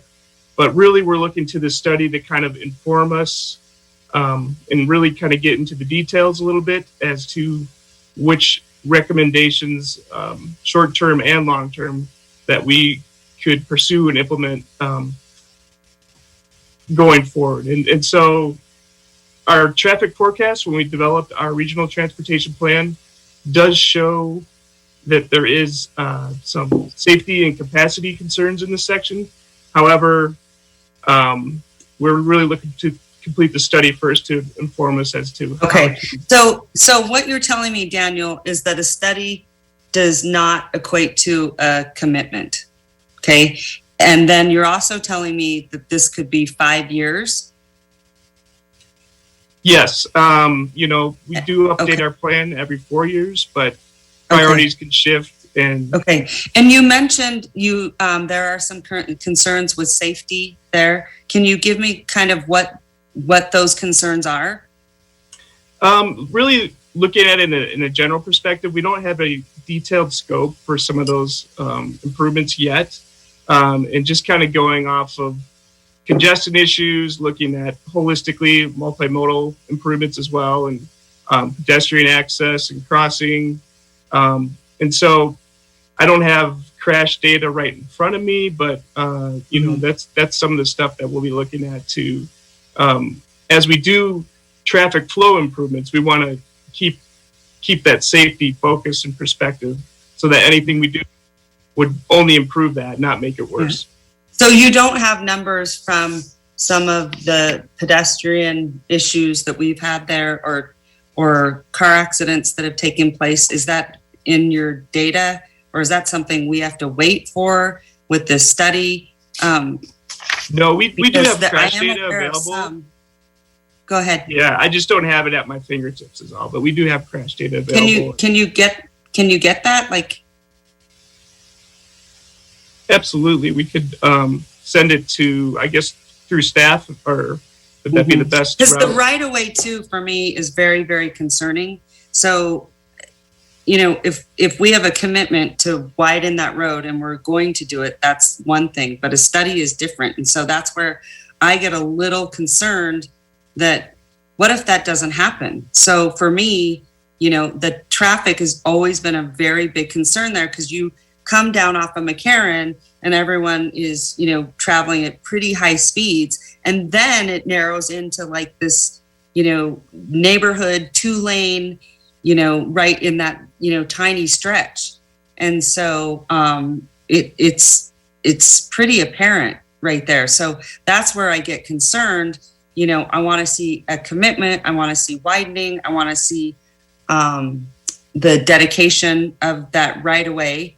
And sort of, it concerns me because a study is different than a commitment, I guess. So I just wanted to get that information from you. But Daniel, if you can get me some of the traffic accidents there, the pedestrian accidents that have been there, that would be very helpful. And then one more thing, is my time up? Your Madam time Clerk? is up, Madam Mayor. Okay. May I address that, Madam Mayor, too? Or? Yes. Appreciate it. So I think there's a big distinction here, right? It's one, for purposes of today, are we mitigating the traffic impacts? And Lauren Chilson has determined the answer is yes from our project, just by the elimination of the left-hand turn pocket, the eastbound deceleration lane, the right turn pocket, and then the Planning Commission's great condition to extend the left-hand turn lanes. The combination of those improvements, again, meet the finding of remitigated. But to your point, let's figure out a regional solution here, and NDOT's studying it. We don't know if it's going to be a third lane. We're all kind of anticipating it. So Lion has said, what can they do now in anticipation of that final decision? It's the additional setback out now, so there's no buildings that have to be condemned or anything like that, 40-foot setback, as well as an option agreement that's going to the RTC board next month in order to option out this right-of-way that's needed for the third lane. So when the study's done and the third lane's needed, RTC sent a letter in today saying this will, expedite that timeline because we already are going to get the property. We have an option. We have an option on it. And then finally, I would note that we're also, for the short term, in the RTC plan, and I know council members Delgado and Jardin know this from being on RTC, that the RTC regional planning already includes $10 million of improvements to this segment of Mccarran. So that's today, not even including what could come. So we have Lions improvements. We have $10 million worth of improvements from RTC today. We have Lion paying $1 million into the pot to help out. We have an option agreement to RTC to set the stage for the third lane. And that all that combined, I would say, not only meets the impacts of the current project, but part of a regional solution moving forward. Okay, so what you're telling me is those minor improvements that the Planning Commission came up with, those can happen very quickly. I'll let Lauren, if you mind. Lauren, you answer that. I know you've been on top of the timing of those improvements. And Madam Mayor, I think this is such an important question that you're asking, that we do have 18 appellants and one spoke specifically on traffic. So I just think in the interest of, that we should allow to hear from multiple sides on that point. Lauren Chilson for the record. The driveway improvements will be constructed with the project concurrent, right? The left turn lane improvements are conditioned to be built by the project, concurrent, if not ahead of time, by NDOT. So those will be in place with the project. The only thing that's not known is the specific timing of a widening, if and when it occurs. However, we've done absolutely everything we can to enable that. And the RTC board, recognizing the importance of this topic, wisely included and accelerated $10 million in funding to the first 5 years of the plan. Congratulations, RTC board. That was a great forethought and is very important to the regional issue, which is well beyond what this project can do. This project, has a very small traffic increase over the club. We're talking 50 to 70 trips an hour. That's it, over what the club traffic was. That's very minor, and we've done everything we can and very wisely restricted our access voluntarily and made those improvements to mitigate that. The rest of this topic is regional and is being dealt with in a regional way, as is absolutely appropriate, and we're happy to be a part of that. Okay, I just want that on the record that, Lauren, you're going to do it when the project, or if it, gets, on its way or approved, whatever that looks like. I just want to make sure. And then I do want to thank the developer, because it sounds like, and just reiterate, Mr. Gordon, for allowing that right away, because I think that that's really critical, right? So there is a commitment there, correct? There's a commitment on the record tonight, and there'll be a commitment in a written agreement after it goes to the RTC board next month. Okay, and then just one last thing. What I want to know, there was someone that spoke on this and said that the traffic grade was an F. Can someone speak to that? Yes, happy to. We have been in full disclosure from day one that Lakeside Mccarran operates at level of service F. That's no mystery. That's why it's been in the regional transportation plan for as long as I can remember, since the 2040 plan, which is okay. Now 10 Lauren, years old. I understand, but tell me what an F means. It means that the delay is in the order of 80 seconds per vehicle. That it technically surpasses regional policy, but that's why we're looking at improving it together. Right? This is not an uncommon thing. There are certainly intersections all over town that operate in this level. That doesn't make it great, but it's the reality of being on the most significant arterial in town. And this is a regional issue that will get dealt with in a regional way. That's why we're paying $1 million in fees. Standard road impact fees for projects are meant to address these very issues, and we will absolutely contribute our share, as every project does, to reach overall solutions. I appreciate that, but I also think it's very important to bring that up, because again, it's one of my big concerns, how, like I said, where you're, traveling at very high speeds, and then all of a sudden, and I just know, because I drive it a lot as well, just some of the big issues that I saw whenever, people would take that right-hand turn really quick into Lake Ridge. I thought it was just very, very dangerous at that point.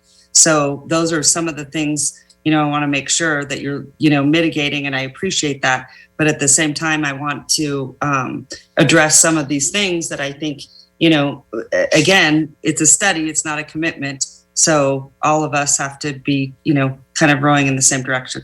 All right, Councilwoman Jordan, go ahead. Thank you, Madam Mayor. And I'll just be brief on this. This was a substantial discussion at the RTC board, the understanding that this entire area has problems. That was the reason for us to move it up into the shorter term study and hopefully addressing some of the issues that occur in this area. I will tell you that my understanding is that the study that RTC is doing along with NDOT, and the outcome of that, along with any sort of improvements as it relates to expansion, when I inquired about this, would be about at the same timing. Should this project be approved, would be about in the same timeline. I will just share with this body that the RTC did discuss at length the importance of this improvements in this area, and hence made it a priority to expedite. Yeah, and I appreciate that, Councilwoman Jordan, because you've been a huge advocate over there and really helping us get projects underway that have been long overdue. So thank you so much. Really appreciate that. Okay, we're going to move along, but I just have a comment on this, if I may. Sure, go right ahead, and then I'm going to give you your time. Or I think, Madam Clerk, are we on maybe a second round to Councilwoman Breckus? I haven't said anything. We are waiting. Okay. You are finishing up your first round. And okay. Then we'll go back I just wanted to make sure. Okay, go ahead, Councilwoman Dewar. Yeah, just a comment on traffic. You all know that I represent a large chunk of South Reno, and I worked for years to get RTC to do a study of South Reno roads, and they did finally about 3 years ago. And they came up with about 50 projects that need to be done and millions of dollars. And none of those projects have been done yet. And we have a lot of traffic demands throughout the city. And this is a study of about, a 30 or 40 mile road, the whole ring road. And there are other traffic problems around the ring road. And I don't know if this will rise to the top over, let's say, Clearacre or over by Meadowood. I don't really know. But my point is that there are a number of studies in the queue and things that are waiting to be done that haven't yet been addressed and were studied, 3 years ago, and we're waiting. So I understand there's limitation on money, and it's just the challenge of jumping in the queue. So I don't know if if Daniel would like to address that, and I know that our appellants, we should equally call on them, probably not just the applicant. So I wouldn't mind calling on Jim to enter back into this chamber and ask Daniel about that. Okay.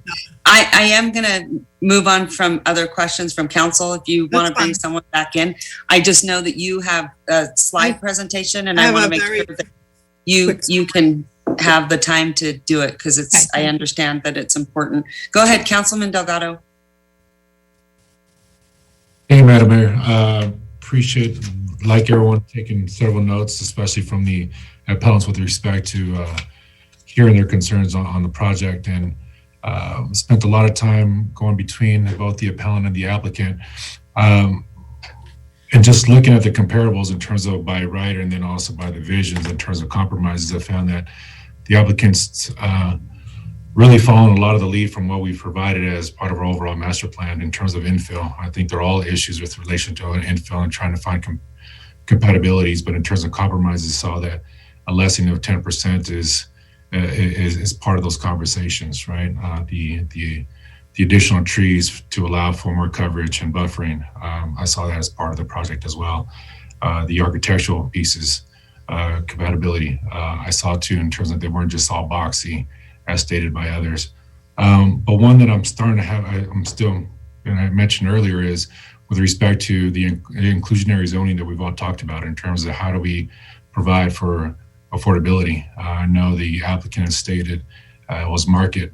I didn't hear anything, and I hope that they had heard my message in terms of hoping during the break or anything else what their thoughts were in terms of supporting us in our regional priorities in terms of how do we make that part of the conversation. I know our council has had these conversations with other developers and how they've been able to come to the table and supporting us in that vision. So I'd like to toss that over to you, Garrett, or toss that over to your the applicant, Lauren, in terms of suggestions. I know, and hope is that there be a certain standard that we've reached out to others in the community in terms of support. But looking to you guys. Yeah, no, thank you for the question. Yeah, I think you're referring to, I know some other projects as they move through the process have contributed a per unit fee to the Affordable Housing Trust. I did, after hearing your direction a couple minutes ago, was able to talk to the client, and yeah, they want to be part of that solution or that process. Not sure what you had in mind, Councilman, but I'm happy to. They're all listening. Take something back to them if there was something concrete you wanted to propose or you wanted the offer to come from us. To be honest with you, I think the last time we heard a suggestion was from the Roadway project, which Councilwoman Jordan worked hard with those developers and them coming to the table and supporting our regional cause, and I believe that was at $1,000 a door. Couldn't me if I'm wrong, Angela. No, that's correct. We are now at $1,000 per door. Councilman Delgado, if that's important to you and the body, then I can commit to $1,000 a door for Affordable Housing Trust tonight. We can make that a condition of approval. I really and truly appreciate that. Also, just looking at the overall project, I think you guys have done a lot of compromising in terms of getting to where you guys needed to, hearing from the community and making great suggestions. So I really appreciate that, and Garrett, and to your client as well, in terms of being part of the solution in terms of all the issues that we're dealing with and making sure that housing is affordable. Thank you, Councilman. Okay. And I just want to remind everyone, if there is someone you want to call back in, an appellant or whoever, then that's fine as well. Go ahead, Councilman Reese. Thank you, Madam Mayor. We've been sitting now for, I think, 5 hours, and so I'm trying to take some notes, but what I want to just sort of do is try to conceptualize my comments and limit them to certain things, and I'll try to get through those in each of my 3-minute allotments. The first is this concept of compatibility, and this is one that I've been struggling with for many months, for a number of years now, but it's coming to a head for me on this project. And what I hope to explain is simply that, objective standards are rules for housing projects, especially when you're talking about single family homes. So that's things like building material, setbacks, floor ratios, and heights. But I think the reason why we need to really look carefully at this, and Ms. Crowley even mentioned, Ms. Crowley I've known for a number of years as a lawyer here locally, but the reason why you have those objective standards in housing projects is because of the racist history of zoning, deed restrictions, and lending practices in this country. We like to imagine zoning as a neutral concept. We don't want a toxic waste dump next to a school, for example. But unfortunately, I think history tells us that residential zoning was designed to be exclusive. It's designed to set aside certain areas for some people and exclude people of color and those of lower economic socio status. And those practices are now illegal, but the economic and education impacts persist even in Reno. And so this concept that we can densify elsewhere but not here because somehow it's not compatible, that does not resonate for me, because compatibility cannot just be a moving target to say, well, we like our quirky, weird neighborhood and we always want it to be quirky and weird and we don't want others to enter it. That I am not down with. And so I have struggled very much with that compatibility issue. We have a master plan that calls for us to increase density in the urban core because we need road infrastructure to already be there, because we want fire and police services to be there. And this is the kind of thing that is supported by. So for my part, as to compatibility, I am just not persuaded that this is an incompatible use. And so I have some other comments, but I think I've, I have 50 seconds. So I'm going to go on to my second one. As to density, as I understood it, and Ms. Foos can correct me, but there were certain allowed uses, and there was also a certain type of density that could have been placed here. So the upper limit of that density was somewhere in the range of 450. And this project is significantly less than that.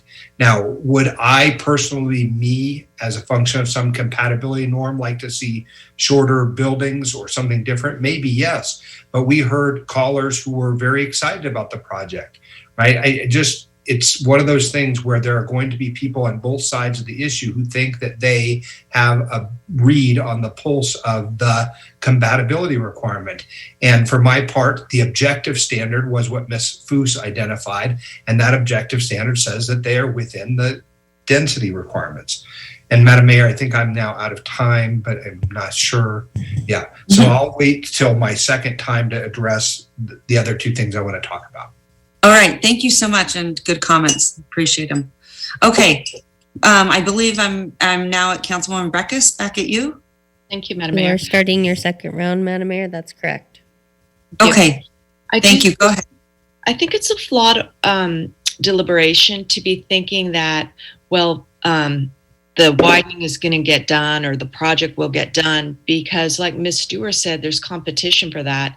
RTC, I guess, fast forwarded $10 million for this area, and that's fine. That's probably, if it's short term, it's probably committed, and they did that. You know, they're autonomous from us a lot of time, but it still is highway right of way. And NDOT is studying West 4th Street from the corporate limits east to Keystone Avenue, and it has rural highway standards in some ways with no sidewalks and just dirt shoulders. And so, you know, that's going to be in competition for NDOT's Washoe County money, just like this widening. And if the council is, you know, making a deliberation that this is where we want NDOT to go, it's harming other areas that have deficiencies too. So I think it's really difficult to talk about, you know, where we are. If it's not committed and designed, then I don't think we should be basing decisions upon it.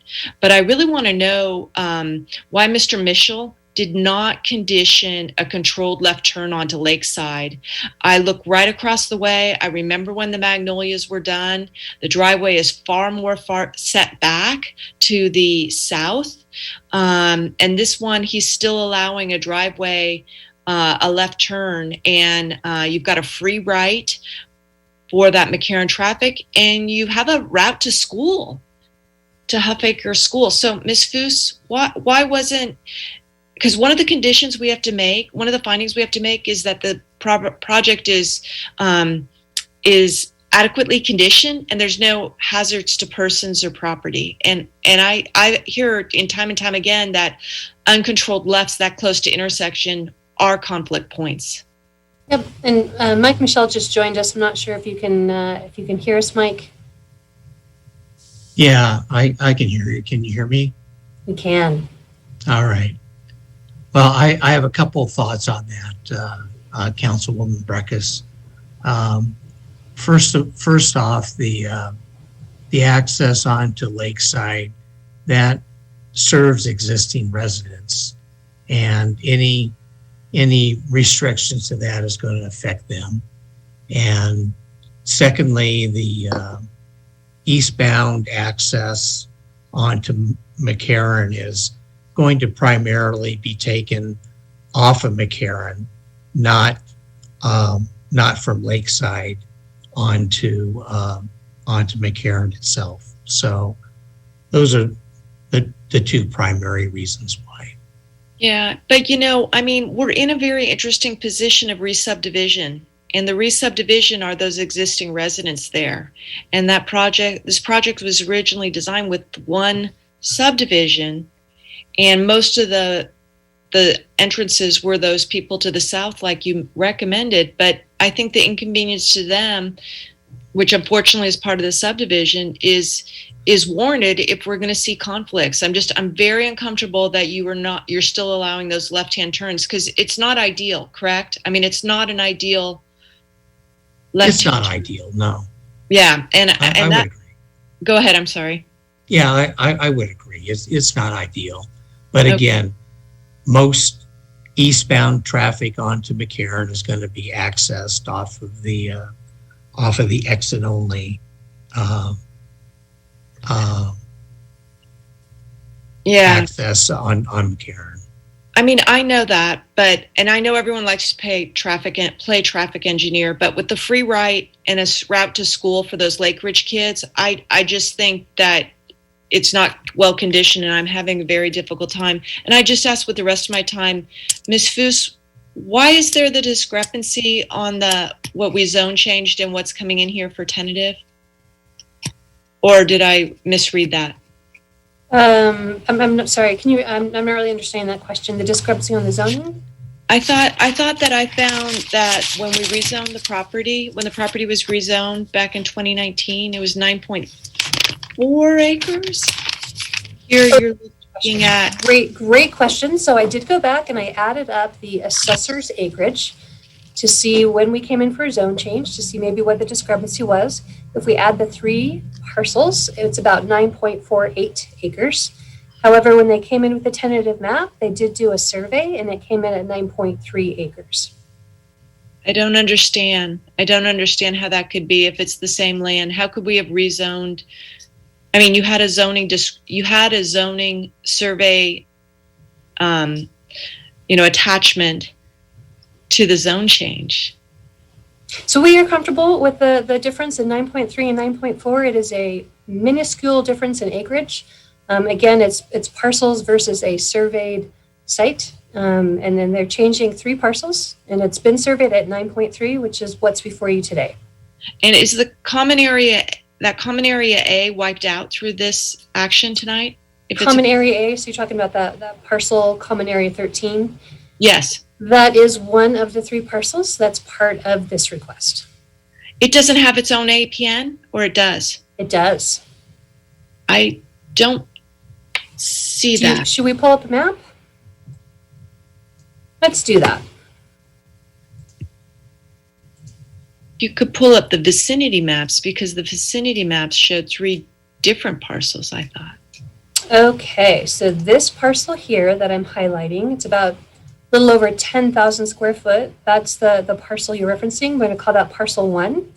Then we have the main parcel. I'm going to call that parcel 2.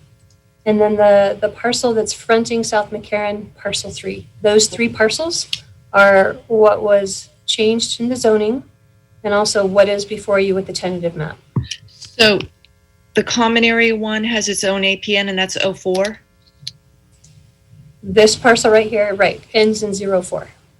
And then 03 is the other parcel. Uh-huh. And that is, okay, thank you. Okay, thank you so much. Okay, moving on. Any other council members? All right, Councilwoman Dewar, I'm going to send it to you now. All right, I thought I'd summarize my thoughts and comments. I'll share my screen, give this a shot. Okay.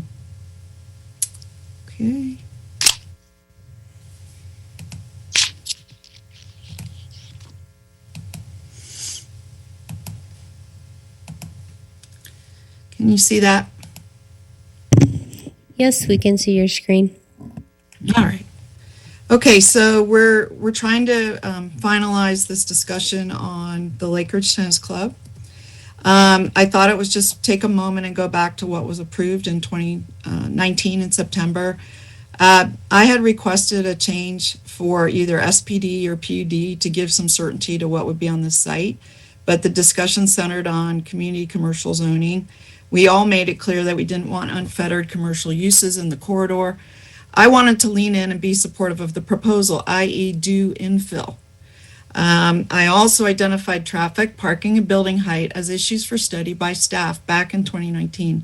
And I said I would rezone the project, and it was in my motion, the project, if the project did not move forward timely. And it was a unanimous vote.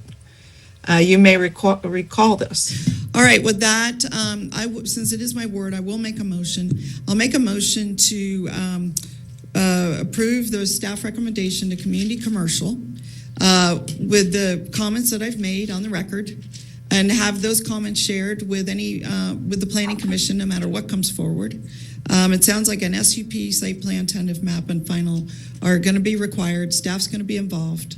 So, and I will initiate a rezoning if the project does not come forward within a few years. Thank you. I don't know if I have a second. All right, so was that Mr. Reese? Okay. Are there any comments on the motion? All right, with that, all in favor? Aye. Any opposed? All right, motion carries unanimously. Aye.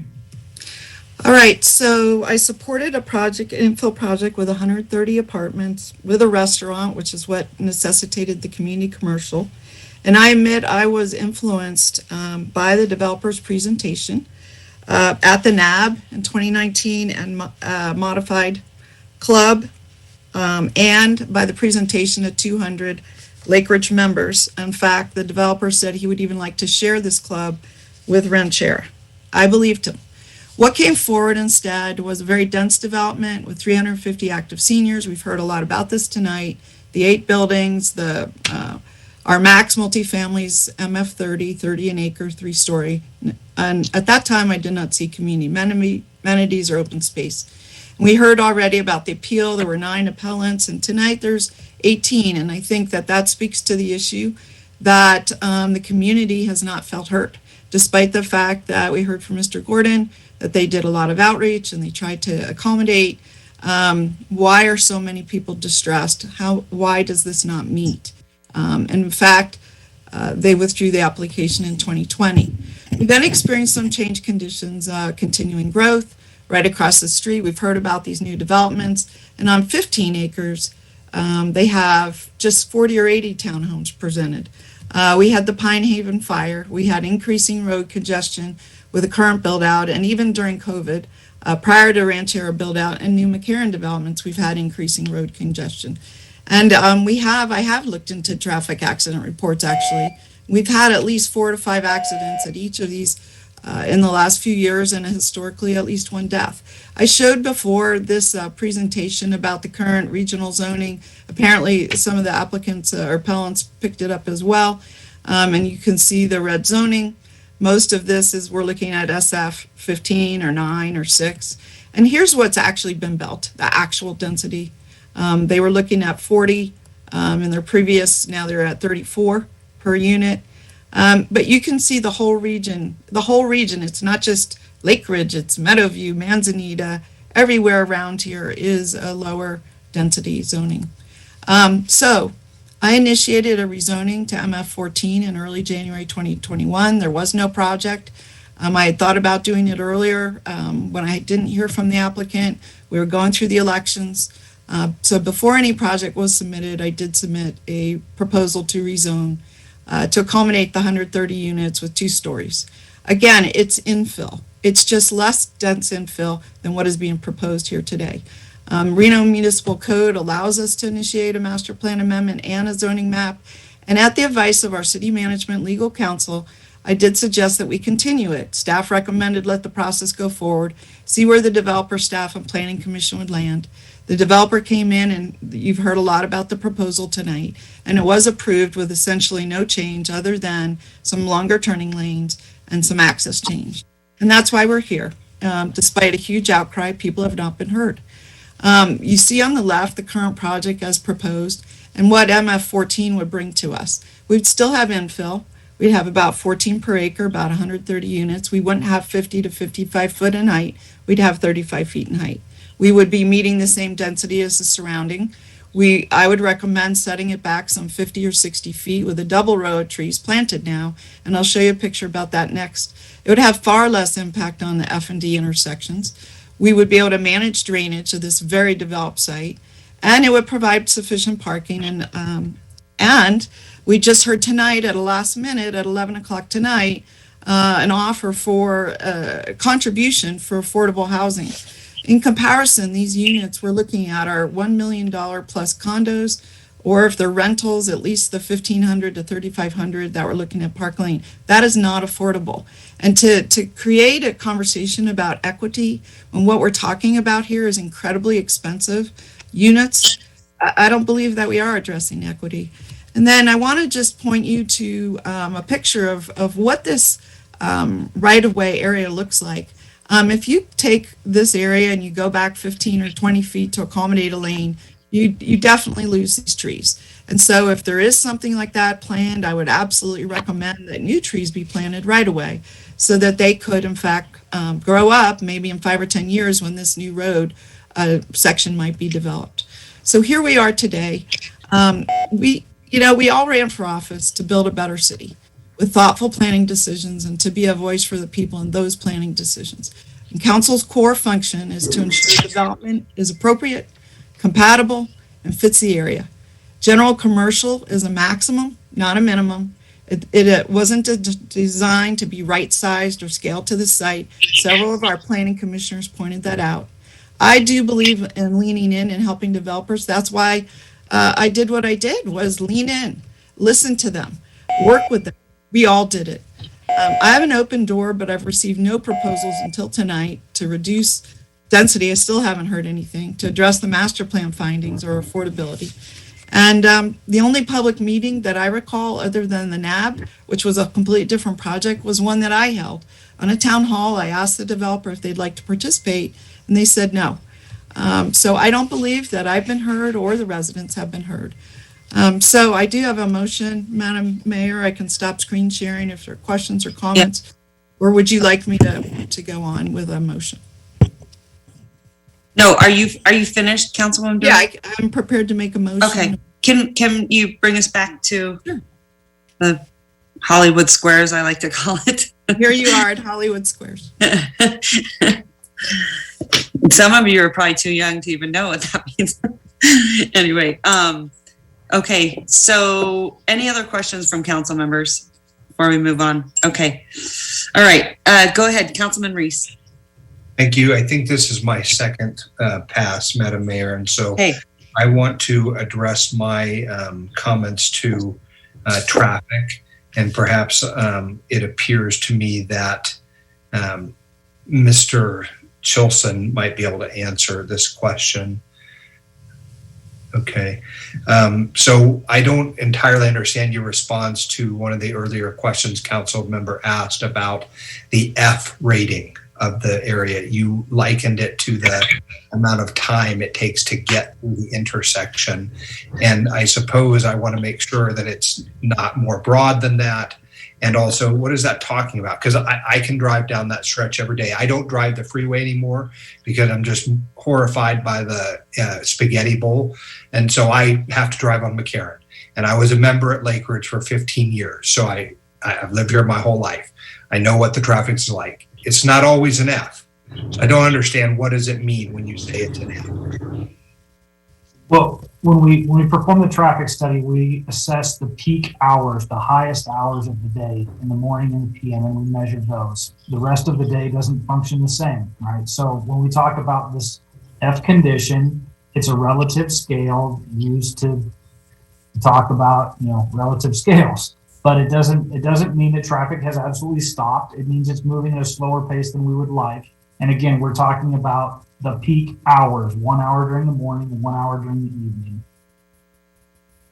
Okay, and so I suppose in your professional opinion, the turn pockets, the changes to exits, the extension of the turn lane, those are all designed to improve the flow of traffic through that area.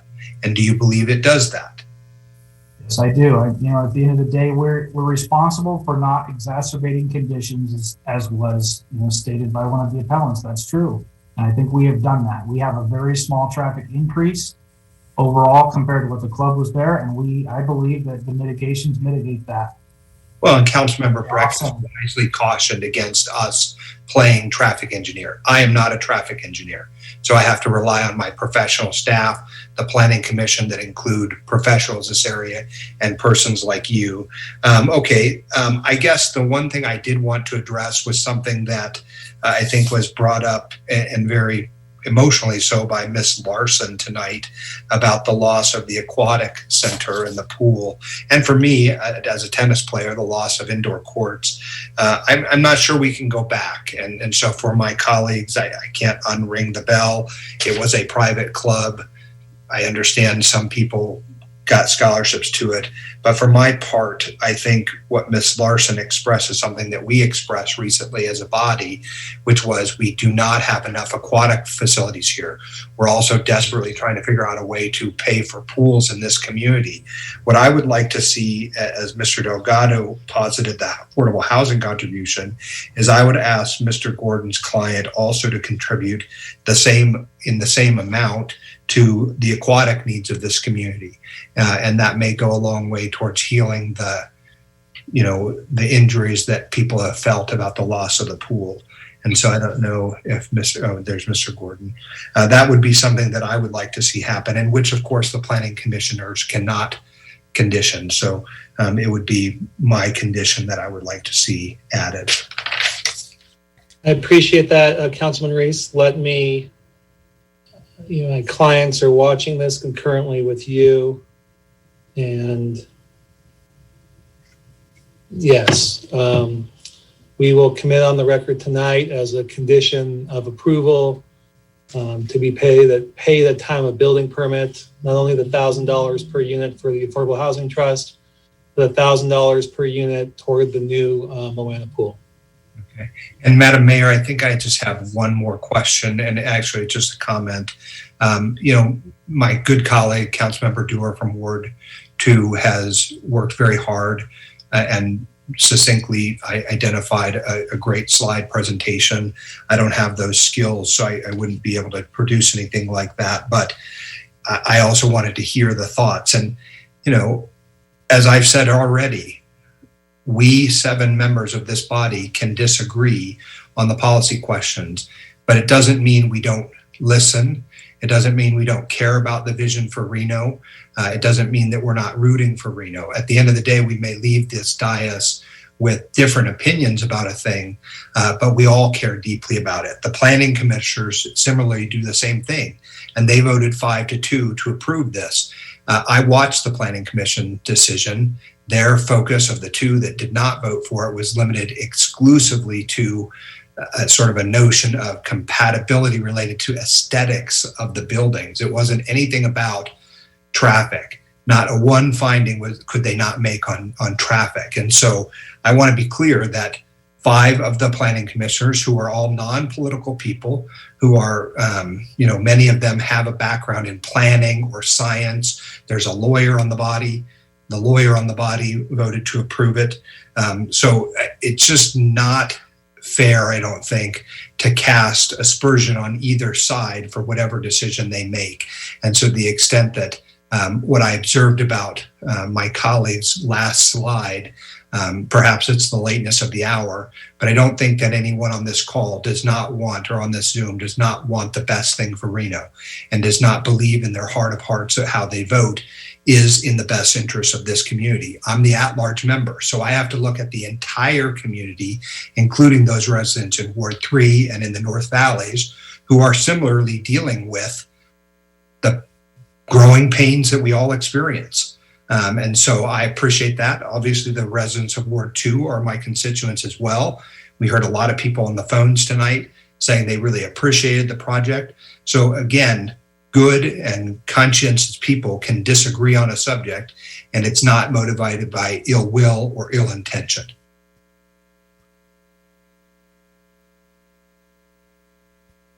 Okay, thank you. All right. Madam Clerk, where am I at on my rounds? Because I want to make sure that we... Madam Mayor, with that, we were finishing up your second round. You do have, as you noted, you gave Councilmember Dewar all of her time compressed in one to do her presentation. So you would be looking for last round of 1-minute questions from anyone. Okay, so any council members have any last minute, 1-minute questions on the record? Nothing? Go ahead, Councilman Reese. Thank you. I wonder if Mr. Gordon or perhaps Ms. Foos would be best able to answer this question. And it has to do with the setbacks, the buffer that's at the front of the project that fronts on Mccarran, and what happens when the Mccarran may or may not be widened. My decision will not be based on whether I think someone someday will widen a road. I have to go with what the conditions are today.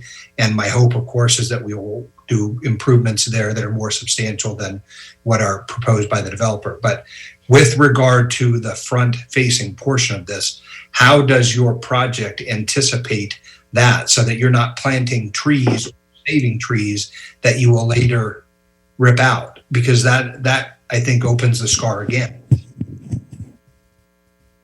If I can, for the record, Garrett Gordon, take a crack at it, and Angela, feel free to jump in if I miss anything. So, Councilman Reese, the Planning Commission had that same concern, and specifically Commissioner Marshall. And an additional condition that was placed on the project from the Planning Commission was prior to the first final map that we will work with Angela and the administrator on a tree mitigation plan in the event that a third lane is approved and constructed. So we'll all agree on and come together with a plan to mitigate the impacts prior to even the widening happening, to be proactive. And that's correct. On the setback issue as well, because they already have a fairly substantial setback between 30 and 40 feet from the buildings to the property line, adding a lane, which is probably, I think we heard 15 feet. Lauren, shake your head, yes or no? Closer to 12, but 12 feet, even better. So they would lose to, let's just say 12 feet. They still have plenty of space between their new property line and their building to exceed our property line requirement or our front setback requirement. And we did also condition for every tree that gets taken out as part of a road widening, the developer, the applicant, has to put in a tree replacement. Yeah, it's none. Okay. Go ahead, Councilwoman Breckus. Yeah, I do have a question. I want to ask legal. I know there's a lot of talk about objective standards, very clear standards. But then on the other hand, there's also this approach of negotiated negotiations going on that I'm seeing. First, the Affordable Housing Trust, then, help for the swim people. And I just want to make sure you're comfortable with that. And I also think that tennis players lost in this. So I was reached out this week by someone who plays on this side of the valley, but likes to go over to Mira Loma to play tennis over there, and asked about resurfacing of those courts. And the parks director said, maybe in the next 5 years. So I'm wondering if I could ask them for another negotiated contribution to resurface the Mira Loma golf tennis courts. Are you comfortable with these? Yes, I'm comfortable with you. You can ask. Yes. Okay. Mr. Gordon, where are you? Did you hear what I said? Tennis players have also lost and have lost some of their opportunities for play. And I hear that the Mira Loma courts are not in good condition. Is your client willing to resurface those also? For the record, Garrett Gordon. So at this point, I think we're comfortable with what the conditions that have already been placed currently. Kind of following Councilwoman Jardin's lead with the Verdi project and made by Oscar, the 1,000 units per affordable housing. There's precedent there. And then tonight you heard Sharon Weiss on behalf of the pool in her presentation. There really is a nexus to the appellants in regards to a new aquatic center. So I think there's a nexus there for that contribution. So at this point, that we would respectfully ask that the only two additional conditions that are placed are those two payments at time of building permit. Okay, so nothing for the tennis players.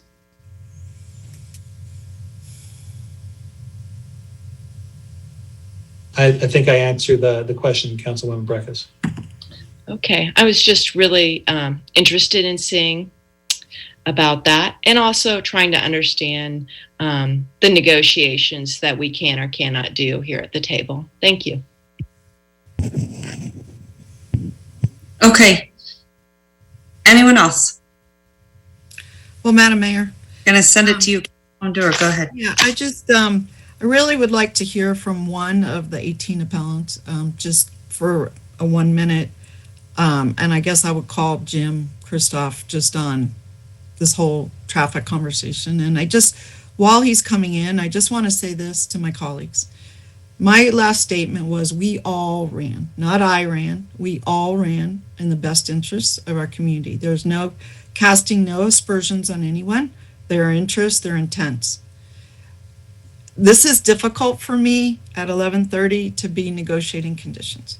I appreciate my colleagues' efforts, and if this gets approved with those kind of things, I think that's a good thing. But I think that we've missed the mark on a number of issues. And you could take something as simple as trees. I heard one for one kind of concepts. Maybe we'll plant trees if we have to take out a lane. Well, this whole thing is premised on widening the Mccarran. So anyway, I don't want to say a lot. I'm tired. So Mr. Kristoff, would you like to make a comment at this point? Yes, I would like to make a comment. First of all those people that called in to talk about how traffic was going to improve, how could they possibly know? Bottom line, 314 apartments, yeah, traffic's going to improve with that, especially since the clubs have been closed since a year ago, March. So that, to me, those people are all reading off the script. In fact, a lot of those words sounded pretty similar to me. Second of all, this is not a walkable neighborhood. There are no grocery stores. There's no drugstores.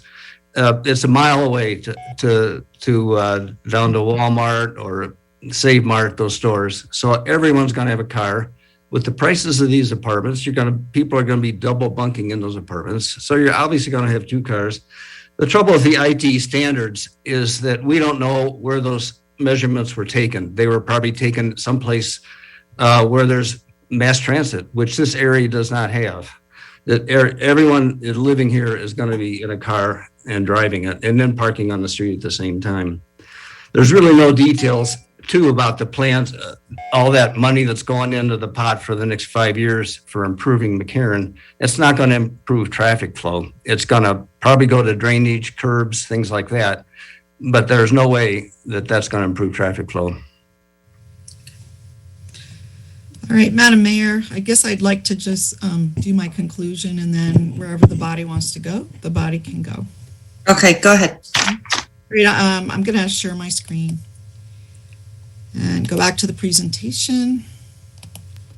And we're at the conclusion. Let me just skip from current slide. So I already mentioned that we all ran for office, and we're very concerned about our city and doing the right thing. And we all have an open door, and this is a very difficult process to do this late at night. I have two offers. One is to deny this project at this point, send them back to the drawing board, because I can't make the findings. Mr. Gordon talked about all the master plan policies that are met, but I have added up about 20 that are not met, and they include lack of affordable housing. These are very expensive units. It does not preserve or enhance the neighborhood. I don't believe the trees will be adequately mitigated. They're already 40 years old. They have a value. There's an appraisal on them. Adding a new 2.5-inch caliper young tree does not mitigate.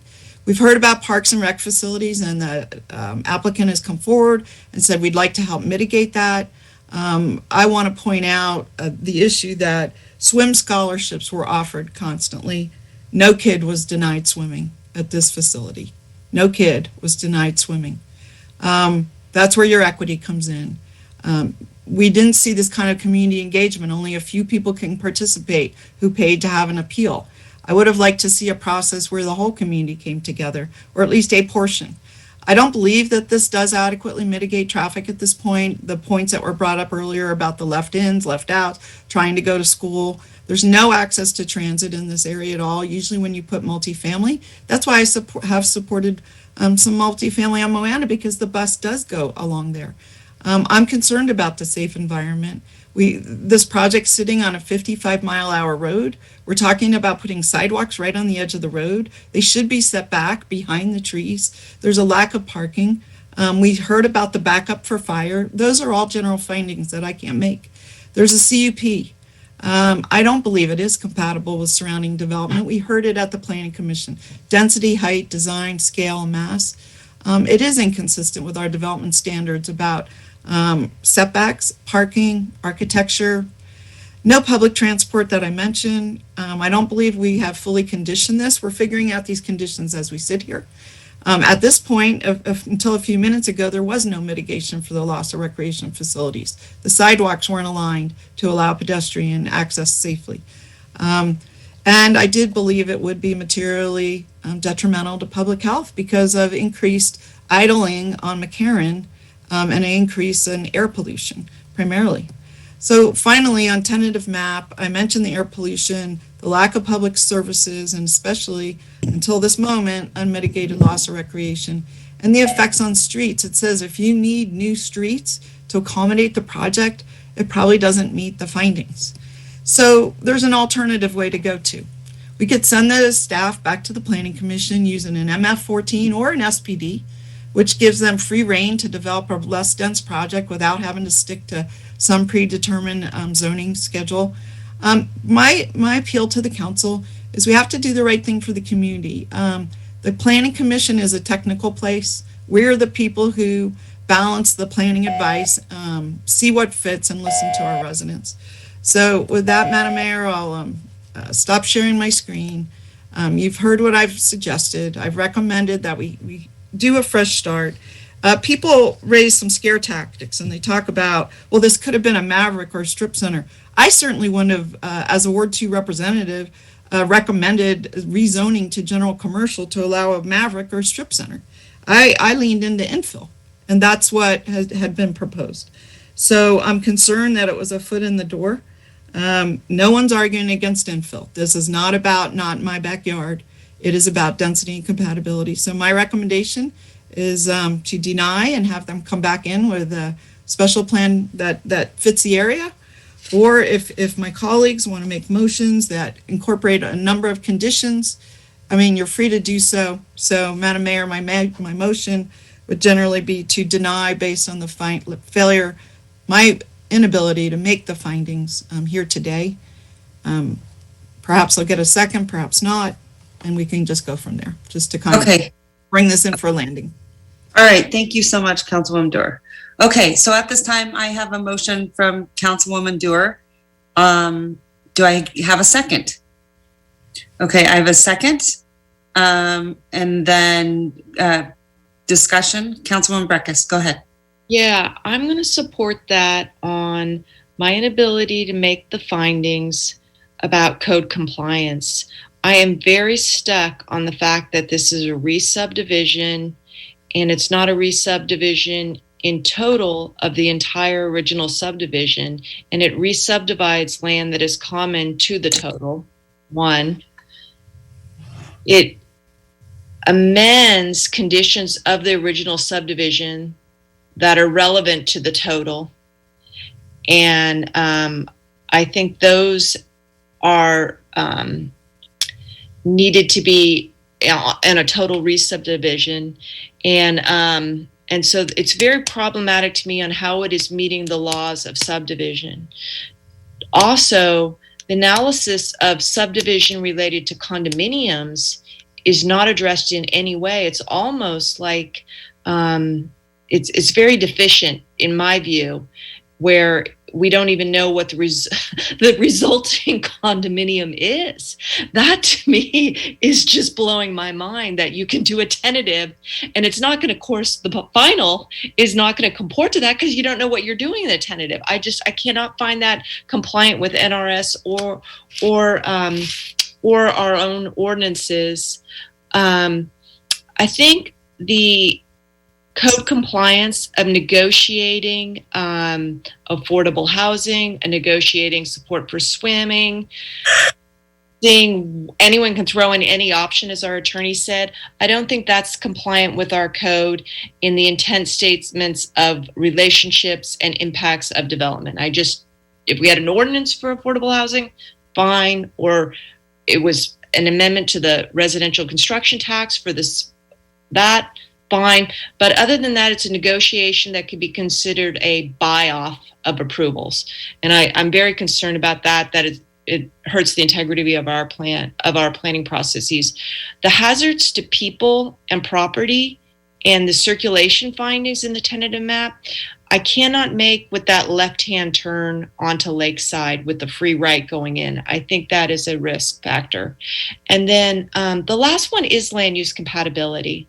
I think the testimony, even of the appellant, is, from standing, look at the neighbors to the south. Well, that's part of the subdivision. And if we had done the code compliance and re-subdivided the whole property, we would be looking much more of the compliance. And that was Mr. Johnson's points, is this just doesn't look like what is a part of it, what it always was a part of it. And I'm talking about the landscaping that is 40 versus now maybe less than 30 when you take the road, the setbacks, which are very different, and some of the other space features. So I think that if you're going to look at land compatibility in this setting, you look within the subdivision, the original subdivision, you look at those, and land compatibility is not made in any way a bulk density design to that. So I think that those dissenting commissioners were right in not finding compatibility, and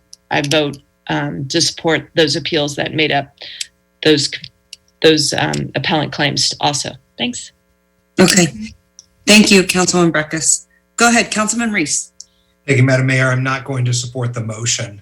I think that the issue for me comes down to a couple things, and I'll just say that findings are a very pliable thing. And so when you don't like a project and you don't think you're going to vote for it, you can put together a slideshow and a presentation and show each of the things that you think are not going to happen, or you can find some 1970 document that you think supports a theory that might gum up the works. And at the end of the day, the consistency with the Reno master plan says that the proposed development should be consistent with it. And our master plan ticks all the boxes here. I think that's also important because the decision-making authority for us, and that's different than the Planning Commission, I agree with that, although they approved it 5-2, says that we have to weigh competing goals, policies, and strategies, which I think we've done the best we can tonight. My decision to inquire about the needs for the aquatic resources is because it happened during this meeting. And I think is far more organic than having a presentation that I am ready to load in no matter what anyone says either way. We also can approve the application to provide the public benefit even when the development is contrary to some of the goals or policies or strategy in the Reno Master Plan, if in fact we're weighing them, right? You don't have to meet every jot and tittle of every single subsection, because no matter what any project does in this community, it is possible that those projects might not meet 100 for 100, right? Every project, you're going to find a way to knock it out on some subsection. At the end of the day, this project complies with Title 18. It mitigates the traffic impacts, and I appreciate the appellants who raise traffic issues, but I have to defer to our professional staff, and I'm not a traffic engineer. We have to look at providing a safe environment. I think this has done that and certainly is better than some of the alternatives. I don't propose the Maverick as a scare tactic, but it's a reality check, right? Someone owns a piece of dirt on 6,000 Plumas. They're going to build something there, and that something can be one of different kinds of things. I'm saying that the better use for that dirt is to address the Reno Master Plan, which values very highly, and we also value very highly urban infill and denser housing. The tentative map issues, I can meet all the items 1 through 11, and the conditional use permit, I can meet 1 through 6. So I'm not going to be supportive of the motion, and appreciate the time, obviously the lateness of the hour. Please take with as much grace as I can my comments, because I mean no slight to my colleagues. That's all I'll say. Okay, Madam Mayor, I have to respond to one thing, not all the detail, but I do want to respond. I am pretty good at making a PowerPoint. It's just like taking notes for me. And that's what I did during this meeting as I listened. And I did not come in with a pre-made presentation. I listened and I took notes, and I that's what I did. So, I don't appreciate that comment. I came to listen and hear and fill in and make my thoughts. I actually, at our break, went and got the master plan just to make sure I could compare and see which ones were made and which ones weren't. So I just want you to understand my process. It's not in a cast aspersion on anyone else. It's just how I work. But anyway, I'm ready for the vote, Madam Mayor. Thank you. Okay, thank you. Appreciate it. All right, is there anyone else that wants to add any comments to the motion? No? Okay. So I'm going to just weigh in here really quickly. First of all, I want to say thank you to Lion Living. I think they, the project looks good. I would say Park Lane is actually, I'm impressed with a lot of what's happening there. I also am a big supporter of infill development. I think that's incredibly important. The problem that I've had, and I've been very transparent about this, is the traffic. And we are at that point where we have a study, we don't have a commitment. And for me, that is really, really challenging, because I think if we have to wait 5 years, we're going to be in trouble. Not to mention, I have to tell you that fire situation was incredibly scary, and it was just a disaster down there. If, there was this commitment, we were absolutely widening that road, I would feel comfortable. I don't see how we don't do that and say that that's not dangerous or an area of concern. So that's where I'm at. I will be supporting Councilwoman Duerr's motion. And I was hoping to hear more concrete and clarification on NDOT being able to provide that, and RTC. I do appreciate, the 10 million and some of those mitigations. For me, it just doesn't get there at all when it comes to that road. I think it's still incredibly dangerous. So anyway, with that being said, I have a motion. I have a second. All those in favor say aye. Aye. Aye. All those opposed? Nay. Okay. Motion dies. All right. At this time, Councilwoman Breckus? I don't have another motion. Oh, you had your hand up. Okay. Councilwoman Duerr, if you have another motion, you're more than welcome to make it. Or I would defer to our at-large, and as I do that, I want to just mention that I appreciate the applicant coming forward. I also know in their previous project that they were talking about a lot more to mitigate recreation. I also know that the Atlantis itself, who have no dog in this fight, have come forward with $250,000 for a pool with nothing to gain. So, it's just something to think about. I appreciate what's been mentioned, but there we are. So I'm going to lean on Councilmember Reese, and we'll go from there. Okay, Councilman Reese, give me a motion, please. Can you just give me 1 second to just take some notes? Hold on 1 second, Madam. Sure, go ahead.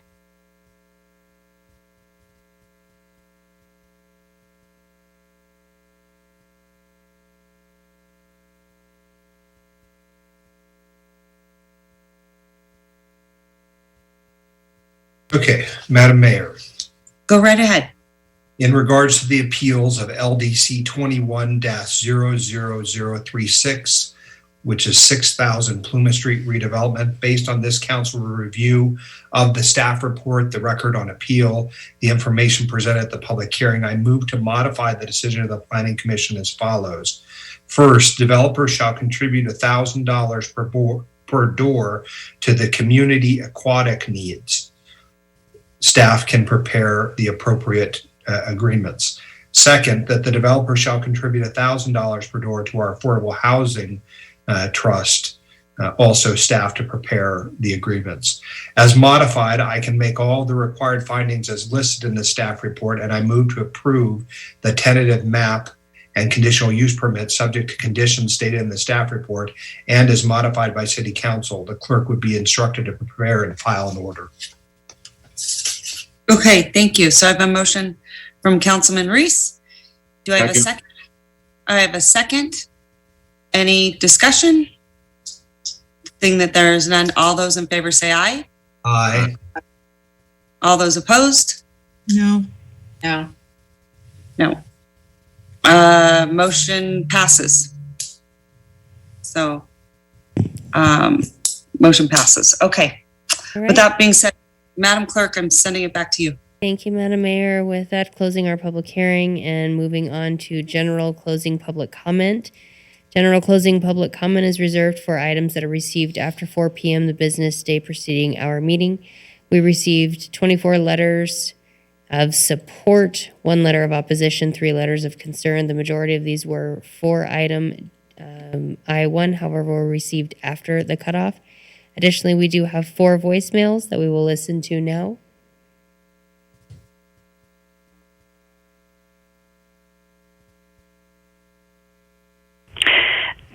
My name is Beth Dory, and the item for tomorrow's agenda is LDC 210036, the Plumas Street Redevelopment Project. The following is my statement. You don't need a crystal ball to know that the vote to approve the Plumas Street redevelopment will be 5 in favor and 2 opposed this evening. The 5 of you who will be voting to approve are the poster children for special interests. You'll pretend to debate the pros and cons of the project, but your performance will fail to convince the citizens of Reno. The jig is up. The dirty 5 who will vote for the project will justify their vote by stating that the master plan dictates more housing and that the Planning Commission approved the development. You won't, however, fess up to how much money these out-of-state developers contributed to your respective campaigns, and that you appoint the planning commissioners who in many, but not all, instances will do your bidding. As an example of this, the planning commissioner who represents Ward 5 is actually a Ward 1 resident. He was recently appointed by the Ward 5 councilperson. What an insult to the Ward 5 residents, as they have no one who lives in their ward to represent them on the Planning Commission. This new Planning Commissioner does, however, represent the special interests that both he and the Ward 5 councilperson share. No, you don't have to be much of a gambler to know that tonight's vote will be 5-2. Thank you. Hi, my name is Ed Upton. I live in the Crest, which goes along the 13th hole of Lake Ridge, and is a part of the master community. I'm going to be 71 next month, and I bought this home, which is a simple home, like 1,700 square feet, but it does have a beautiful view of the golf course and everything from the Atlantis to downtown. I bought it with the assurance that it was covered by a master plan that wouldn't be changed, and it was part of a master community. This is my final house, and I bought it mostly just to be able to relax and sit on my deck and have a nice view. I paid a premium for that. I hope that the city council will not betray me and the other citizens around Lake Ridge Golf Course by letting them go ahead and changing the driving range to multifamily or whatever it is, because I've seen people out surveying my fairway, and I fear what the next step is once the driving range is gone, that the golf course itself will be gone. And that would simply break my heart and not be what an old guy just seeking to live out his final years kind of deserves. Also, on the Lake Ridge Tennis Club construction, boy, all I got to say on that one is I used to be a member, and we got invited to a presentation by the builders who told us how they were going to put up 100 and something condos and put a cover over the outdoor pool, and it was going to be great. And then they lied and tore the whole thing down. If something is going to be built there, I hope it's not by those builders that lied to us, which I believe includes Lion Company.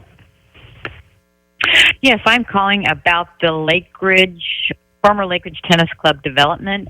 I oppose this development. This development calls for 314 units, which is just over 1 parking space per unit. There's the old song, they paved paradise and put up a parking lot. Well, this place, it's going to be 4 stories, highly dense, We'll have minimal parking. Parking is going to overflow onto Plymouth Street and Lakeside Drive. And with the pressures on Mccarran Boulevard right now, which is still under study, it seems very premature to allow such a highly dense complex. Two of the commissioners at the last meeting pointed out that the development will be incompatible with the area. And if one looks at the surrounding sites, it is definitely incompatible. It's too highly dense. That belongs closer into downtown. So please, please realize that mistakes were made and that we need to move forward with a less dense project that addresses parking. If one has a unit and you invite someone over for dinner, where on earth are they going to park? Are they going to walk on the street and walk in the dark? No, this needs to be addressed. This was a very unfortunate mistake that was made through some deceitful practice. So we need to move forward in the right direction and put a development that is compatible to the area. Thank you very much. Oh, P.S. My name is Julie Ott. I am a nearby resident in the Lewis Home subdivision. I also have a little office behind the former Lake Ridge Apartments. So again, this impacts traffic and aesthetics and overall compatibility of the neighborhood. Thank you very much for your time. Bye-bye. Technology, that's my problem. This is Linda Cross, 6133 Greenbrook Drive, Reno, 775-772-4868, calling in regard to 6000 Plymouth, LDC 21-00036, and I'm just calling in opposition. I have a number of reasons. I will be doing a presentation, but just in case anything happens or it gets to the point where I don't want to beat a dead horse, do want to make note of the compatibility of the project as far as density and appearance is not in tune with the surrounding area and uses. There's impacts to the adjacent residential properties. The traffic and the access and the air quality are all affected, and the air quality is affected from and environmentally also because of the water.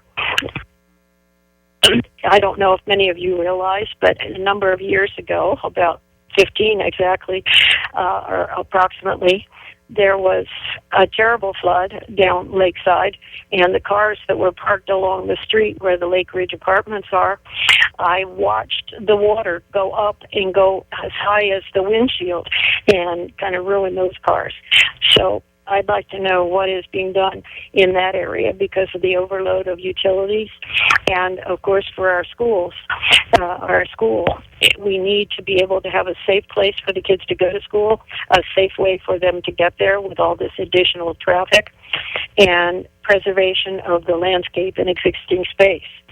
In addition, Title 18 also recommends that we have compatibility with the area and the land use.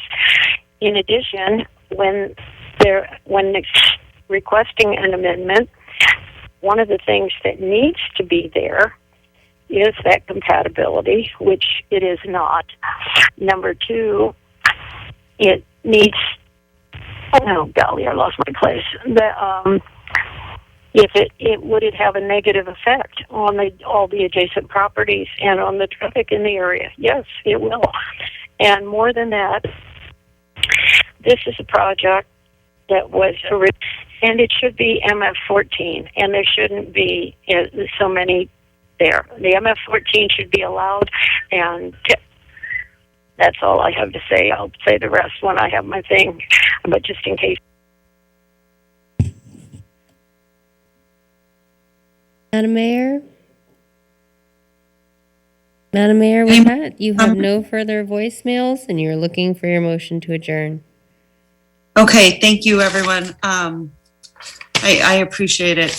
This has been a really long day for all of us. Matter of fact, I can't remember when we've had a council meeting this long. And whenever it goes out this long, tomorrow we all have a council hangover. I know it. So please get some rest. And I think everyone did a really good job throughout the entire day. Really proud of all of us. I would just say, we all have to be respectful of each other and be very careful about how we point the finger at one another whenever things maybe don't go our way. I've certainly been there before. And so I just want to be, really careful. We have to respect each other and, the points of view that come up. And I thought, council all day long did a really good job and really proud of you guys. And I know it's late. And thank you for everyone that stayed up with us throughout the night. Really appreciate it. So last but not least, get into bed, get some rest. # Mayor made me do it. Okay. So I have a motion to adjourn. Your favorite motion, correct? Yes. Vice Mayor Weber is giving me the nod. I'm going to say she's made the motion and Councilman Reese seconded it. All those in favor say aye. Aye. All those. Okay. See, no one's going to oppose. So see, there are things we can agree on. All right, you guys. Good night. Have a nice evening.